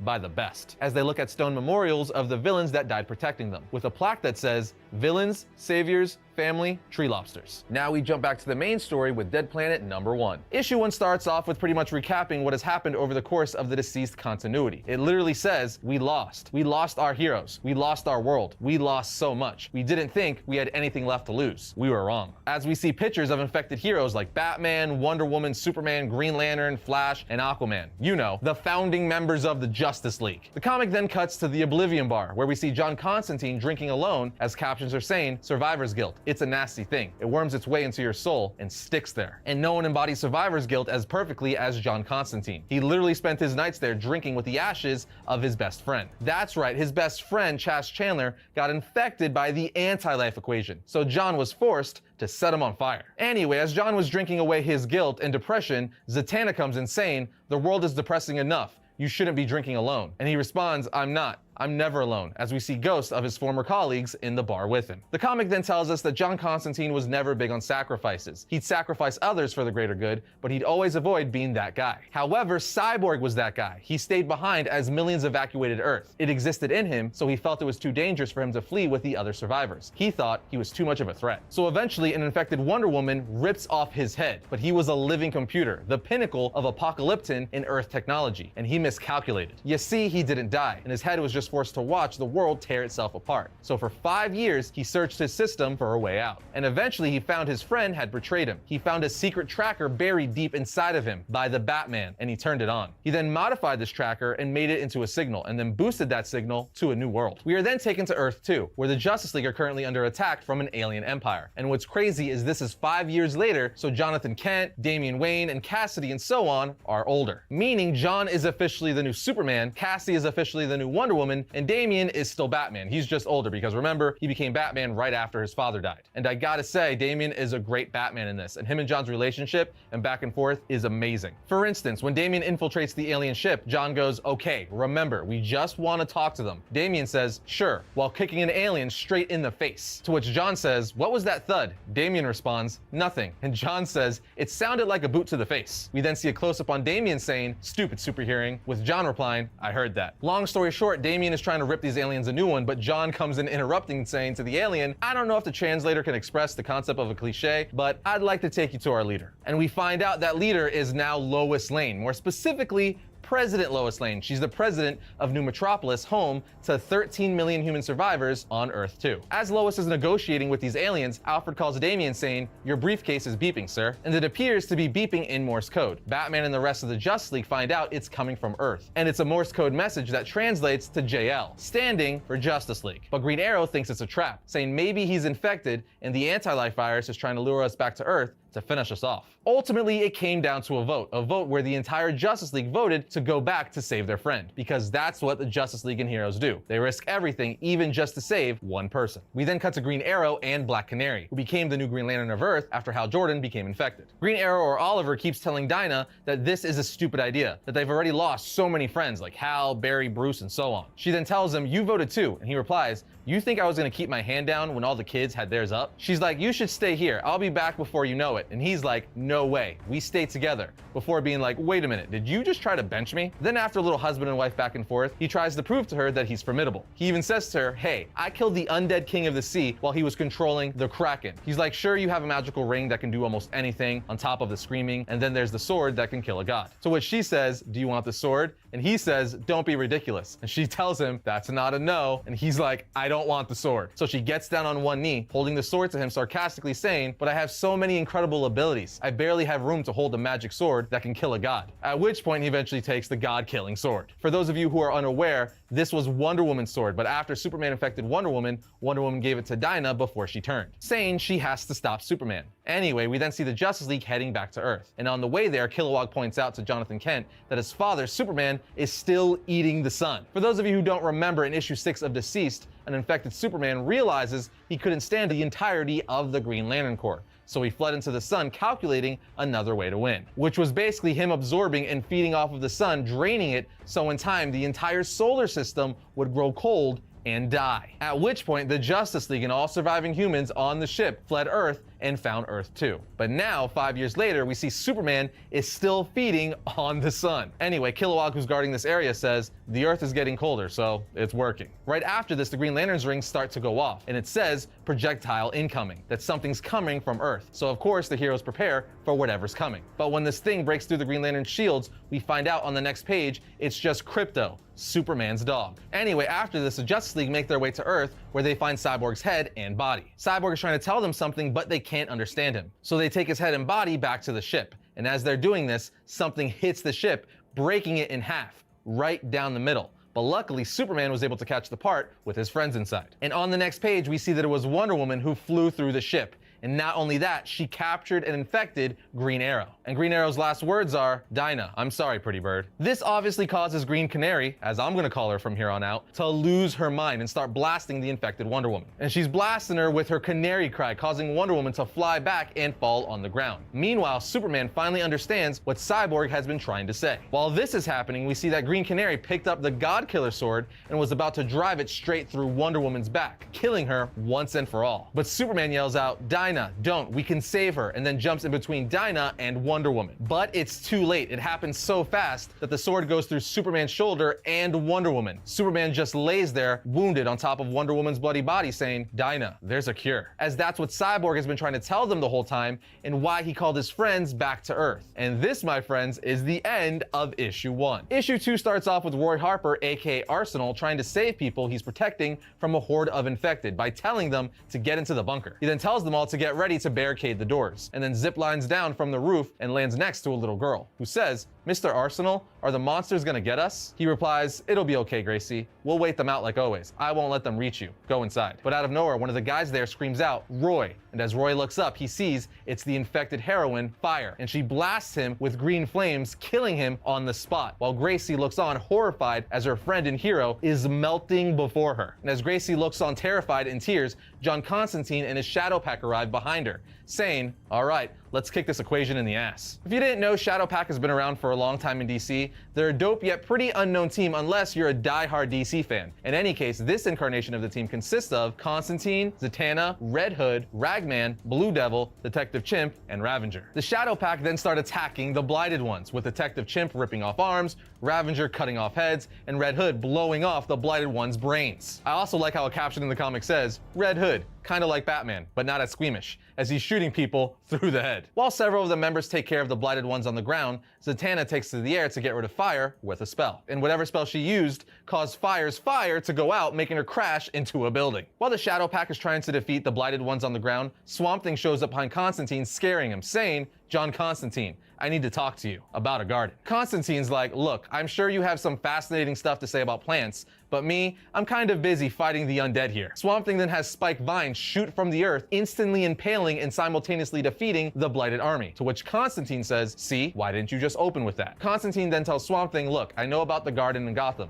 It's where we take the survivors. And Swamp Thing's like, no, there's another garden in Australia. John's like, I'm not going to Australia, mate. That place was dangerous before the undead. I'm not going to survive the end only to step on a stonefish or have my brain eaten by a drop bear. Swamp Thing responds by cursing at him, which shocks the whole team. They're all like, whoa, did Swamp Thing just... And Constantine's like, yeah. Zatanna says, that's new. And Constantine replies, yeah, I'm kind of proud of that. Swamp Thing then says there's two gardens, Poison Ivy's garden of Gotham and another which I am cut off from. The other is screaming, crying out. I cannot ignore it anymore. There are humans there. If you'd like them to survive what I have to do, I believe you should come with me. So they do. Meanwhile, back at Poison Ivy's garden in Gotham, we see Cassie, now Wonder Woman, bring John Superman's body to Dr. Fate and Mary Shazam, asking for their help to heal him. As remember, he was stabbed in the previous issue by Green Canary. We also get a nice back and forth between Jason Todd and Damian Wayne, and this is the first time Jason has seen Damian since the virus started. And Jason is incredibly happy to see him, saying, your father made a lot of very bad decisions, but making you Batman is not one of them, as the two hug. Green Canary then tries to bring an infected Green Arrow into the garden inside of one of her energy constructs, but Poison Ivy's like, nope, not gonna happen. I will not risk the lives of all the people here so you can cling to a corpse. To which Canary says, fine, then we'll go. But Hawker, holding Cyborg's head, says, he's not gone. There's a cure. And Harley says, a cure? Jason Todd then says, we've destroyed every carrier of the anti-life equation we've encountered for the last 5 years. And Ravager says, including friends and family. Harley jumps back in saying, they could have been saved. Everyone killed could have lived. And Damian says, you had no way of knowing. None of us did. Ravager then asks Cyborg what the cure is. And he says, I spoke to the anti-life equation, but all it said was the cure was inside me. And Dr. Fate says, we have access to magic and science, and now we have hope. We will find the cure. This, of course, makes Cassie very sad, telling Damian, Wonder Woman was gone. I dealt with that. To watch her, to lose Diana twice like this, and Damian looks at her saying, I know, I'm sorry. Whatever you need, I'm here for you, as he takes off his cowl and the two kiss. We are then taken back to Australia, where Swamp Thing has taken the Shadow Pack, or at least several members of the Shadow Pack. We then see the Australian bunker there and learn that the garden is screaming for help, surrounded by a ring of fire and a moat of blood, and a few thousand undead. Constantine is like, Zatanna, can you use your magic to lift us up over the anti-living in the blood moat? And then I'll create a gap in the hellfire. So Zatanna does, and as they're flying over the undead and the blood moat, Ragman says, the blood moat, it's shifting. And Detective Chimp says, it's not blood. Ragman's like, what? Detective Chimp says once again, it's not blood. It's the Plastic Man. That's right, it's a blighted Plastic Man. Plastic Man then starts taking form, creating giant spikes, impaling each of the members like Ragman, Blue Devil, and even Zatanna. And we're not just talking about impaling through the stomach or chest, he's impaling people through their throats, their eyes, and nostrils.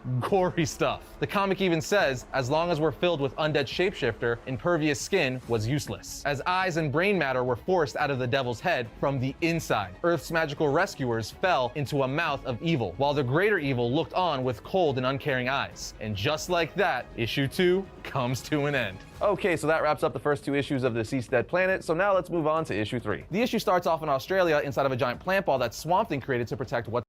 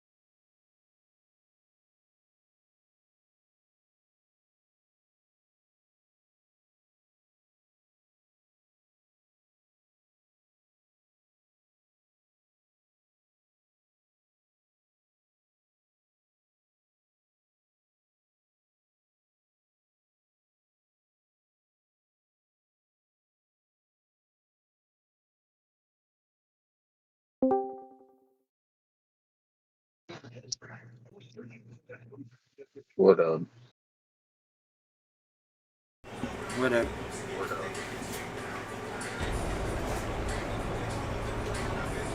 Getting stoned. Say that again? Getting stoned. Hell to the fuck yeah, brother.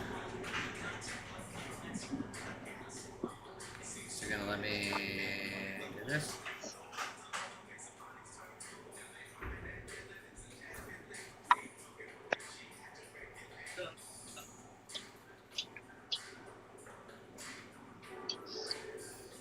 Probably gonna give me copyright struck on that one too. Probably gonna be copyright struck on that one too. Yeah, I got a copyright strike because she was watching Rush Hour while I was streaming. Yeah, you told me about I that. thought that was so ridiculous. I was like, son of a bitch. Can't have shit nice.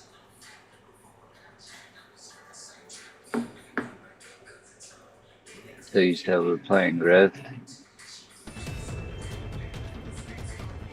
Yeah, I figure Rift is at least doable right now. I mean, arguably we can do Aeon as well, but Fuck that shit. huh? I said I'm not tripping. It's not like, I mean, knowing me, my body's gonna shut down decently hard within the next 30 to 45 minutes anyways. Doesn't matter what we play. True. I just know me. Like, I'm slowly increasing the time. Because, I mean, you gotta think, I used to get up at 2 o'clock in the morning to get ready for work. So, like, this is, like, outstanding. So, once I form a sleep habit, it's hard to break. Once I move and I fucking get back to a routine, it'll be a lot easier. Oh yeah.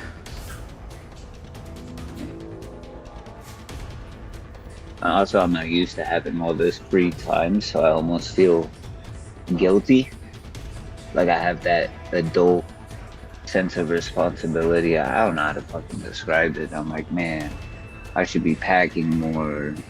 I should be prepping. You know what I'm saying? Yeah. No, I feel that.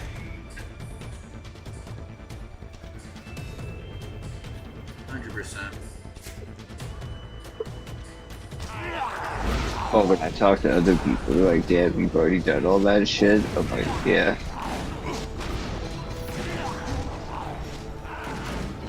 I'm ready to fucking go. If I didn't have to wait for my DMV appointment, I'd already be fucking gone.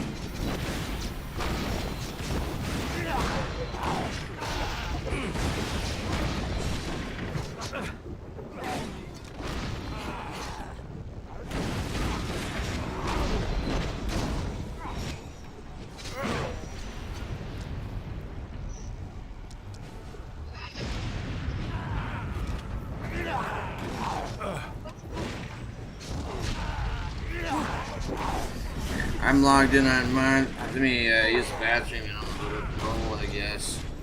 Oh, look at there you are. Man, I'm still smoking and shit, dude. You're good. Yeah, give me 1 second.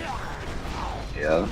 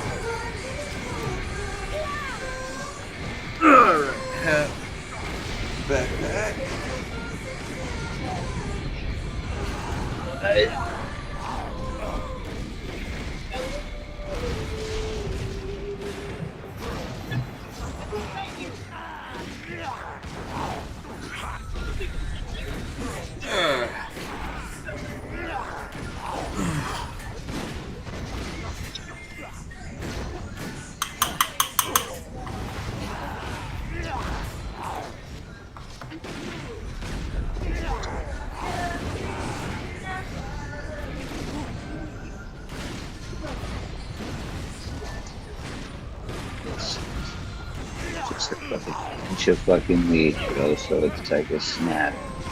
Don't fucking kill yourself. You always fucking kill yourself. Just, bro.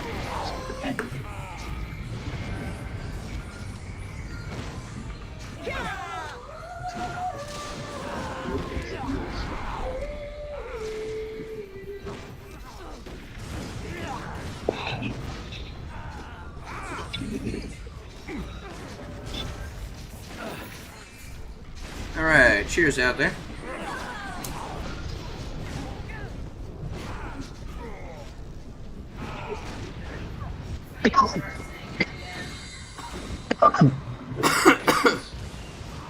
If it makes you happy, baby, you should do it.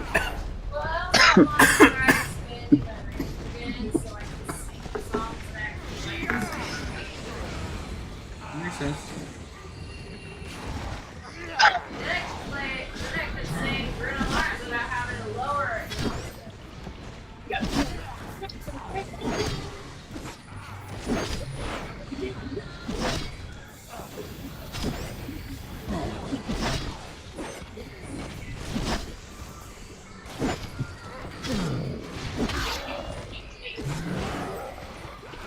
And then we pop some heals. And we pop a bigger heal. And we go back to DPS.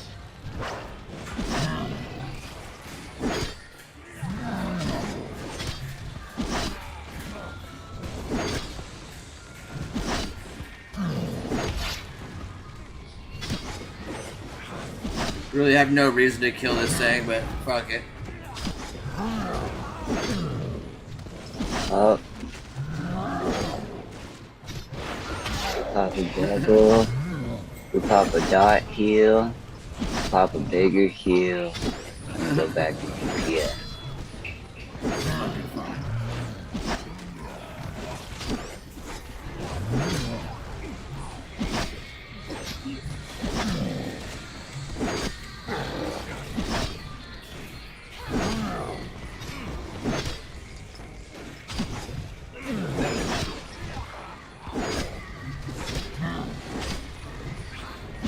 20%.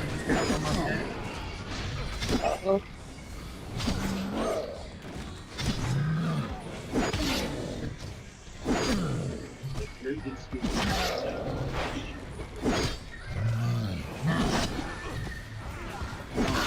Let's go. She dropped me.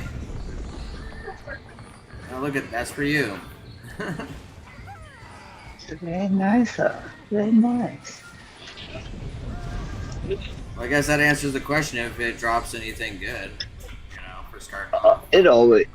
It always has. Sometimes it will even drop bags, bro. After learning that I can just go and do that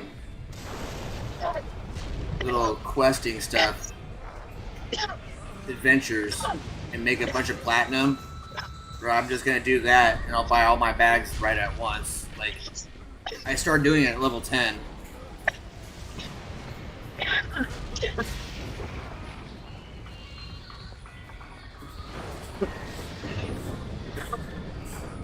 I'm with it. You've talked about it a couple of times, so I'm guessing it's pretty dope. I mean, getting money in shit early on. Fuck yeah. Hear my plea, Ascendant. Does it like drop like gear and shit too, or is it like Yeah, just gear money drops and from XP? yeah, gear drops from shit. That's pretty dope.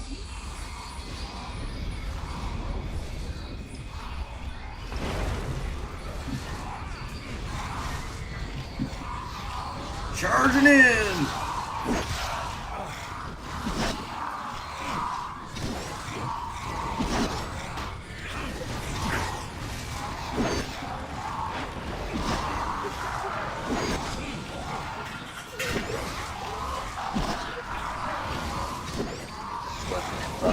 Box first time we have to do it, but so that's it.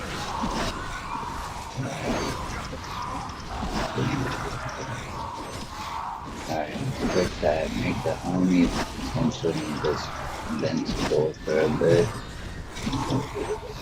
And I just do fuck up.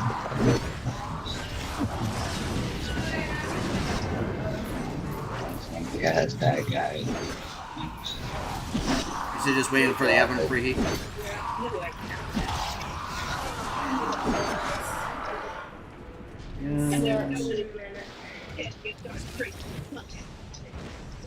We're not talking stuff. You want the smoke too? Catch the smoke. Oh yeah, we gotta go talk to that person. Oh, that one did. Shoot. Well, that's fucking convenient, isn't it? You're just gonna hop, skippity, leap through fucking town. Yeah.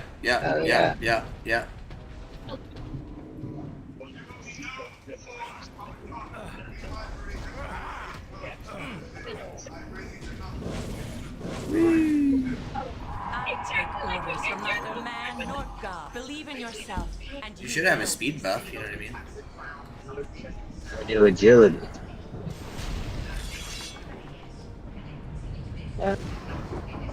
The agility.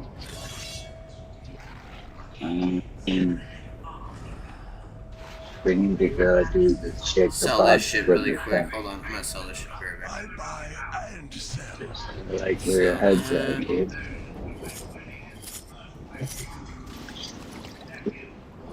Let us trade against. Dead.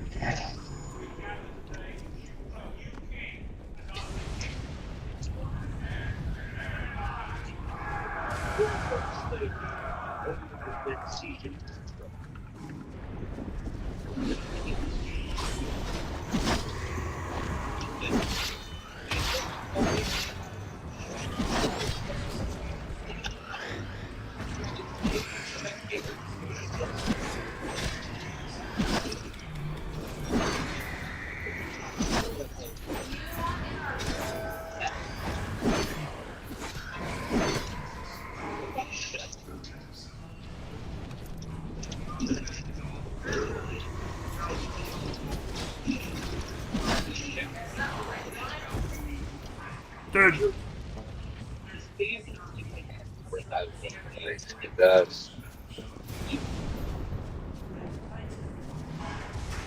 Can you turn on the fan? Or the thing above the stove? Yeah. Did you turn on the stove fan? I take orders from neither man nor God. You cannot touch, see, and hear.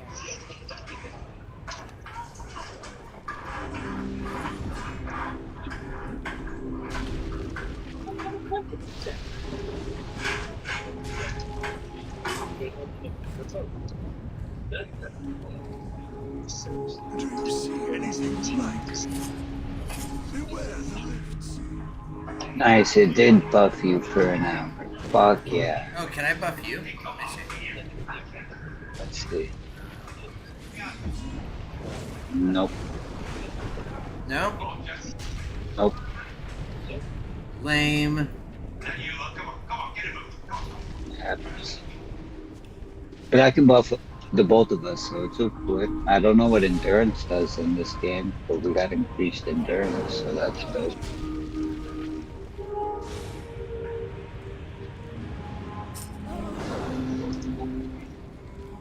Look at that. You doing it, the same person fucking did it. That's funny.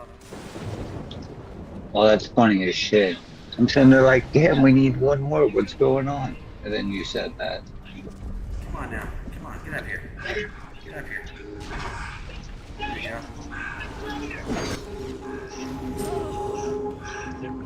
Back that bitch up.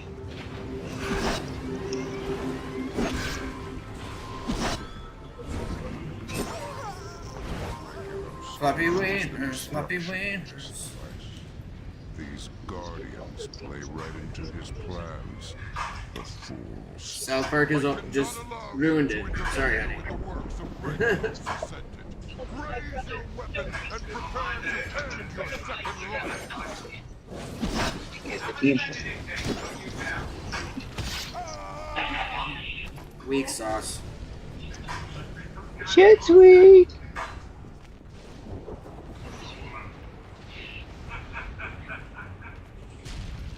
Oh, really? I can just hear it coming. The sound of you jumping. As I sit here with my fucking like 2-minute cooldown. Do not ask my name. I am be ever mindful.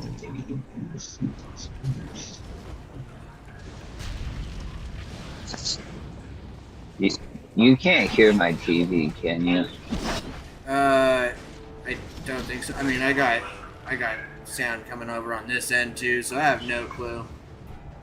Alright, I can't hear your shit. I was just making sure you couldn't hear my shit. I want to contribute to the shenanigans. But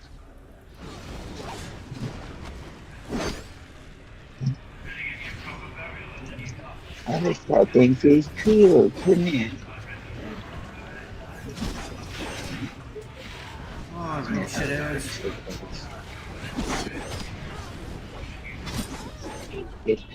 Babbage. Soul reclamation. Oh, hold on.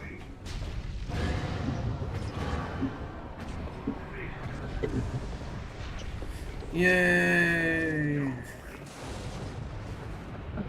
Very good now. Who? Do not ask my name. I abandoned it long ago. Every time I hear his blood, it's like John Wick. That's funny.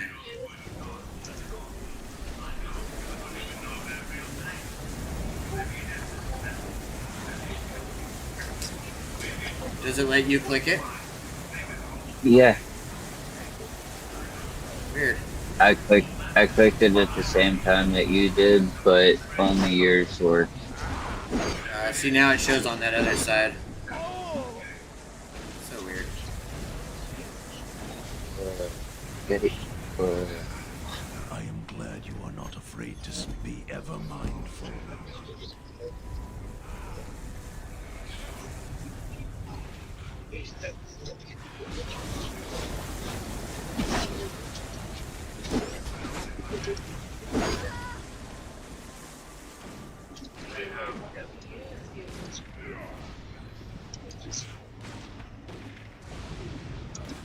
Belt, gloves.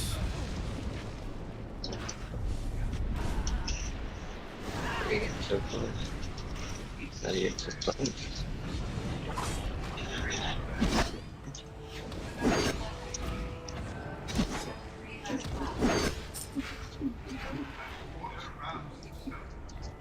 Alright. These two drugs.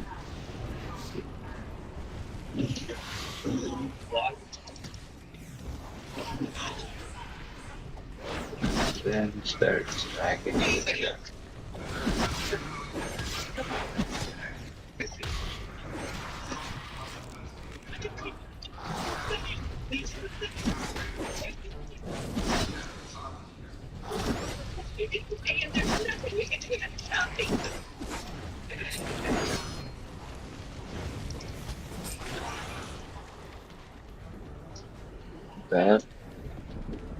That's done.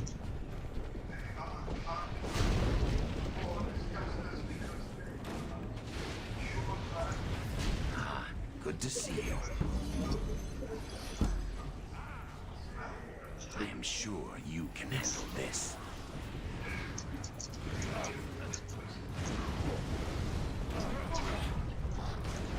Oh yeah. See, I just started going last time. The first time, I didn't even know that that came.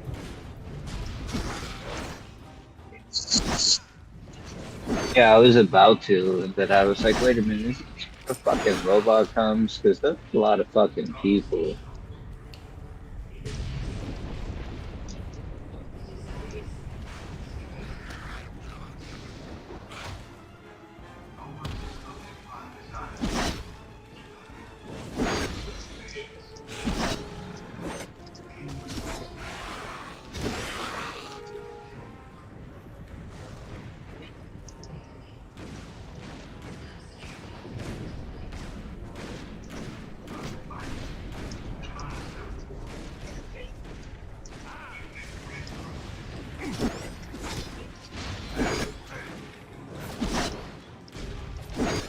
god.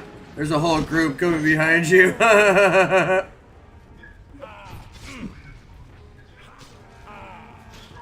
That's so fucking funny.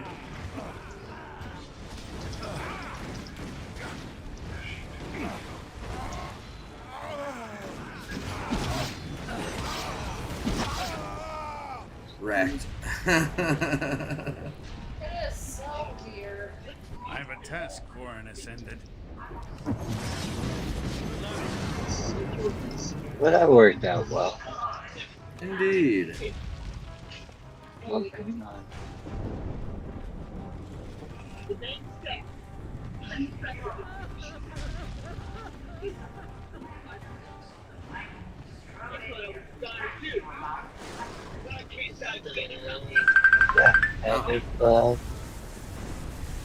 I did.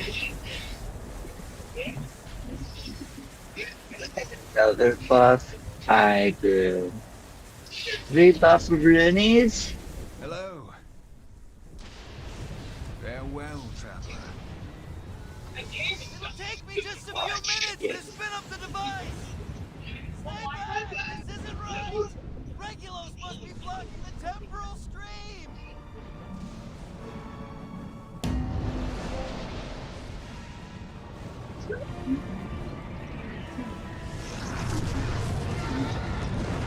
Fools! Did you think my master will allow you to escape so easily? Your petty machines will help you no more than the gods you spurn!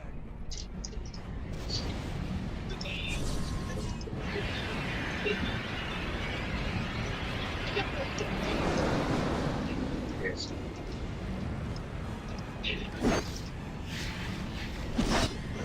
You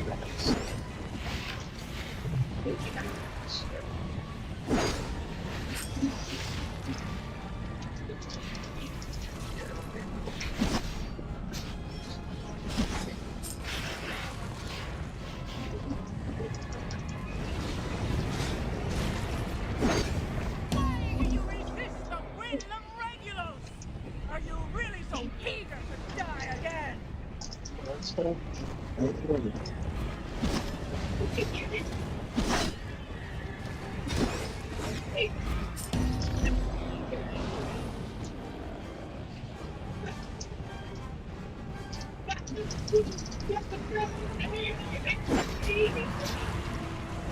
Not while I still draw breath, betrayer. Us! I welcome your petty gesture! Your end is long overdue! Oh, fucking Spad was on your ass, bitch. Get this portal open! Sorry, his daughter is on the phone. 1 second.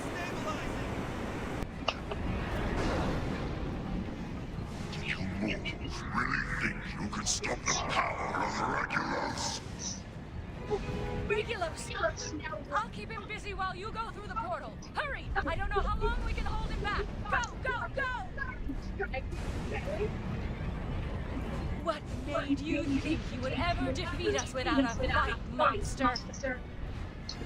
Okay, the temporal matrix is stabilized. I don't know how long I can hold it open. Get through the time machine now. You heard him, Defiant. Only you can stop this.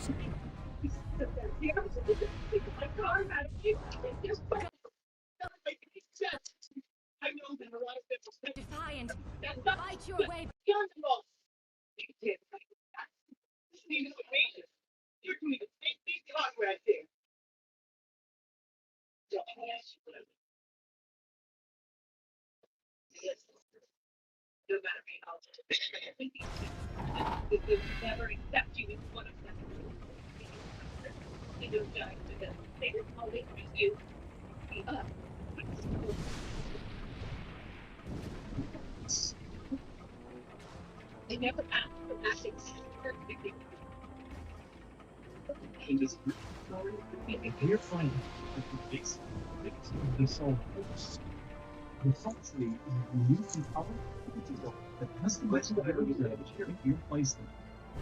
The upper section of the soul tree is the brain.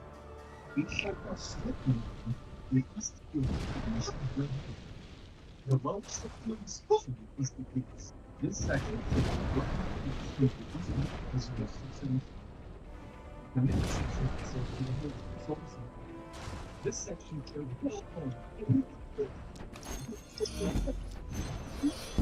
sure you can. I have a task.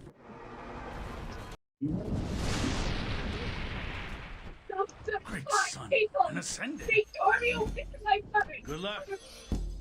They beat my friends, your dad. They tortured people like you and me. But then the puppet disappeared. Oh, now I can hear your TV, but I also had everything else turned on. That's funny. I ain't tripping though, it's not like the end of the world. I can have it edited out. Like they'll mark you with the copyright, but then you can just ask for your help. Say you're sorry. Well, like you can, they'll mark it, and then you have this option to have it trim out the segment that is an issue, and they'll do it for you. It just takes like a little bit of time, but you can have it automatically do it for you. So I just do that.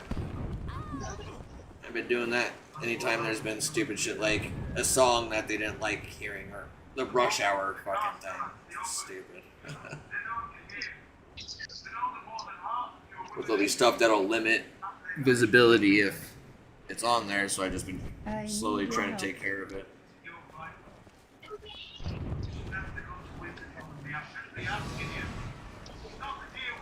I see.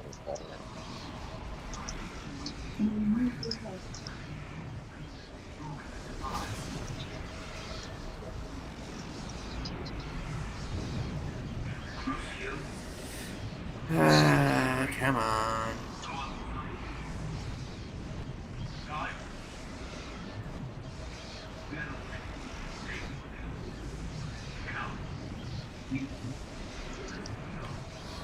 Oh, there you go.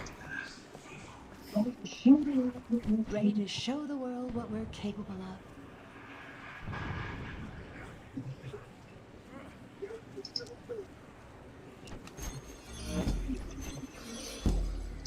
Are you a bug failure?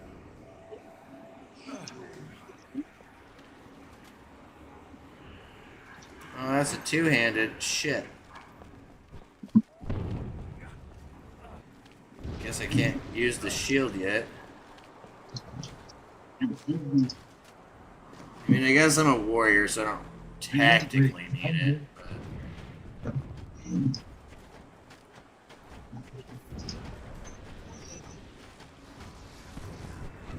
Hello? Okay.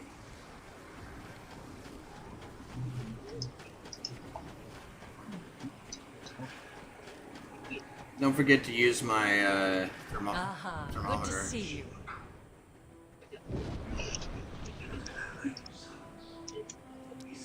So, Maya. So don't forget to use my thermometer when you pull it out to double Journey check. well. Like poke the thickest one.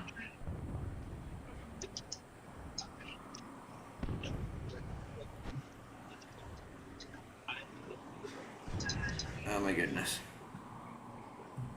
All I did was open my soul tree. Why did you freeze on me? Okay, there we go. Thank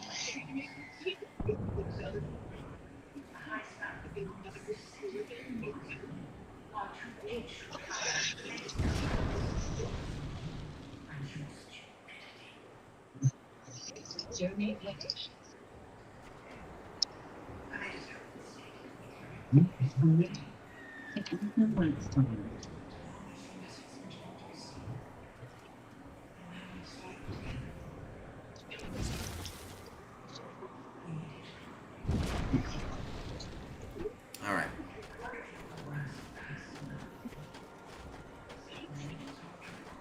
Go grab this fucking quest. Yeah, it's good. It basically gives you your Hearthstone. You know what I'm saying? Yeah. Oh, I did everything already. I was just grabbing the extra quests and shit. Yeah.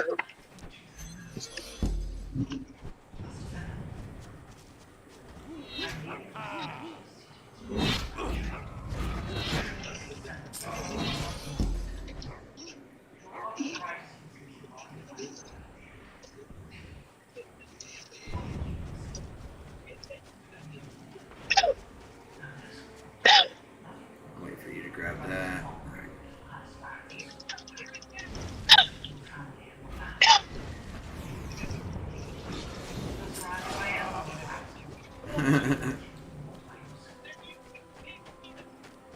The obelisks are the other way. Oh, I guess there is some over here. Yeah.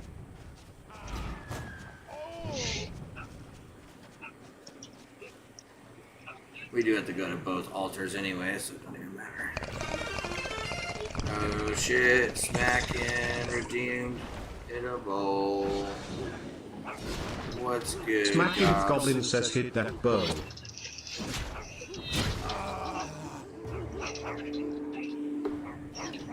Cheers, Gobs.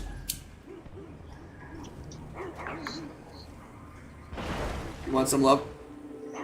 Yeah.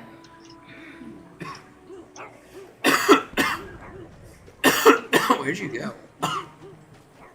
Oh, I got the obelisk, and I'm killing the shadow claw fuck stain people. And I'm going. I thought I was staying with you. Going towards the portal. I think we went to different portals. You walked with the other person, and as soon as I noticed that they were walking in the same direction that we were, I walked in another direction. That's just how I work. It's like, cool, you're trying to meet right and just go to the teleporter so you can have the easy way. I'm gonna keep getting my own progression because it's quicker. Not like why don't I have that you- quest? What the fuck? I don't have that quest either. I should have that quest. What happened? That's weird.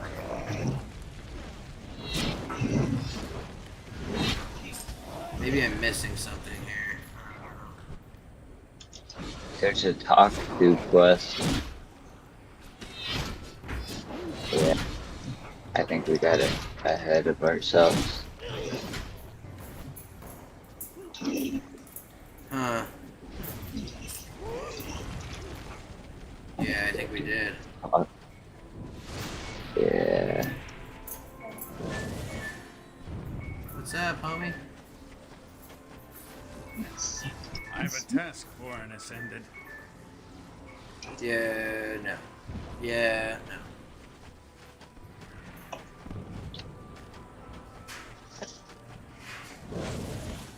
Huzzah!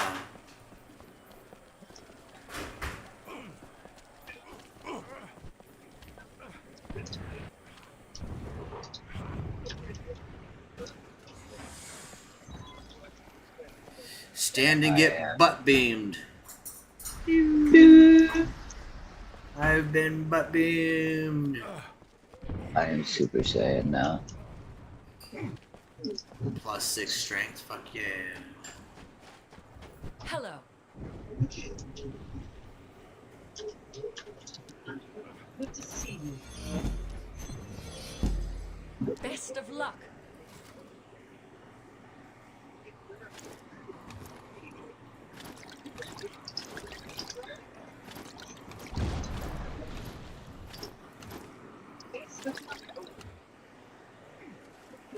Strength there, with this. There we go. Now I got the quest. Two-handed everything there. Alright, there we go. Good to see you. That. Best of luck. Close, let me go sell my shit. Feel free to browse. Fuck having too much shit on me. See you later. Alright. Oh, hello. Great son. I am sure you can handle this.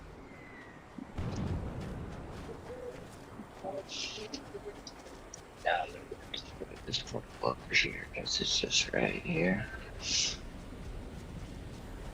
And yellow came Oh out of shit. one step. Perfect. Those are the guys we gotta kill anyways.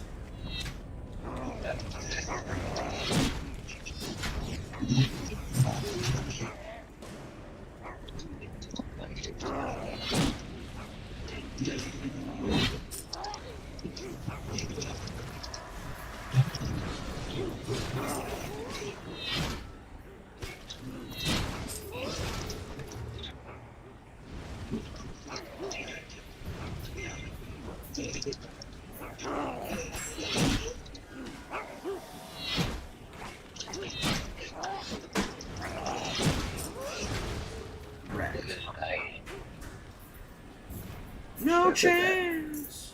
Waiting for the new Fortnite season to start. Fucking Power Rangers. Oh yeah, I know. I knew you would be waiting for that one, Dobbs. Power Rangers? Yeah. Yeah.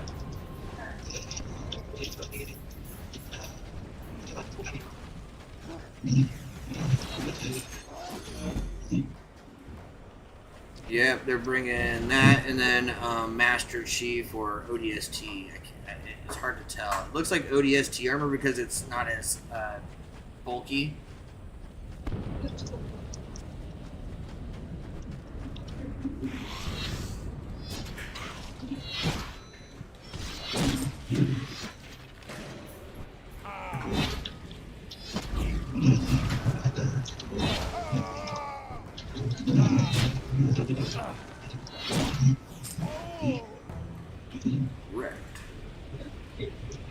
Rest.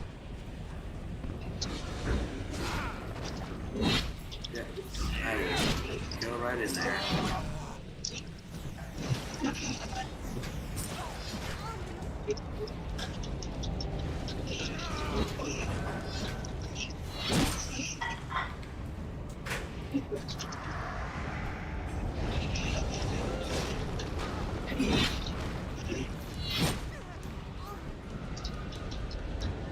Get over here, you ugly motherfucker.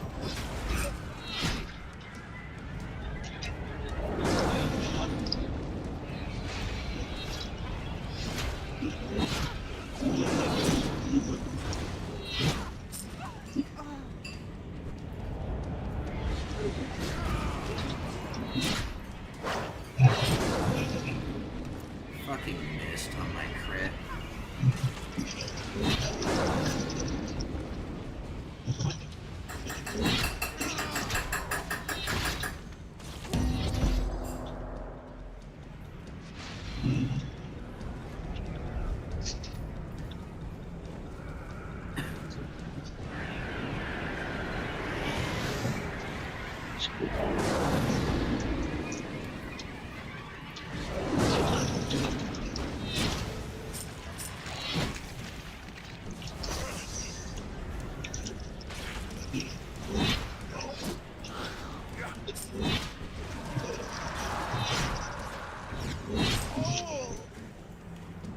No.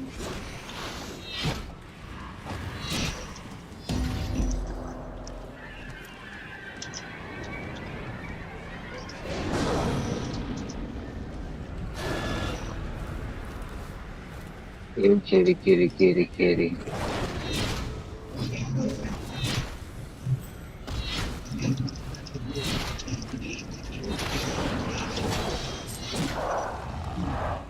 Right.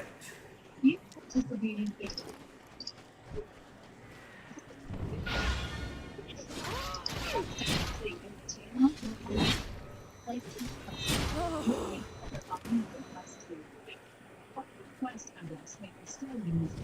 another cultist. There we go. Yeah. I'm gonna do that while. Oh, I guess there is none. No way to. That should have got it right there. I have 7 of 8. I gotta kill it. Oh,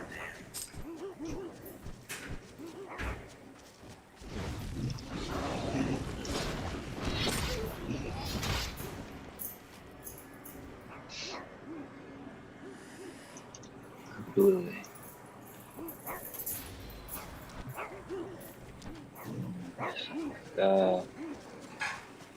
Right over here. It's up there. I had to heat the rice up in their own bowls, so I'm just gonna put our fish on a small plate. No, just put it on top. Okay.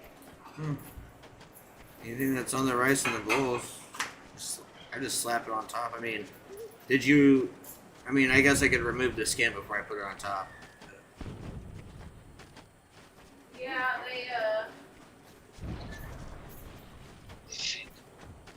their skin on, so. No, I figured. So I can just remove it before I toss it on. I have a task for an ascendant.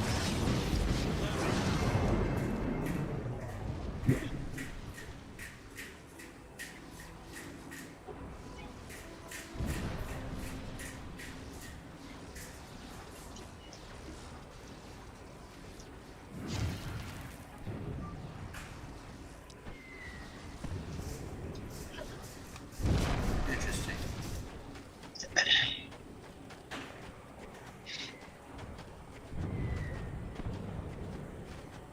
Aha, good to see you.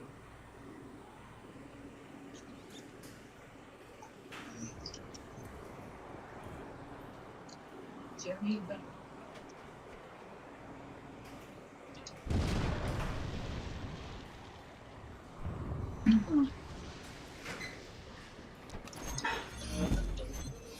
Journey well. What I gotta do again? There.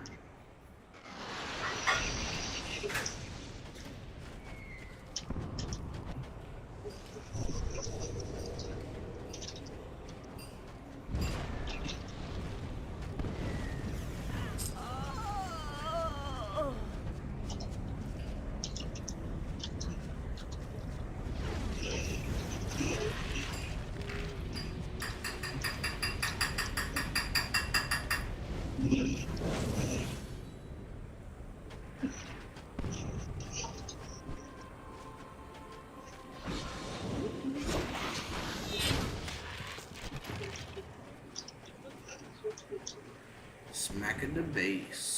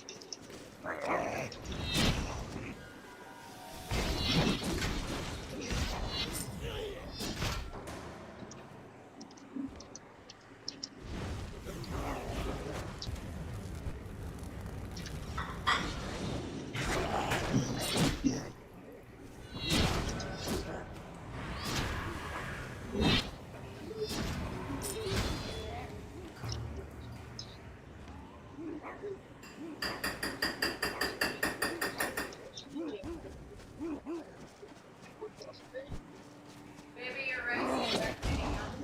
Okay. Thank you, love. I will come grab it in just a moment.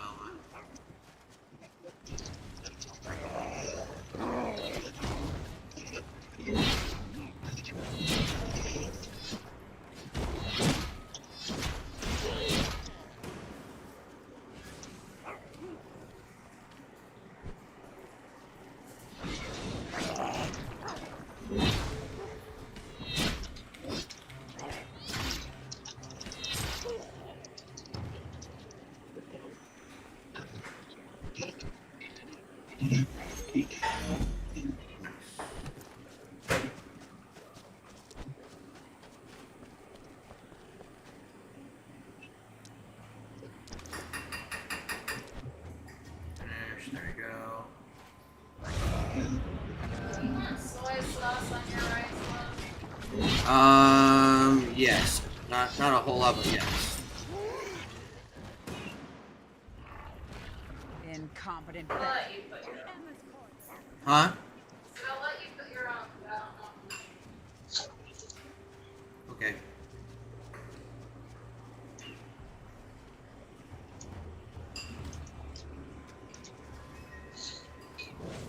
dude is just off. Just fucking going. Yeah, it's because I'm fucking tired, bro. That's why. No, it's just I'm funny, trying dude. Your to guy's just hauling ass. trying to fucking cover as much ground as I can. This will probably be like this, and then getting to the little town to the south of us, Yeah. where our next little quest is. That will probably be my stop point. Best of luck.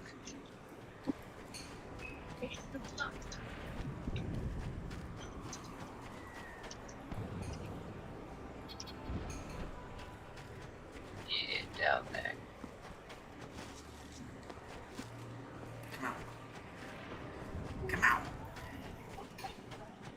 Well, I like it. It's fucking smooth. I got fucking a shit ton of heals. I like my attacks so far too. Yeah. Are you here to help? Journey well. Take a look. What the fuck was that?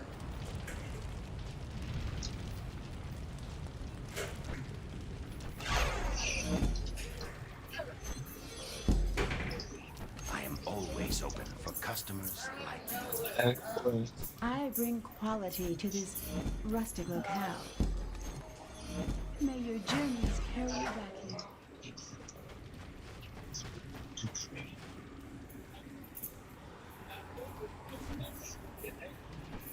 Blender top.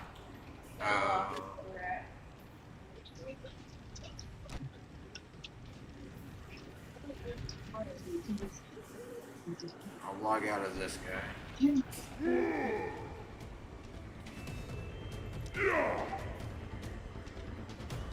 Oh, play on the mage. Feel that. I feel that. This is a good stopping point because if I do what I normally do, I'm just gonna chase that next little level.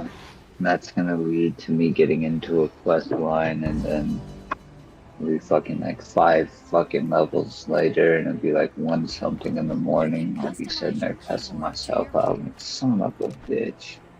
No, I get it. But yeah, man, it was a good game stash. I would say tomorrow let's either. I mean, are you feeling Rift more so than Aeon? Because like I would probably want to focus on more so one than bouncing between 2 MMOs. That's kind of why I'm adding Borderlands into the situation, because it's still RPG, but it's shooter. So Honestly, I don't know. I've been enjoying Rift, but I'm flexible. there's no wrong answer, honestly. Like I honestly don't know myself either. That was an enjoyable game session on fucking Rift for sure.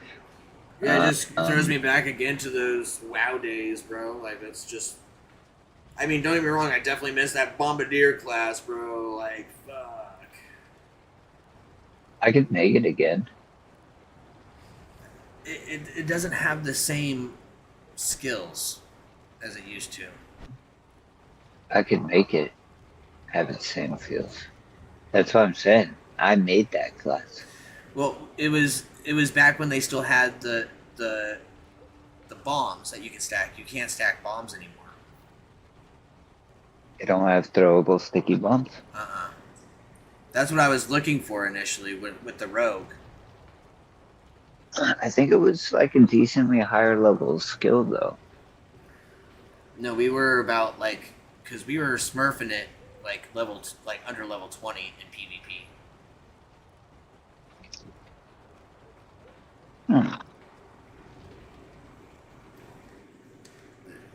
I could double check, but I'm pretty sure that they had changed that shit. within the first year or two. Red.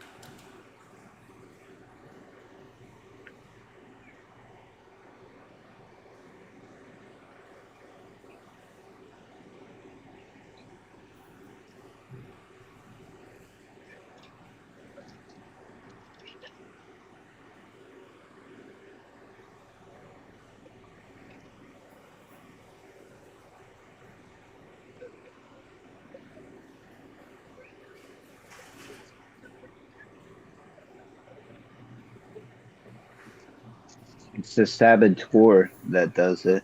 It's got traps, bombs, explosives.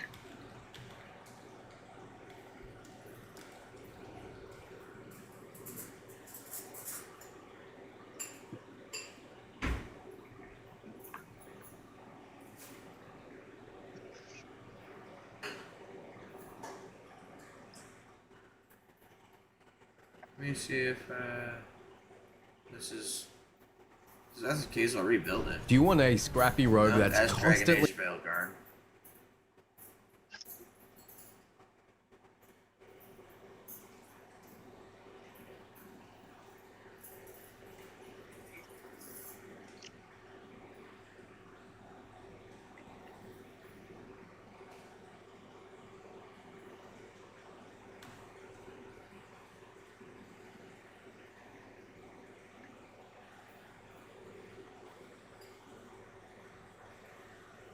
Yeah.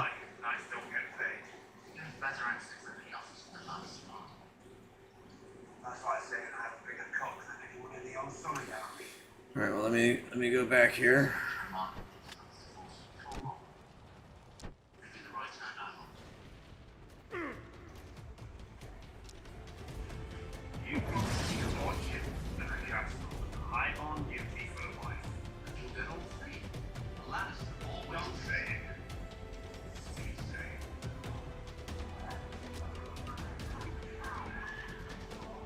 So he doesn't have Saboteur.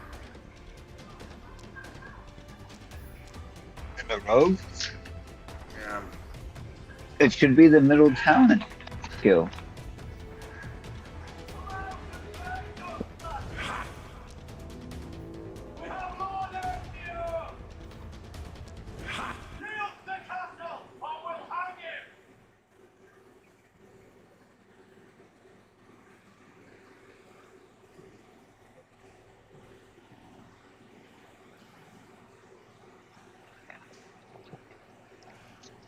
Hold on, let me look at here.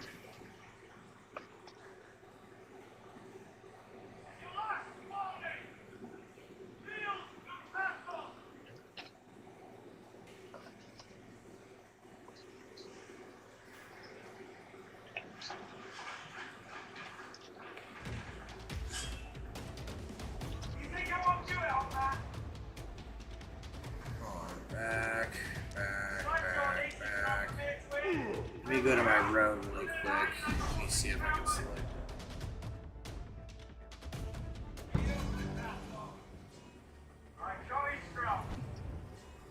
Assassin, Bard, Blade, Manster. Oh, there it is. March. The fuck.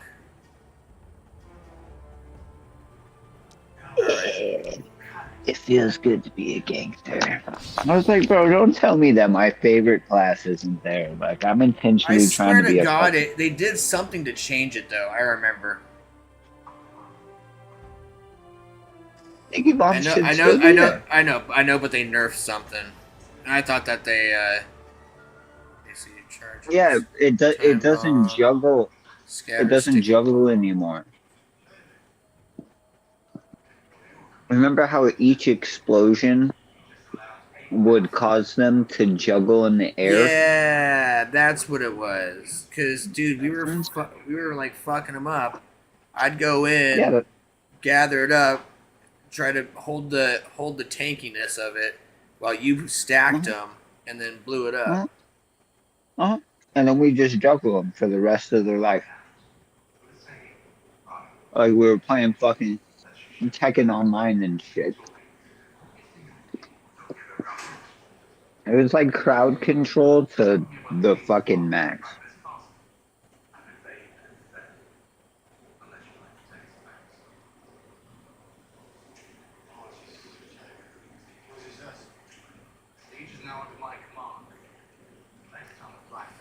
So you could potentially get up to 10 stickies thrown on them.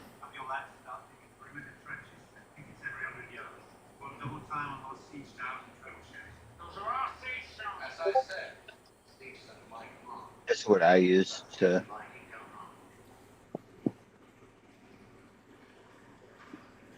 look, because each one has like multiple boxes to look through.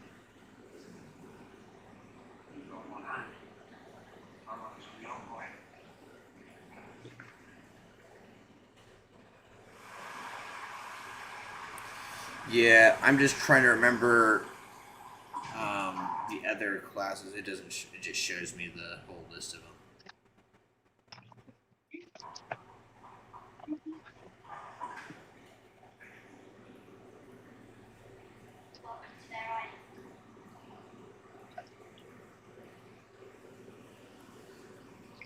Hmm.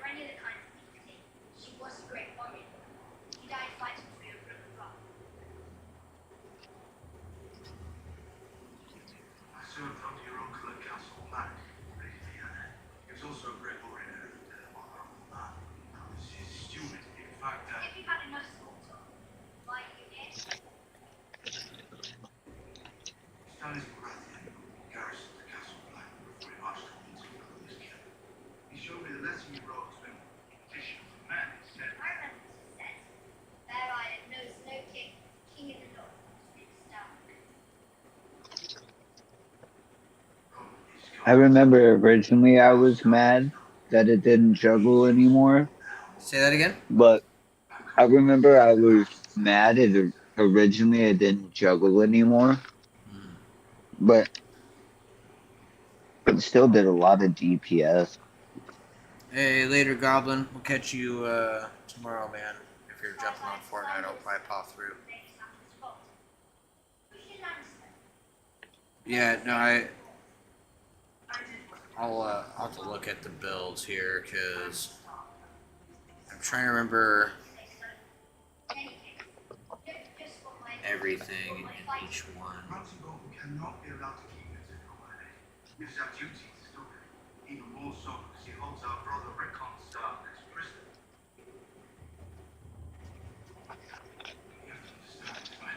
I understand that I'm responsible for their items and all read it here. So why should I sacrifice one more moment like someone else's fault?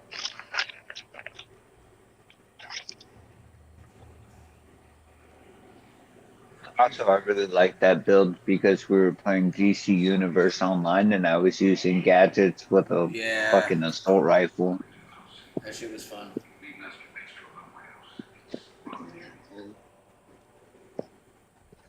Oh. Well, I'm gonna fucking call it. Get some sleep and shit.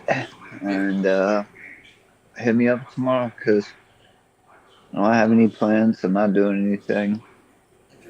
Should be able to hit after it before 6 o'clock, I would guess. What's tomorrow? I know. Sometimes when you hit me up, I'm like in the middle of cooking dinner and you're like, bro, it's like 4 o'clock and some change. And I'm like, yeah, dude, I don't know. My body asked for dinner. I don't deny it. Yeah, no, I get up earlier too. I end up getting distracted sometimes, and I'll forget to like say something, and I'm like, oh yeah, I have to hit him up. No, you're good, bro, because I sit there and I do like I'll either like sit there and listen to music and chill, or I'll fucking do shit with Zeus, or I'll fucking play some like solo shit. You know what I'm saying? Like, Yeah. I still enjoy a good solo play game as one player. You know, non-multiplayer games. But I got a good story. Oh. Yeah, once I get up, then I'll just hit you up. Yeah, bro. Hit me up. Alright, I'll catch you later, buddy. Alright, bro. I'll catch you later. Alright, peace. Later.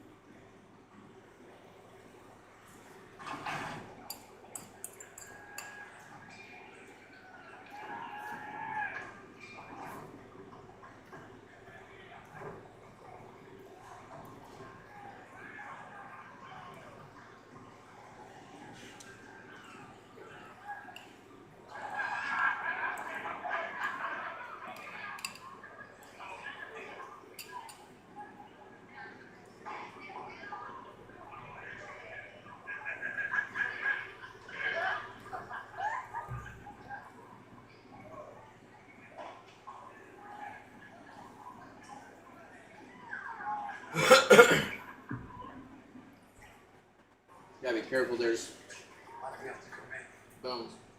Some of us don't like it. I didn't get it. Literally have one of them. Have a drink at least. It was an edge piece, so.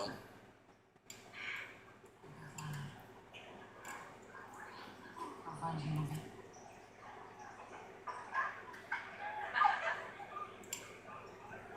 Nothing on the Iron Islands has an ass like that.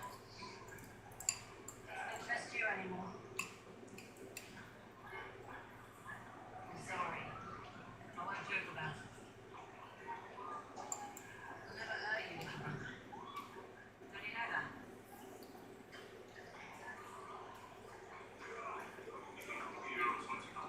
Of course he is. As long as we're alive, we're a threat. It's a great big world that we have fast ships. Drink.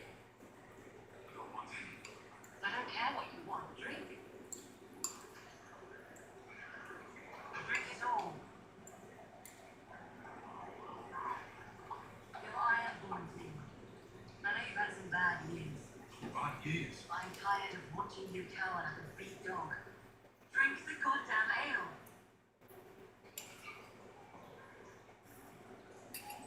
Now listen to me. I need you. The real feel grateful, not this rat shit tender. Can you find me for me? Drink. Your escape, you hear me? You got away and you're never coming back. We'll get justice for you. Final justice, my brother wanted me to remove the case. Fuck justice, then we'll get revenge. Drink.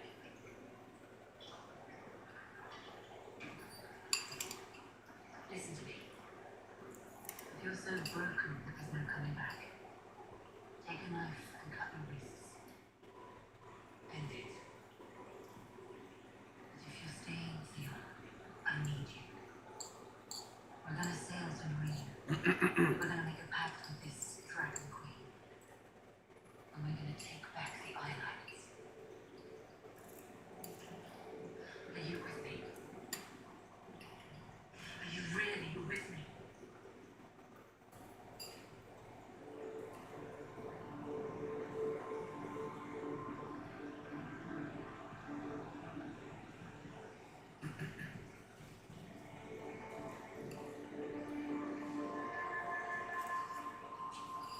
Now, since it's my last night of sugar for a long while, I'm gonna go fuck the tits of this one.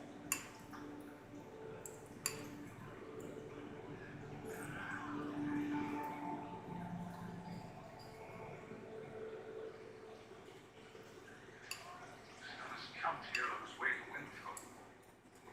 That's a good thing. He's the most experienced commander in Westeros. He chose this place for a reason. Those mountains are a natural fortification, so stream down there for the horses. Not stand here long. Another storm ahead. Right. Snows defeated Stannis as much as the wolves did.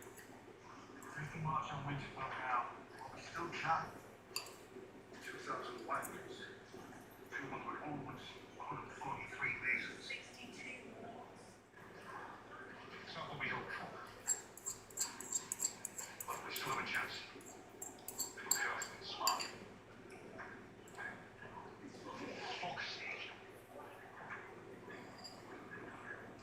So he's your most trusted advisor now. Because he secured 62 men. Several stand here talking to you. Stannis. Dan, you lost the right water who learned that Rama doesn't have a head. It's not enough. We need more men. There's no time. We went back to Castle Hub. I know that we'll come. We fight with the army we have.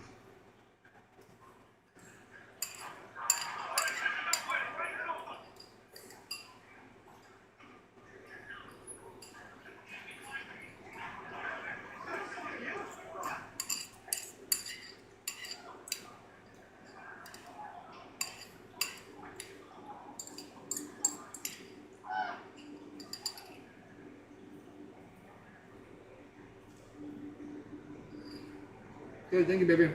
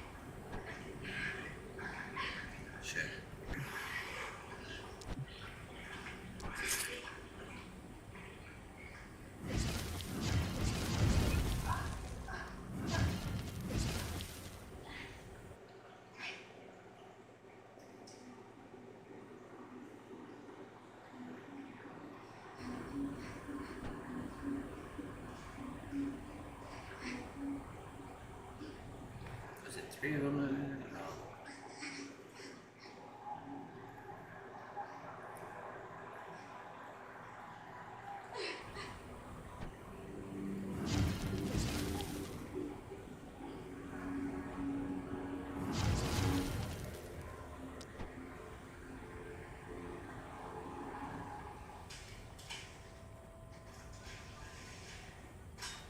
There you go.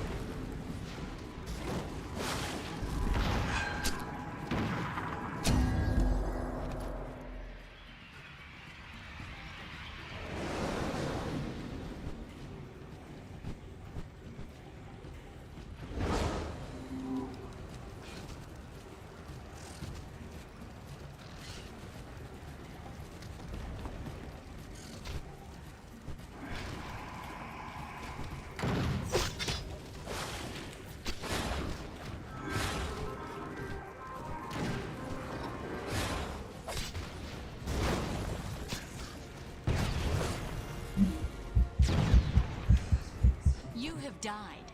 You can soul walk at your current location or respawn as... Oh, what the fuck?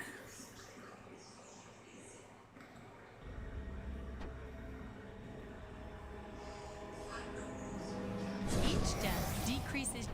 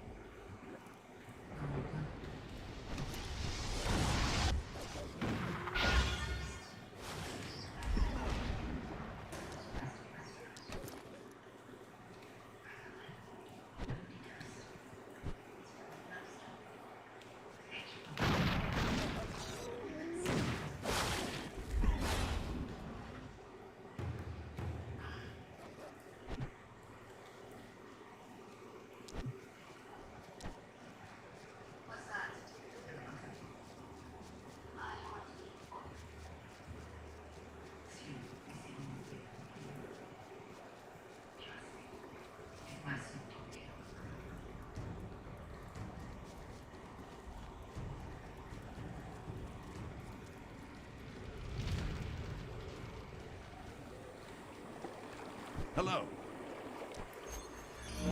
Hello, hello.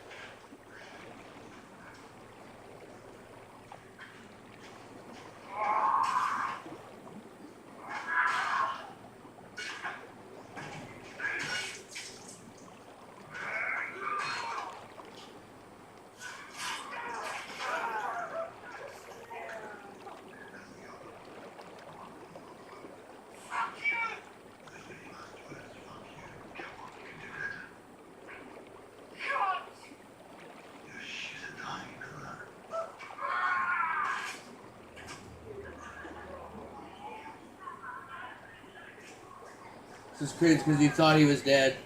Should have been dead.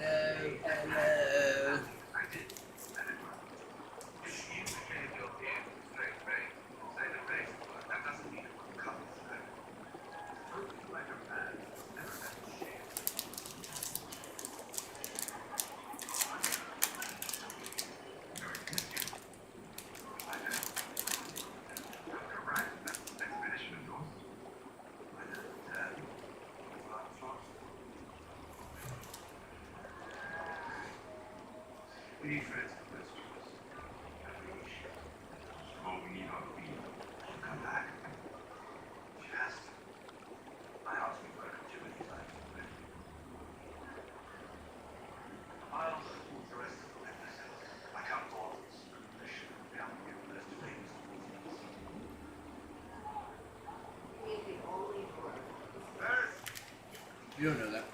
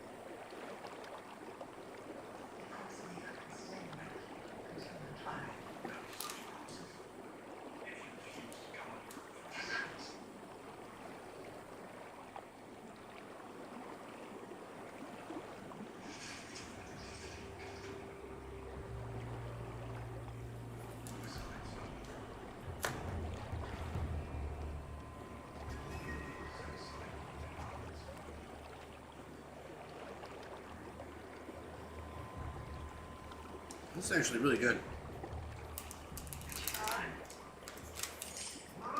Here, I'll let you try one. But I gotta try some of yours.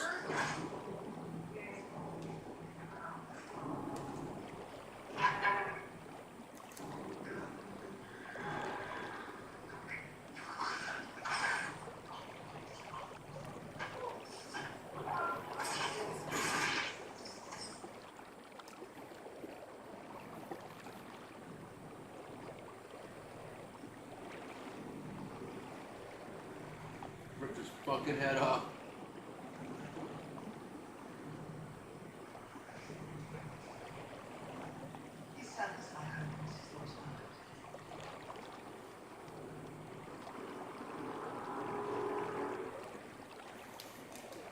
Are you stepping out? What? Put everything on pause for you.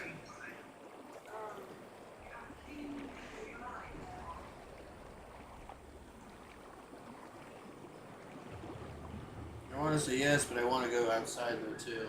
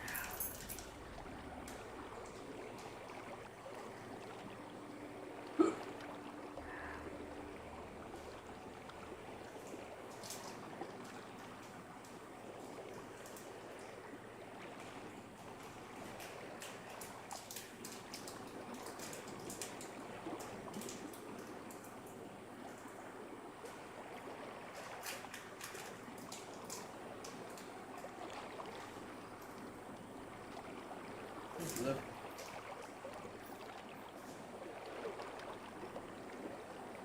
Oh.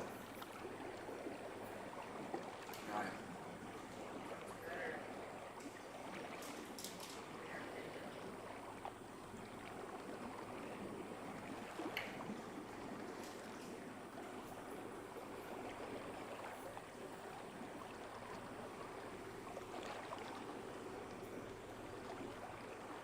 That's hard to say.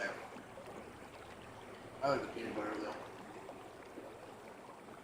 Don't get me wrong, I like salted caramel. I like peanut butter. Yeah, I like caramel more. That is fine, my love. Oh. Yeah, I don't know. Why?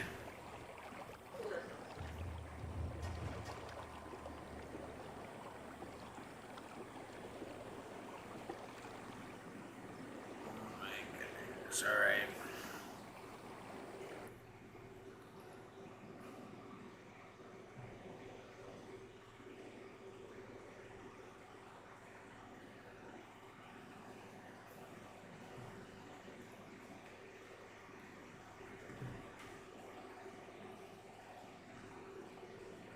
There's something deeply unsettling about silence. Not just the absence of sound, but the kind that hums with something wrong. The kind that hangs in the air like a held breath. That's the kind of silence neighbors began noticing from a lonely little farmstead in Bavaria, where smoke stopped rising from their chimney, where a child didn't show up for school, where nobody answered the door anymore. And what investigators would find days later behind that door, beneath the hay in the barn and under the sheets in the bedroom, would shake even the hardest men to their core. Because this wasn't just a murder. It was methodical, it was intimate, and it was as if someone had been watching them for weeks. And over 100 years later, we still don't know who did it. But what we do know is how it happened. And this is the story of Hinterkaifeck, one of the most disturbing unsolved crimes in history. Crime, conspiracy, cults, serial killers, and murder. All things that I love to consume, and I know you do too, you sick, twisted, beautiful, intellectually minded freak. Didn't expect that, did you? I came at you with the sexy voice. But anyway, today we are going through a horrifying case, a case that's horrifying also because it is unsolved. And not only that, it pretty much will never be solved because of how long ago it was. But I find it extremely interesting, one of the most interesting cases I've ever researched. So without further ado, let's unbuckle our seatbelts, go Mach 5 down the highway, slam on the brakes, and bust through this windshield into this unsolved case together.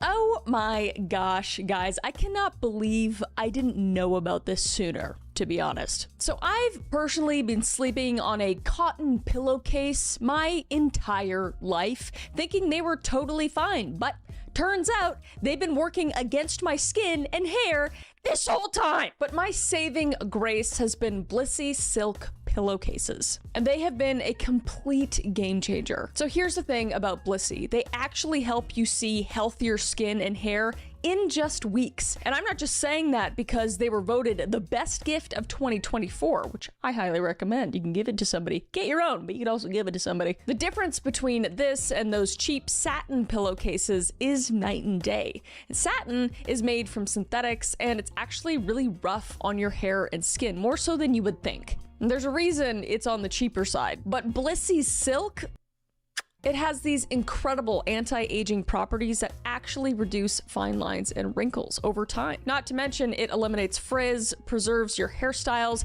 and protects color-treated hair, which is very important, especially because I'm a hairdresser, okay? I appreciate these things. And my dermatologist actually recommended silk pillowcases to me, and Blissy is dermatologist tested and clinically proven to not clog pores. Unlike cotton, that can actually trap bacteria and oils. And the silk fibers in the pillowcase are naturally hydrating, so they keep your skin moisturized all night long, which is really nice for me because I have really dry skin. Plus, they're antibacterial and hypoallergenic, which is amazing for sensitive skin. And I like this as well. They're naturally cooling and breathable. No more waking up all sweaty in the middle of the night. But I've personally been sleeping so much better since I switched. And the best part is that they're actually really easy to care for and machine washable. I was worried about that one, but you can't. And they have over 70 colors, including these new Wicked and Harry Potter lines that are so cute. And not to mention, Blissy has also been featured on Live with Kelly and Mark, The View, Oprah Daily, and Good Morning America. And they've sold over 3 million pillowcases for a reason.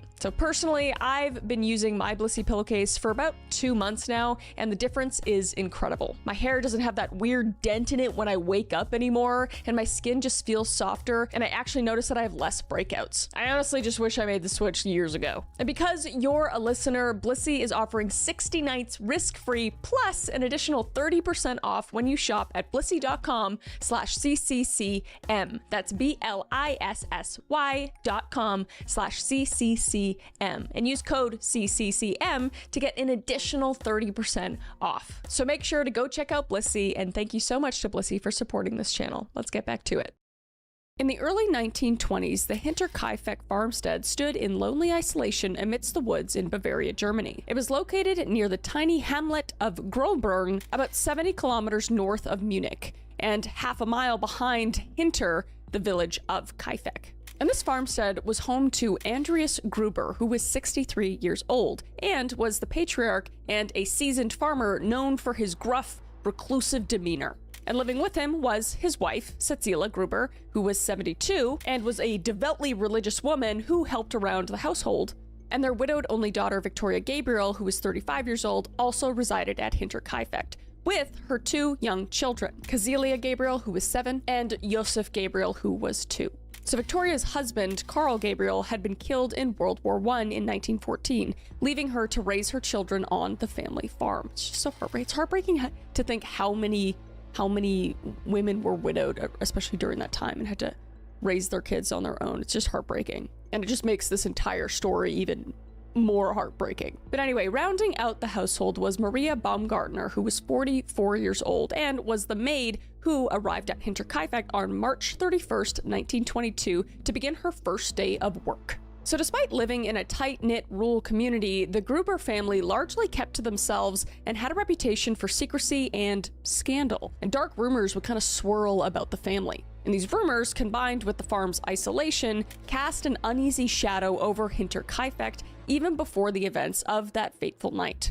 So as March 31st, 1922 dawned, none of the farm's 6 inhabitants could have imagined it would be the last day of their lives. And outwardly, the Grubers were a 3-generational farming family living under one roof. But their domestic life was far from ordinary. Victoria Gabriel, for example, widowed for several years, was financially and emotionally dependent on her domineering father, Andreas. And Andreas Gruber had a history of abuse, and it was actually documented in court that he had been SA-ing his daughter. And in 1915, both Andreas and Victoria were convicted and jailed for incest. Victoria was too, which is so fucked up, as if she had an option, as if she had a choice. But Andreas served a year in prison while Victoria served 1 month, as if that's any better. But despite this crime, Victoria returned to live at Hinterkaifeck, and the community's gossip about their illicit relationship never fully died down. So the scandal isolated the family socially, making neighbors wary and deepening the Grubers' reclusiveness. And further complicating the family's dynamics was the question of young Josef's parentage, because Victoria's toddler son, Josef, had been born in 1919, long after her husband's death, and his father's identity was hotly debated.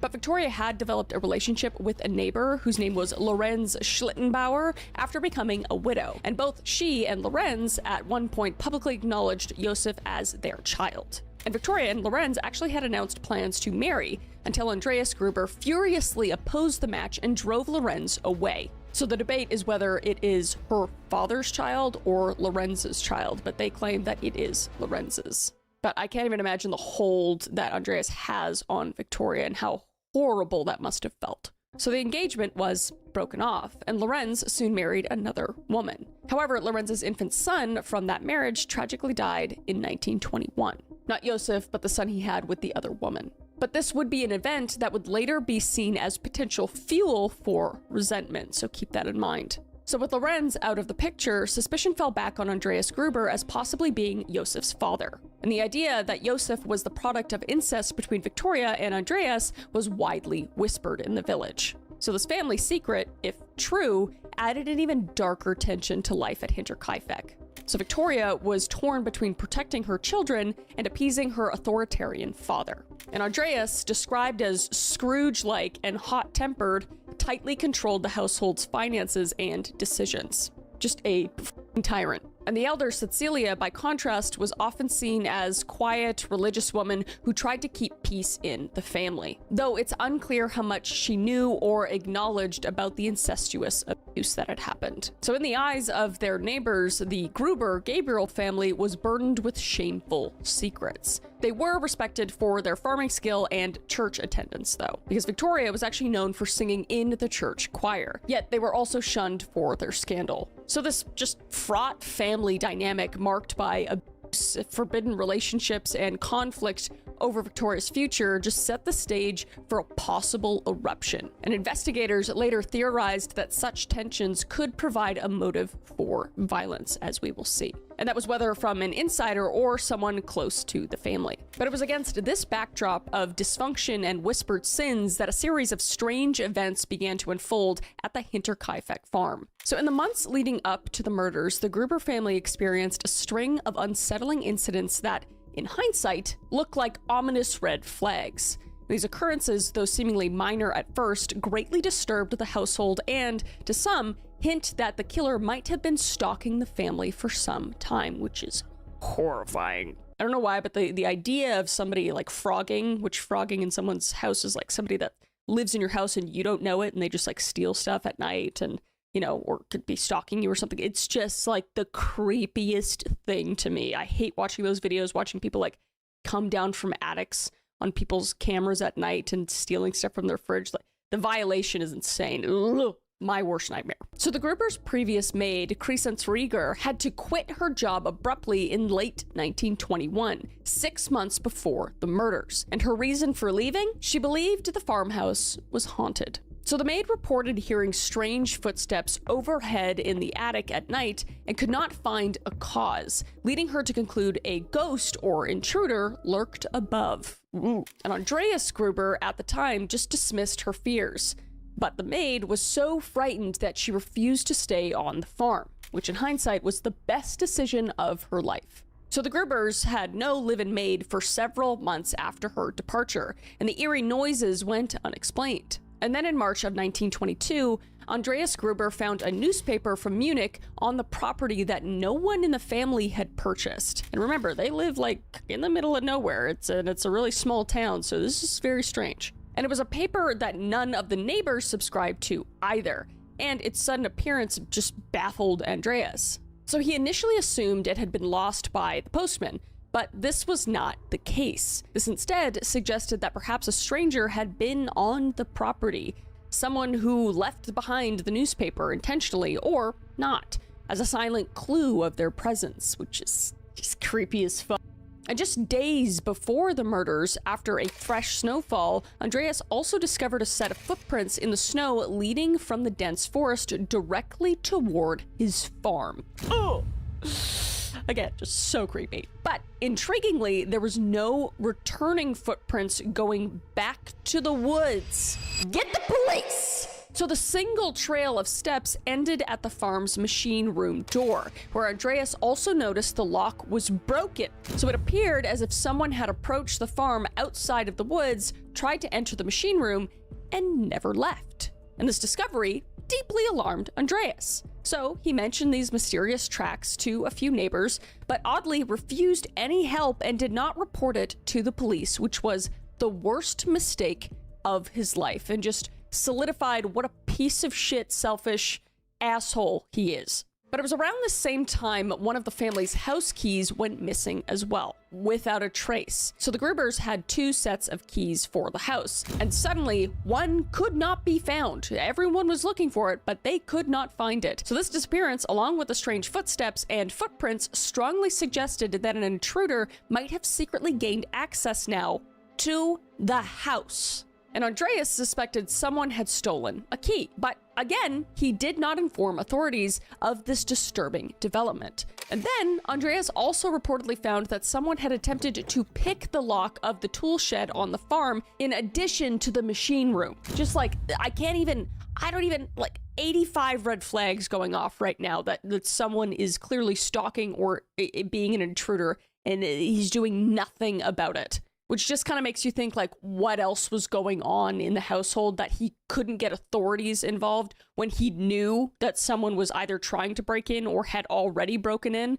It makes me squeamish. So in retrospect, all of these events form an eerie pattern. Footsteps in the attic, unexplained tracks from the forest, a lost key, odd noises, and a sense of just being watched, because the family reported just having that weird feeling of being watched. And it seemed as though someone was infiltrating the farm's sanctity, testing the locks and observing the family's routines. And each incident was small enough to write off as coincidence or imagination at the time.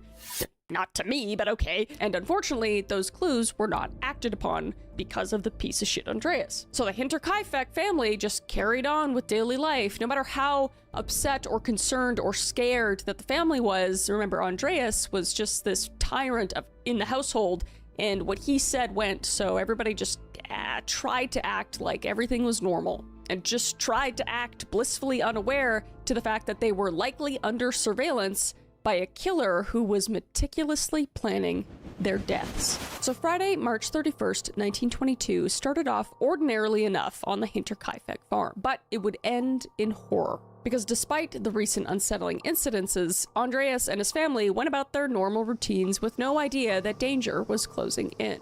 So they would tend to the livestock, worked the barn, and performed household chores.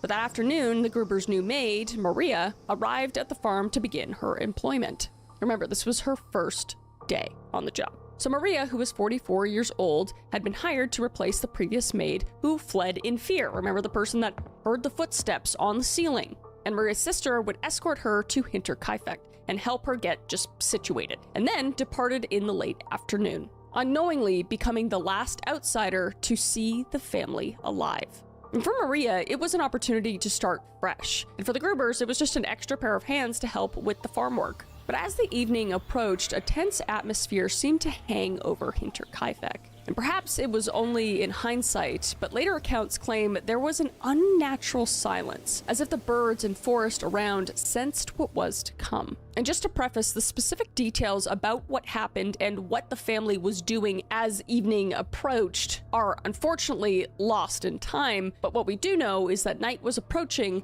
and a killer was likely already on the property, just lying in wait. And knowing what happened after the fact, we can do a pretty accurate reconstruction of what happened that night. So when nighttime approached Hinterkaifeck on March 31st, 1922, an unknown assailant prepared to execute their plan.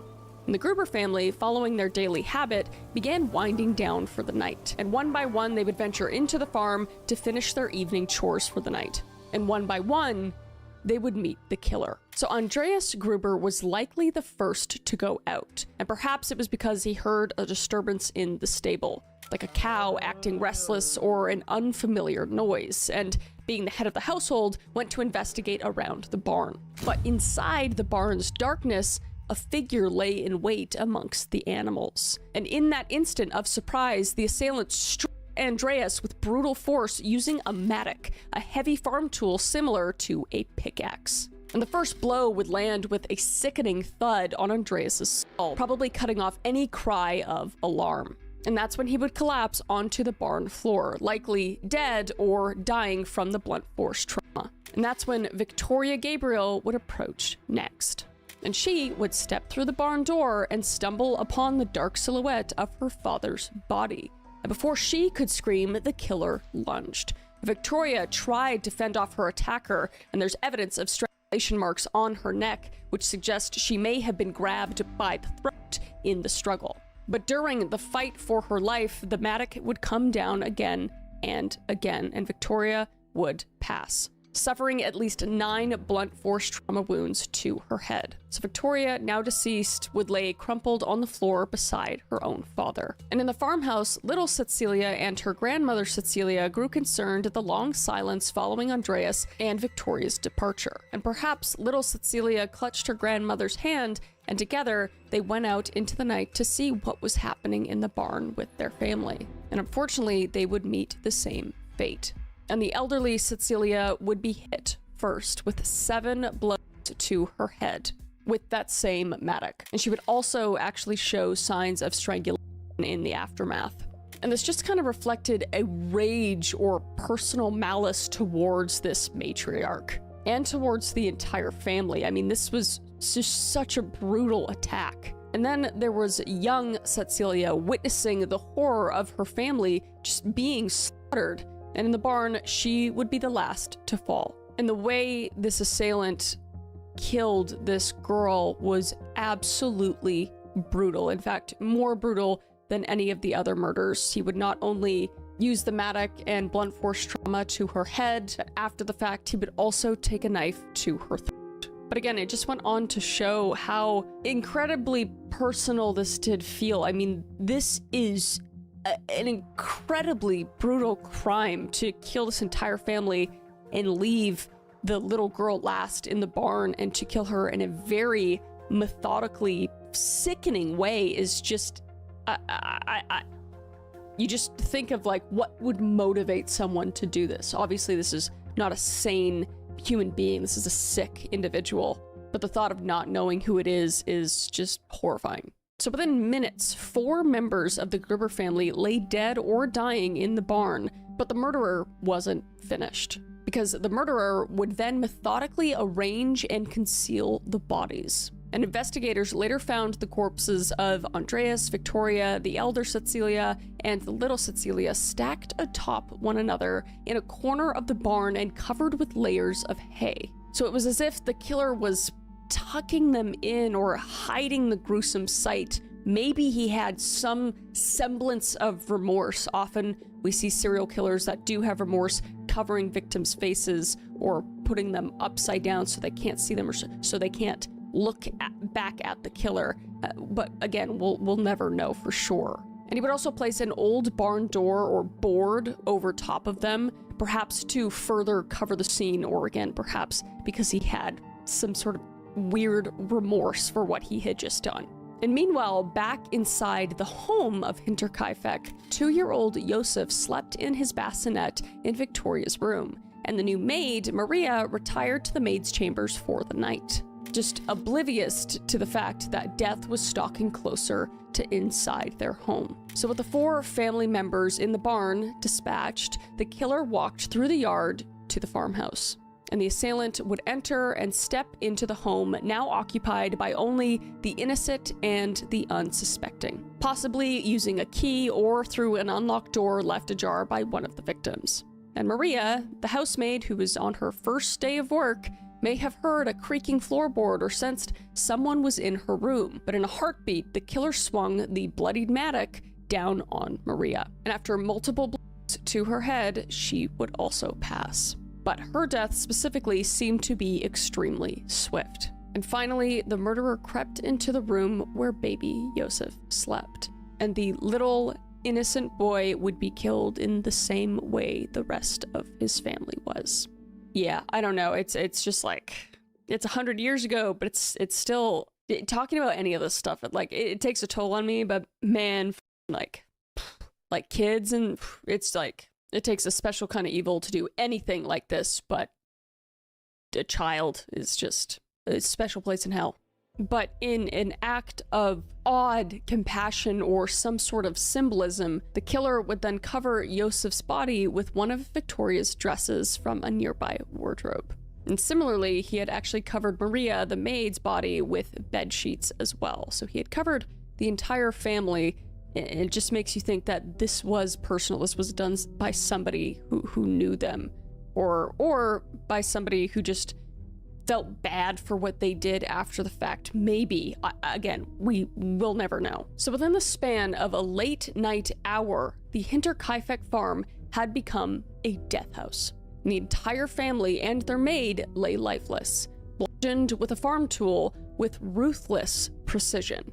And forensic examination later concluded that the weapon was likely the Gruber's own mattock, which the killer had found on the property and wielded expertly. And the slaughter was methodical and unhesitating, yet the covering of the bodies hints at a killer who was not completely indifferent after the act. And incredibly, evidence showed that at least one victim did not die immediately, and that was young Cecilia Gabriel, surviving a few agonizing hours in the pile of bodies that he stacked on top of each other. So she was still alive for hours after the fact, laying with her own family. It is actually, I can't even imagine it. Like, it's a horror movie. And forensic examiners knew this because clumps of her own hair were found torn out by her roots in her own hands, indicating that she had regained consciousness and, in terror or in pain, ripped out her own hair before finally succumbing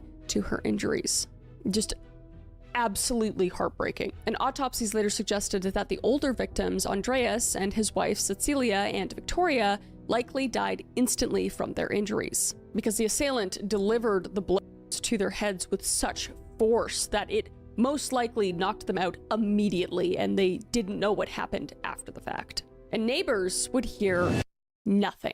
So with all of these foul, inhumane deeds done, one might assume that the murderer would flee immediately into the night. But the Hinterkaifeck case has one more ghastly twist, and that is that the killer did not leave the farm, at least not right away. So investigators painstakingly reconstructed the likely sequence in which the victims were killed, drawing on blood evidence, positions of the bodies, and autopsy findings. And the forensic reconstruction of their deaths leads to the sobering realization that the entire family was systematically executed. Adult male first to eliminate the biggest threat, adult woman next, then the child, and finally the defenseless maid and infant. And such a methodical approach suggests planning and familiarity. So the killer knew the layout of the farm and the habits of its residents. For instance, that the family might respond one by one to strange noises, and that the baby slept in Victoria's room. There were no signs of firearm use or overt struggle either, because all the violence was inflicted with a melee weapon at close quarters, in a very confined space, and with surprising stealth. And the order of deaths is also telling in terms of motive, because the fact that every single person, including the 2-year-old Josef, was brutally murdered indicates the assailant's goal was to leave no witnesses and completely annihilate the family line. So this was more than just a quick crime of opportunity. It had all the hallmarks of an extermination driven by deep anger or hatred. And as one police inspector later noted, the ferocity of the killings and targeting of even the baby suggest a personal vendetta at play. And perhaps the most unsettling aspect of the Hinterkaifeck murders is what happened after the family was dead. Because instead of fleeing immediately, the killer remained on the farm for several days, living among the 6 corpses. And this is supported by numerous clues, because neighbors and later police discovered that the Gruber's livestock were fed and tended in the days following the murders. And by all rights, the animals should have been bawling with hunger or dying of thirst if left unattended for long. But when the farm was finally checked on April 4th, the cattle appeared well fed, and the Pomeranian watchdog was tied up and healthy looking, though barking furiously. And this suggests that the murderer was comfortable enough and sufficiently familiar with farm work to maintain the daily routine and keep the animals calm, which is all kinds of up. Again, like, I can't even wrap my head around the case. Like, I can't imagine that this is real, but it very much is, and it's just incredibly sickening. And also, inside the house, evidence showed that the killer helped himself to the family's food supplies, because the entire supply of bread in the kitchen had been consumed, and slices of meat had been cut from the pantry stores, and the stove had been used to cook meals. And even neighbors reported seeing smoke rising from the chimney over the weekend, indicating that someone had lit fires after the family was dead. In fact, on the night of April 1st, the night after the murders, a passerby named Michael Plakel walked near Hinterkaifeck and noticed the oven was heated and emanating a foul smoke.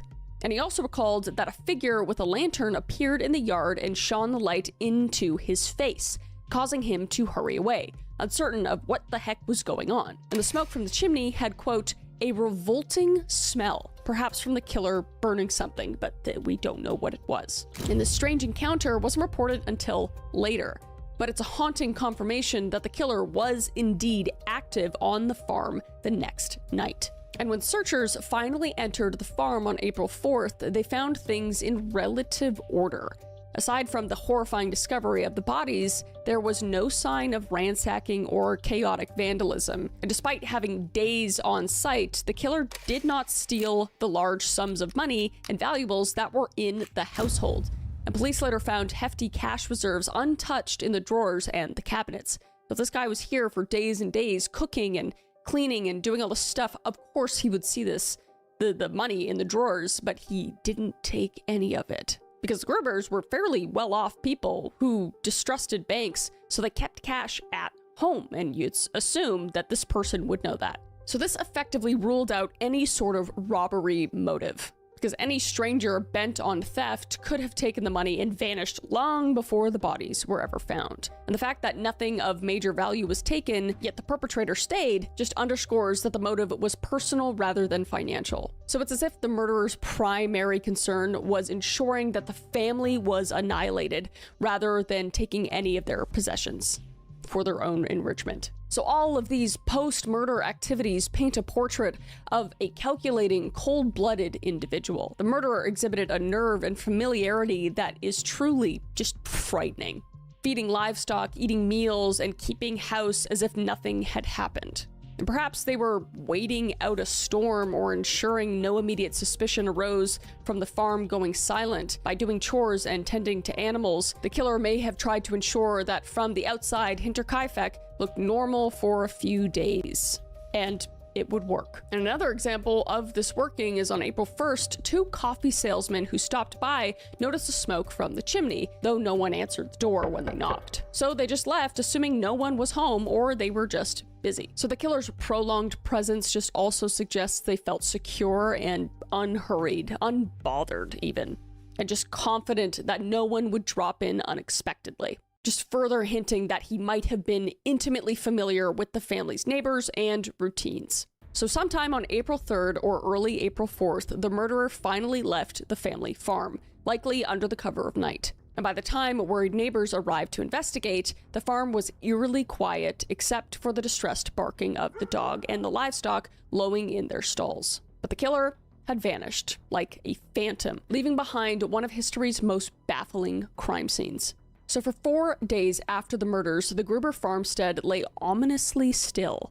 And neighbors gradually noticed the family's unusual absence, and 7-year-old Cecilia did not show up for school on Saturday, April 1st, nor the following Monday or Tuesday. Victoria, who was a faithful member of the church choir, missed Sunday service on April 2nd, raising eyebrows since she seldom skipped church, and mail began to pile up at the local post office because the family hadn't picked up their post in days. So these signs of trouble prompted concerns, and neighbors would take action. So on Tuesday, April 4th, Albert Hoffner, a mechanic, arrived at Hinterkaifeck, and he would go there to repair an engine. And Hoffner would just wait around for about an hour, knocking on doors and calling out, but nobody greeted him. So frustrated, but needing to finish his job, Hoffner went ahead and spent several hours fixing the engine in the yard, not knowing that the entire family lay dead in the barn and in the home. And after completing the repairs, he just left, later remarking that the situation did feel odd.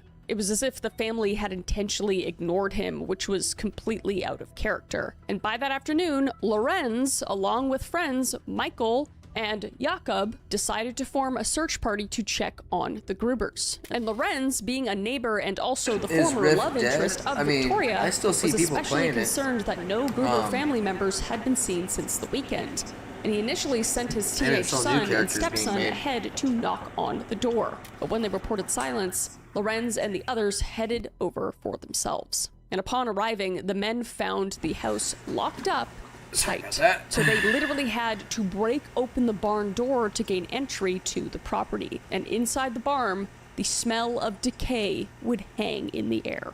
And Lorenz and the others stepped into the gloomy stable and stumbled upon a dreadful sight that would haunt them.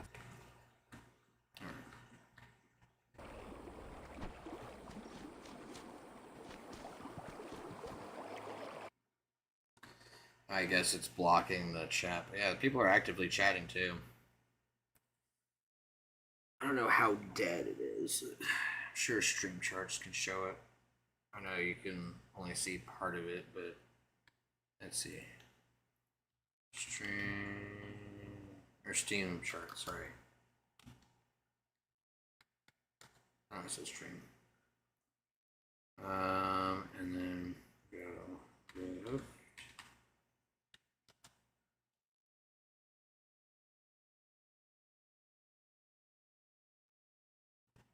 On Steam, 30-day average is about 140 people. So yeah, it's pretty dead.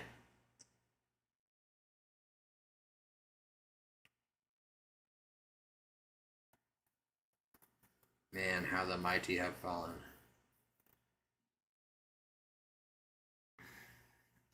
Now this is just off of Steam. So I don't know exactly how that represents across their own area that they downloaded. Baby, you coming or what? Mm-hmm.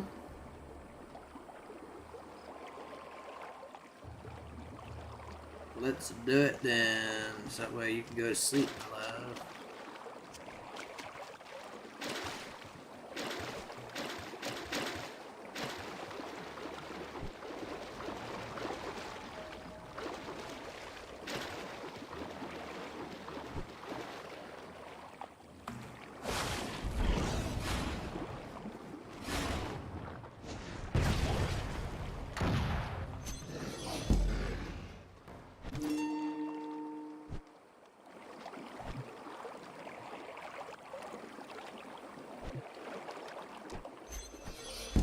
Shit, I forgot to sell stuff.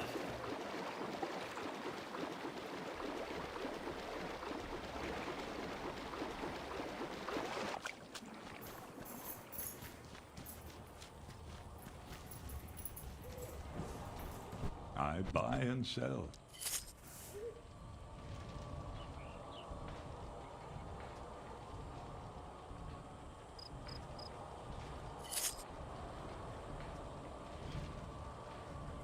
Always a pleasure.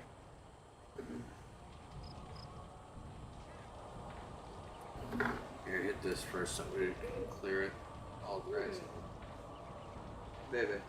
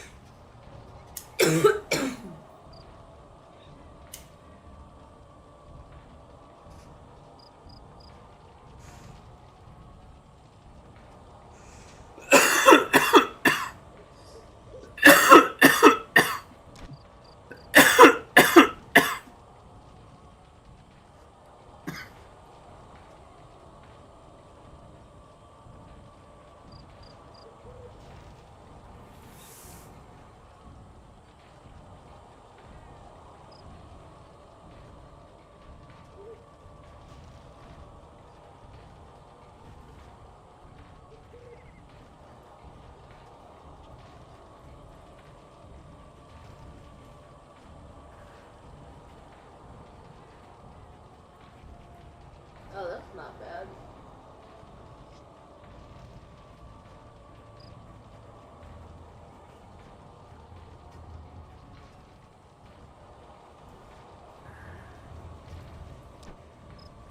What?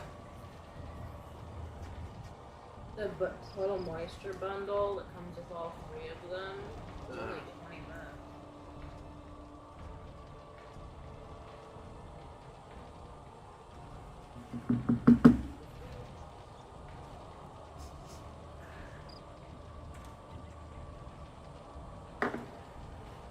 I keep forgetting how big these earrings are.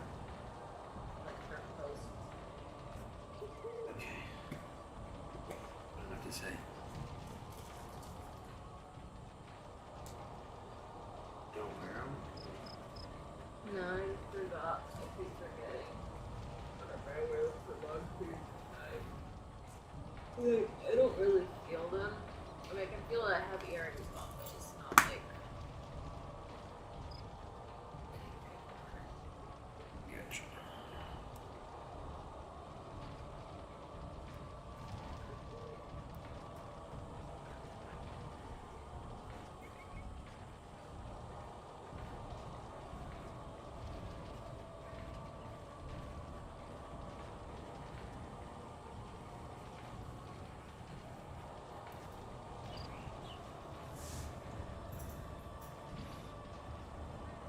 Depending on who all ends up showing up, having a couple of joints or something wouldn't be a bad idea for a reunion.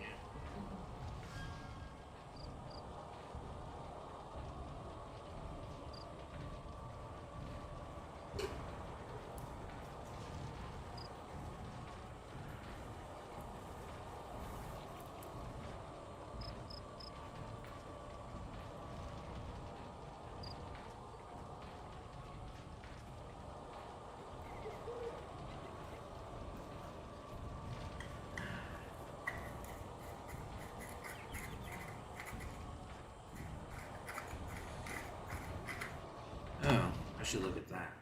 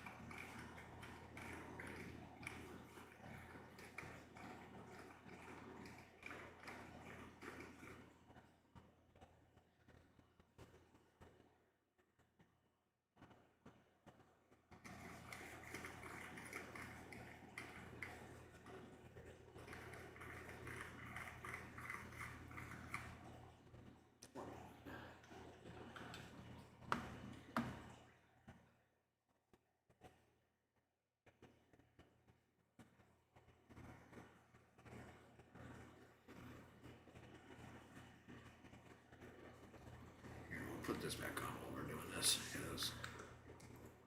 Forever. Because in the corner of the barn, they discovered what looked like a pile of hay and straw covering irregular shapes. So when removing the hay, the men uncovered the bloodied, battered corpses of Andreas, Cecilia Sr., Victoria, and little Cecilia stacked on top of each other. And the state of the bodies when they were found were grotesque, because the blunt force trauma wounds on their heads were substantial, making them almost unrecognizable. It was just a picture of horror. But Lorenz would then do something curious, because while his companions were horrified and hesitant, he proceeded to unlock the front door of the farmhouse and enter alone. And accounts differ on whether Lorenz had a key. Some say he produced one that fit the door, which was a bit suspicious, while others say he found the key in the lock, or that one of the barn doors was simply unlocked from the inside. But in any case, Lorenz went into the silent farmhouse ahead of the others.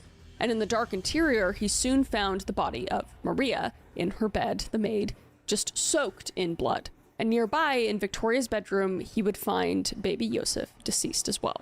So the search party had confirmed the worst. All 6 residents of Hinterkaifeck were dead and clearly murdered.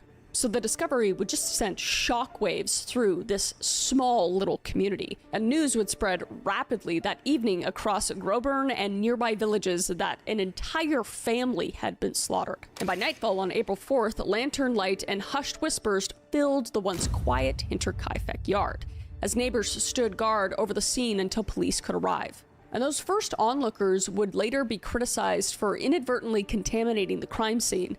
But in the moment, they were just villagers grappling with the enormity of what had just happened. And of course, back then, we didn't know anything about forensics, really. But they could just not comprehend who would commit such a monstrous act. And was the killer some outsider who had fled, or were they a local? But the next morning, investigators from Munich would arrive to begin piecing together this grim puzzle. And the tragedy had been uncovered, but the real mystery was only beginning. Because who the hell killed the Gruber family? And why? And the answer would prove frustratingly elusive. So the police investigation into the Hinterkaifeck murders was launched on April 5th, 1922, led by Inspector Georg Reingruber and his team from Munich. And from the outset, the case posed immense challenges, because by the time the officers reached the farm, countless curious neighbors had already trampled through the scene, moving bodies, and handling potential evidence. In fact, it's reported that some neighbors had even cooked meals in the kitchen and helped themselves to the family's coffee while, quote, standing watch over the bodies prior to the police arriving. Which, again, it's a different time. You don't know about forensic stuff, but they knew, you know not to go in and move bodies. My God. But I don't know. I feel like I can't really say anything at this point because very small town, they're all close-knit, and although this family was obviously on the outskirts, especially with all the scandals, they just probably felt like they were helping in some weird way. But this egregious contamination destroyed any pristine forensic clues. Footprints, fingerprints, and other trace evidence were hopelessly compromised. And nevertheless, Inspector Reingruber began the meticulous work of documenting the crime scene as it remained, because that's all he could work with. So the bodies were examined where they lay in the barn and house. And on April 5th, court physician Dr. Johann Baptist Allmuller arrived and performed autopsies on site in the barn's coach house.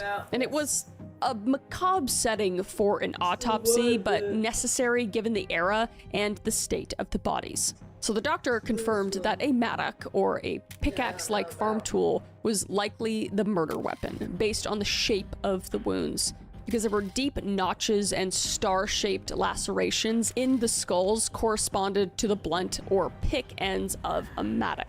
But strangely, no mattock was immediately found at the scene during the initial search, leaving investigators perplexed about the weapon's whereabouts. And the gruesome details confirmed that all victims were murdered with the same tools and with extraordinary brutality. And the doctor also made the decision to remove all 6 victims' heads during the autopsy. And the skulls were sent to Munich for further forensic examination. And bizarrely, they would also later send the heads to clairvoyants in an attempt to physically divine the killer, which obviously did not work, but in this day and age, they kind of tried anything. Because without modern forensics, investigators sometimes tried anything, even the occult, to get leads, but the decapitated bodies were thereafter buried without their heads, which feels so wrong. Like, I understand, but it just feels very sick. So initial police work canvassed the farm and immediate surroundings for clues. And they noted that none of the doors or windows showed forced entry, apart from those the search party broke themselves. And this hinted that the killer either had a key or accessed the house while it was unlocked, lending weight to the missing key incident reported. Because remember, it was reported by Andreas, but he said, no, we don't need any help, it's fine. And in the attic, investigators found evidence that someone may have been living there for some time, because they discovered makeshift bedding in the hayloft and some food scraps, as well as human feces in the corner of the attic. And this creepy find just supported the former maid's claims of hearing an intruder in the attic. And it suggests the murderer perhaps hid in the attic loft in the days or even weeks leading up to the crime. It's just spying on the family, just surveying the situation. And they also found footprints in the dusty rafters, and disturbed layer of dust indicated a recent occupation. So despite the challenges, the investigation did uncover several key clues and findings that directed suspicion and informed theories. And it would become indisputable that the perpetrator remained at Hinterkaifeck for several days after March 31st, after the night of the murders. And all the evidence of animal care and meal preparation was documented by police. And this fact shaped the profile of the killer entirely. He was likely local or connected, someone who felt at ease literally living with the dead and confident enough to linger. And there was no robbery motive, because investigators found large amounts of cash and valuables untouched in the house. So this quashed the initial hypothesis that vagrants or robbers were responsible for the murders, since nothing significant was stolen. So the motive seemed personal rather than financially driven, like we were discussing before. And initially, the murder weapon was missing, but in 1923, during the demolition of the farm buildings, the suspected weapon was finally discovered. And this distinctive farm mattock was found hidden in the hayloft of the barn roof, tucked above the rafters. And it was like... What?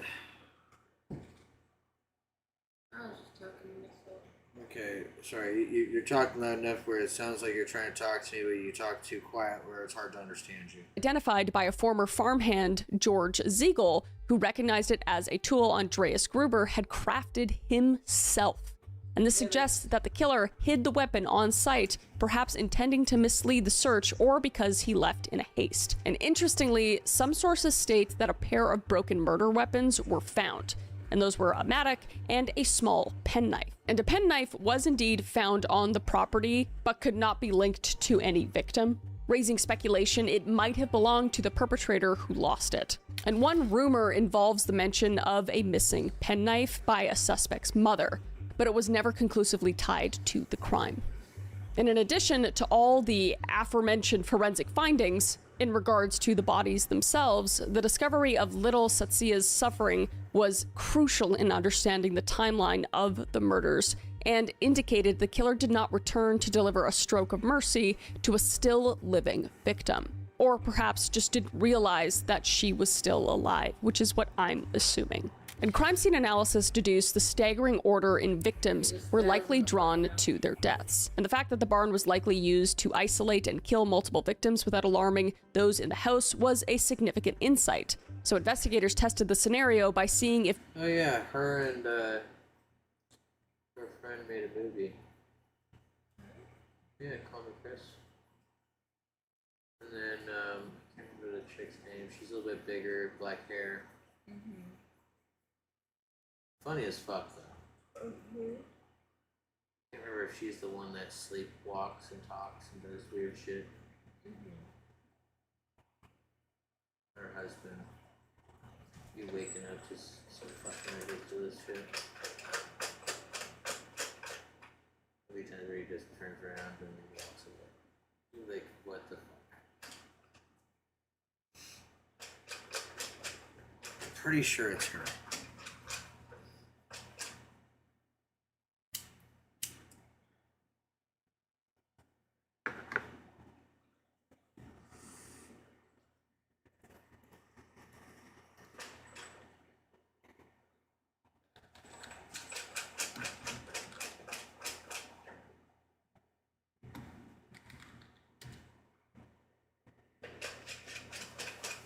Yeah, it is.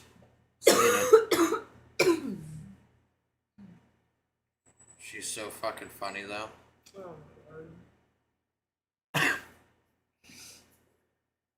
Hey guys, it's Selena Spooky Boo here, and welcome to the official Selena Spooky Boo Sleepwalking compilation. Everything in order that they came out, and a couple things you might not have seen yet. So I know there's lots out there, but this is the one.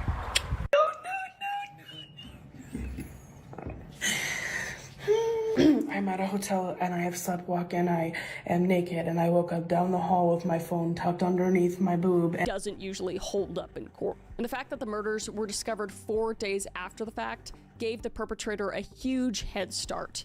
And by April 4th, any murderer could have been long gone, or could blend back into normal life if he was a local. And the passage of time also meant any physical signs beyond the farm, i.e. the footprints in surrounding proof of any kind of murder very well. And he also knew the area very, very well, and the schedules of people and what happened and everything. And Lorenz had disputes with Andreas and Victoria. And some say that Lorenz and Andreas often argued over field boundaries or Andreas's treatment of Victoria. And if not Lorenz himself, the suspect would be someone local with a grudge, as Andreas did have a rather difficult person in 1941. And decades later, the 2007 Police Academy review of the case indicted not provable. And another stranger suspect proposed was an unnamed thief or convict who had learned of the farm's reputed wealth. And according to the account, a man named Peter Weber had, in 1919, told fellow laborer Joseph Betts about a remote farm with an old couple, hinting they could rob it easily, even suggesting killing the old man, Andreas, for his money. But Betts didn't bite at the off one, doesn't fit at all. But the serial killer one could work. It absolutely could work. I have no idea. And theory 4 was inheritance, because there was potential suspects who included people who knew the family and who also knew the family had money and would gain financially from their deaths. And this ranges from opportunistic criminals to extended family or even acquaintances. And a few names emerged from this. One was the Bickler brothers, Anton and Carl, and a man named Georg Siegel were implicated by former maid Crescence Rager, the one that left because she heard footsteps in the attic. And Anton had worked on the farm and allegedly said the family, quote, ought to be dead, possibly eyeing their money. And the maid noted that the normally vicious farm dog never barked at Anton, implying he could move about the farm without alarming the family or the dog. And she also recounted a night when a stranger, whom she thought was Carl, talked to her through a window. So the Becklers and Segal were suspected of plotting a robbery, knowing the farm layout and fortune. And Segal, in fact, allegedly stole some small items from the farm in 1920 and knew Andreas kept money in the house. And he also claimed to have carved the very wooden handle of the mattock years before, knowing it was kept in the barn passage. But despite the suspicious indicators, there was no direct evidence tying them to the murder that night. Anton and Carl Bickler had criminal reputations for theft, but no charges for the murders stuck. And the Thaler brothers, Josef and Andreas, were two local troublemakers known for burglaries. And the same former maid recalled that Josef Thaler once stood outside her window asking about which family members slept where and boasting he knew that they had a lot of money, which is creepy. And also, people apparently liked talking to this former maid through her window a lot, which is weird. But she suspected that the Thalers might have spied on the farm and conspired to rob it. And when she didn't answer Josef's question, she noticed another person's silhouette near the machine house, suggesting Josef wasn't alone. And like the Bicklers, the Thalers were investigated but never formally accused due to zero evidence. And then there was extended family, because Andreas and Cecilia Gruber had surviving relatives, like Andreas's estranged brothers or distant kin, and Victoria's in-laws, the Gabriels. But none appeared to have had a clear claim or interest in the estate. But it wasn't fully ruled out that a relative might have wanted to gain inheritance or settle a familial grudge. And ultimately, no extended family members were implicated in the murders. But each theory mentioned has its allure and its flaws. And to date, no theory has emerged that satisfies all of the facts conclusively. And most researchers lean toward a personal motive, hence suspects like Lorenz or someone close, because of the nature of the crime.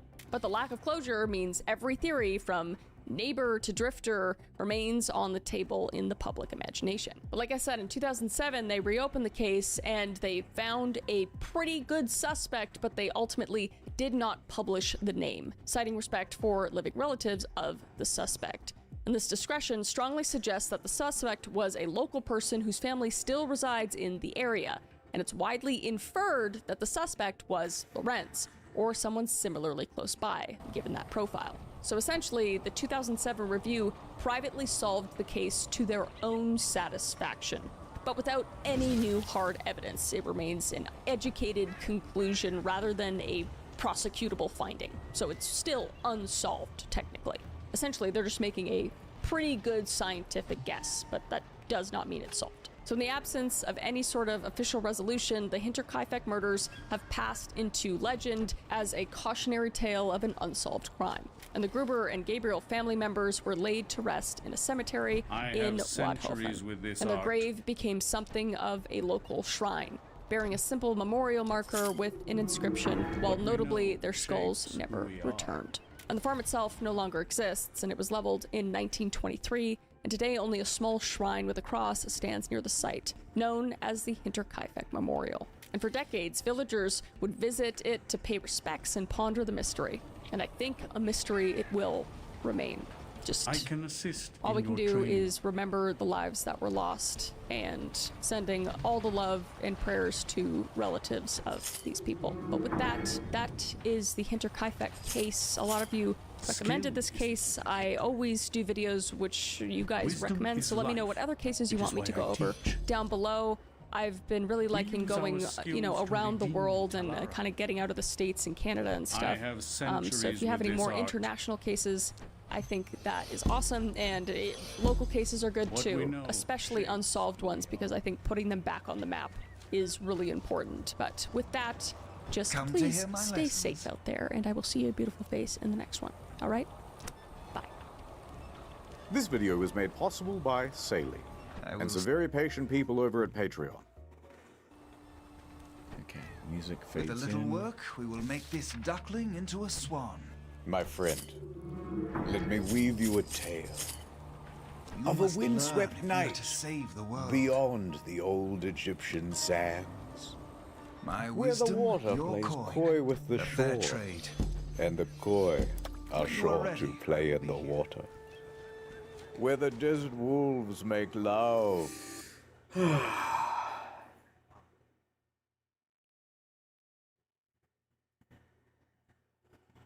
I'm sure you guys have seen those videos where they take a rusty pan and they use electricity to get the rust off.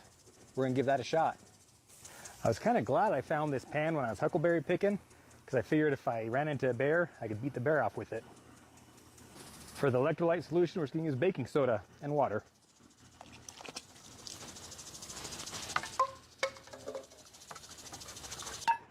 Now, I've never done this before, so we're gonna find out together if it works.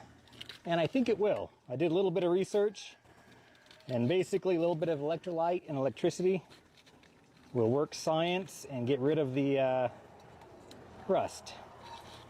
I hope. So I'm using just an old drill bit for my anode. Basically this will absorb the rust and the rest will come off of here, supposedly.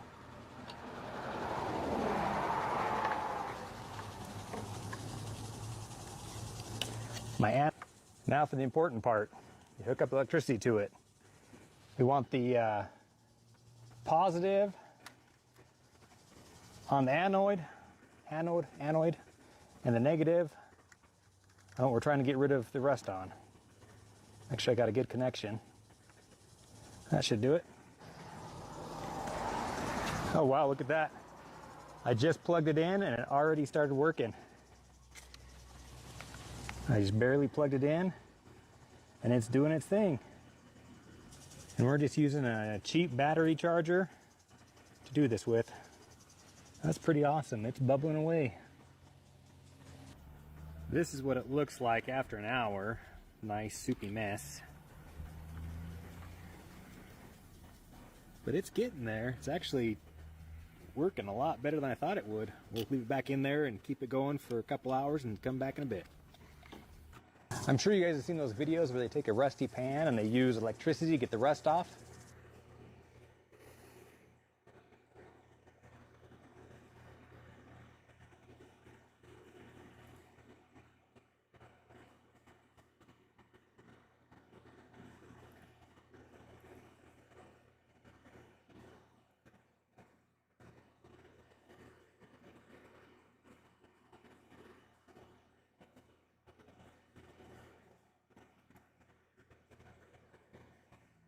Ivan Lester McGuire was a 35-year-old scout.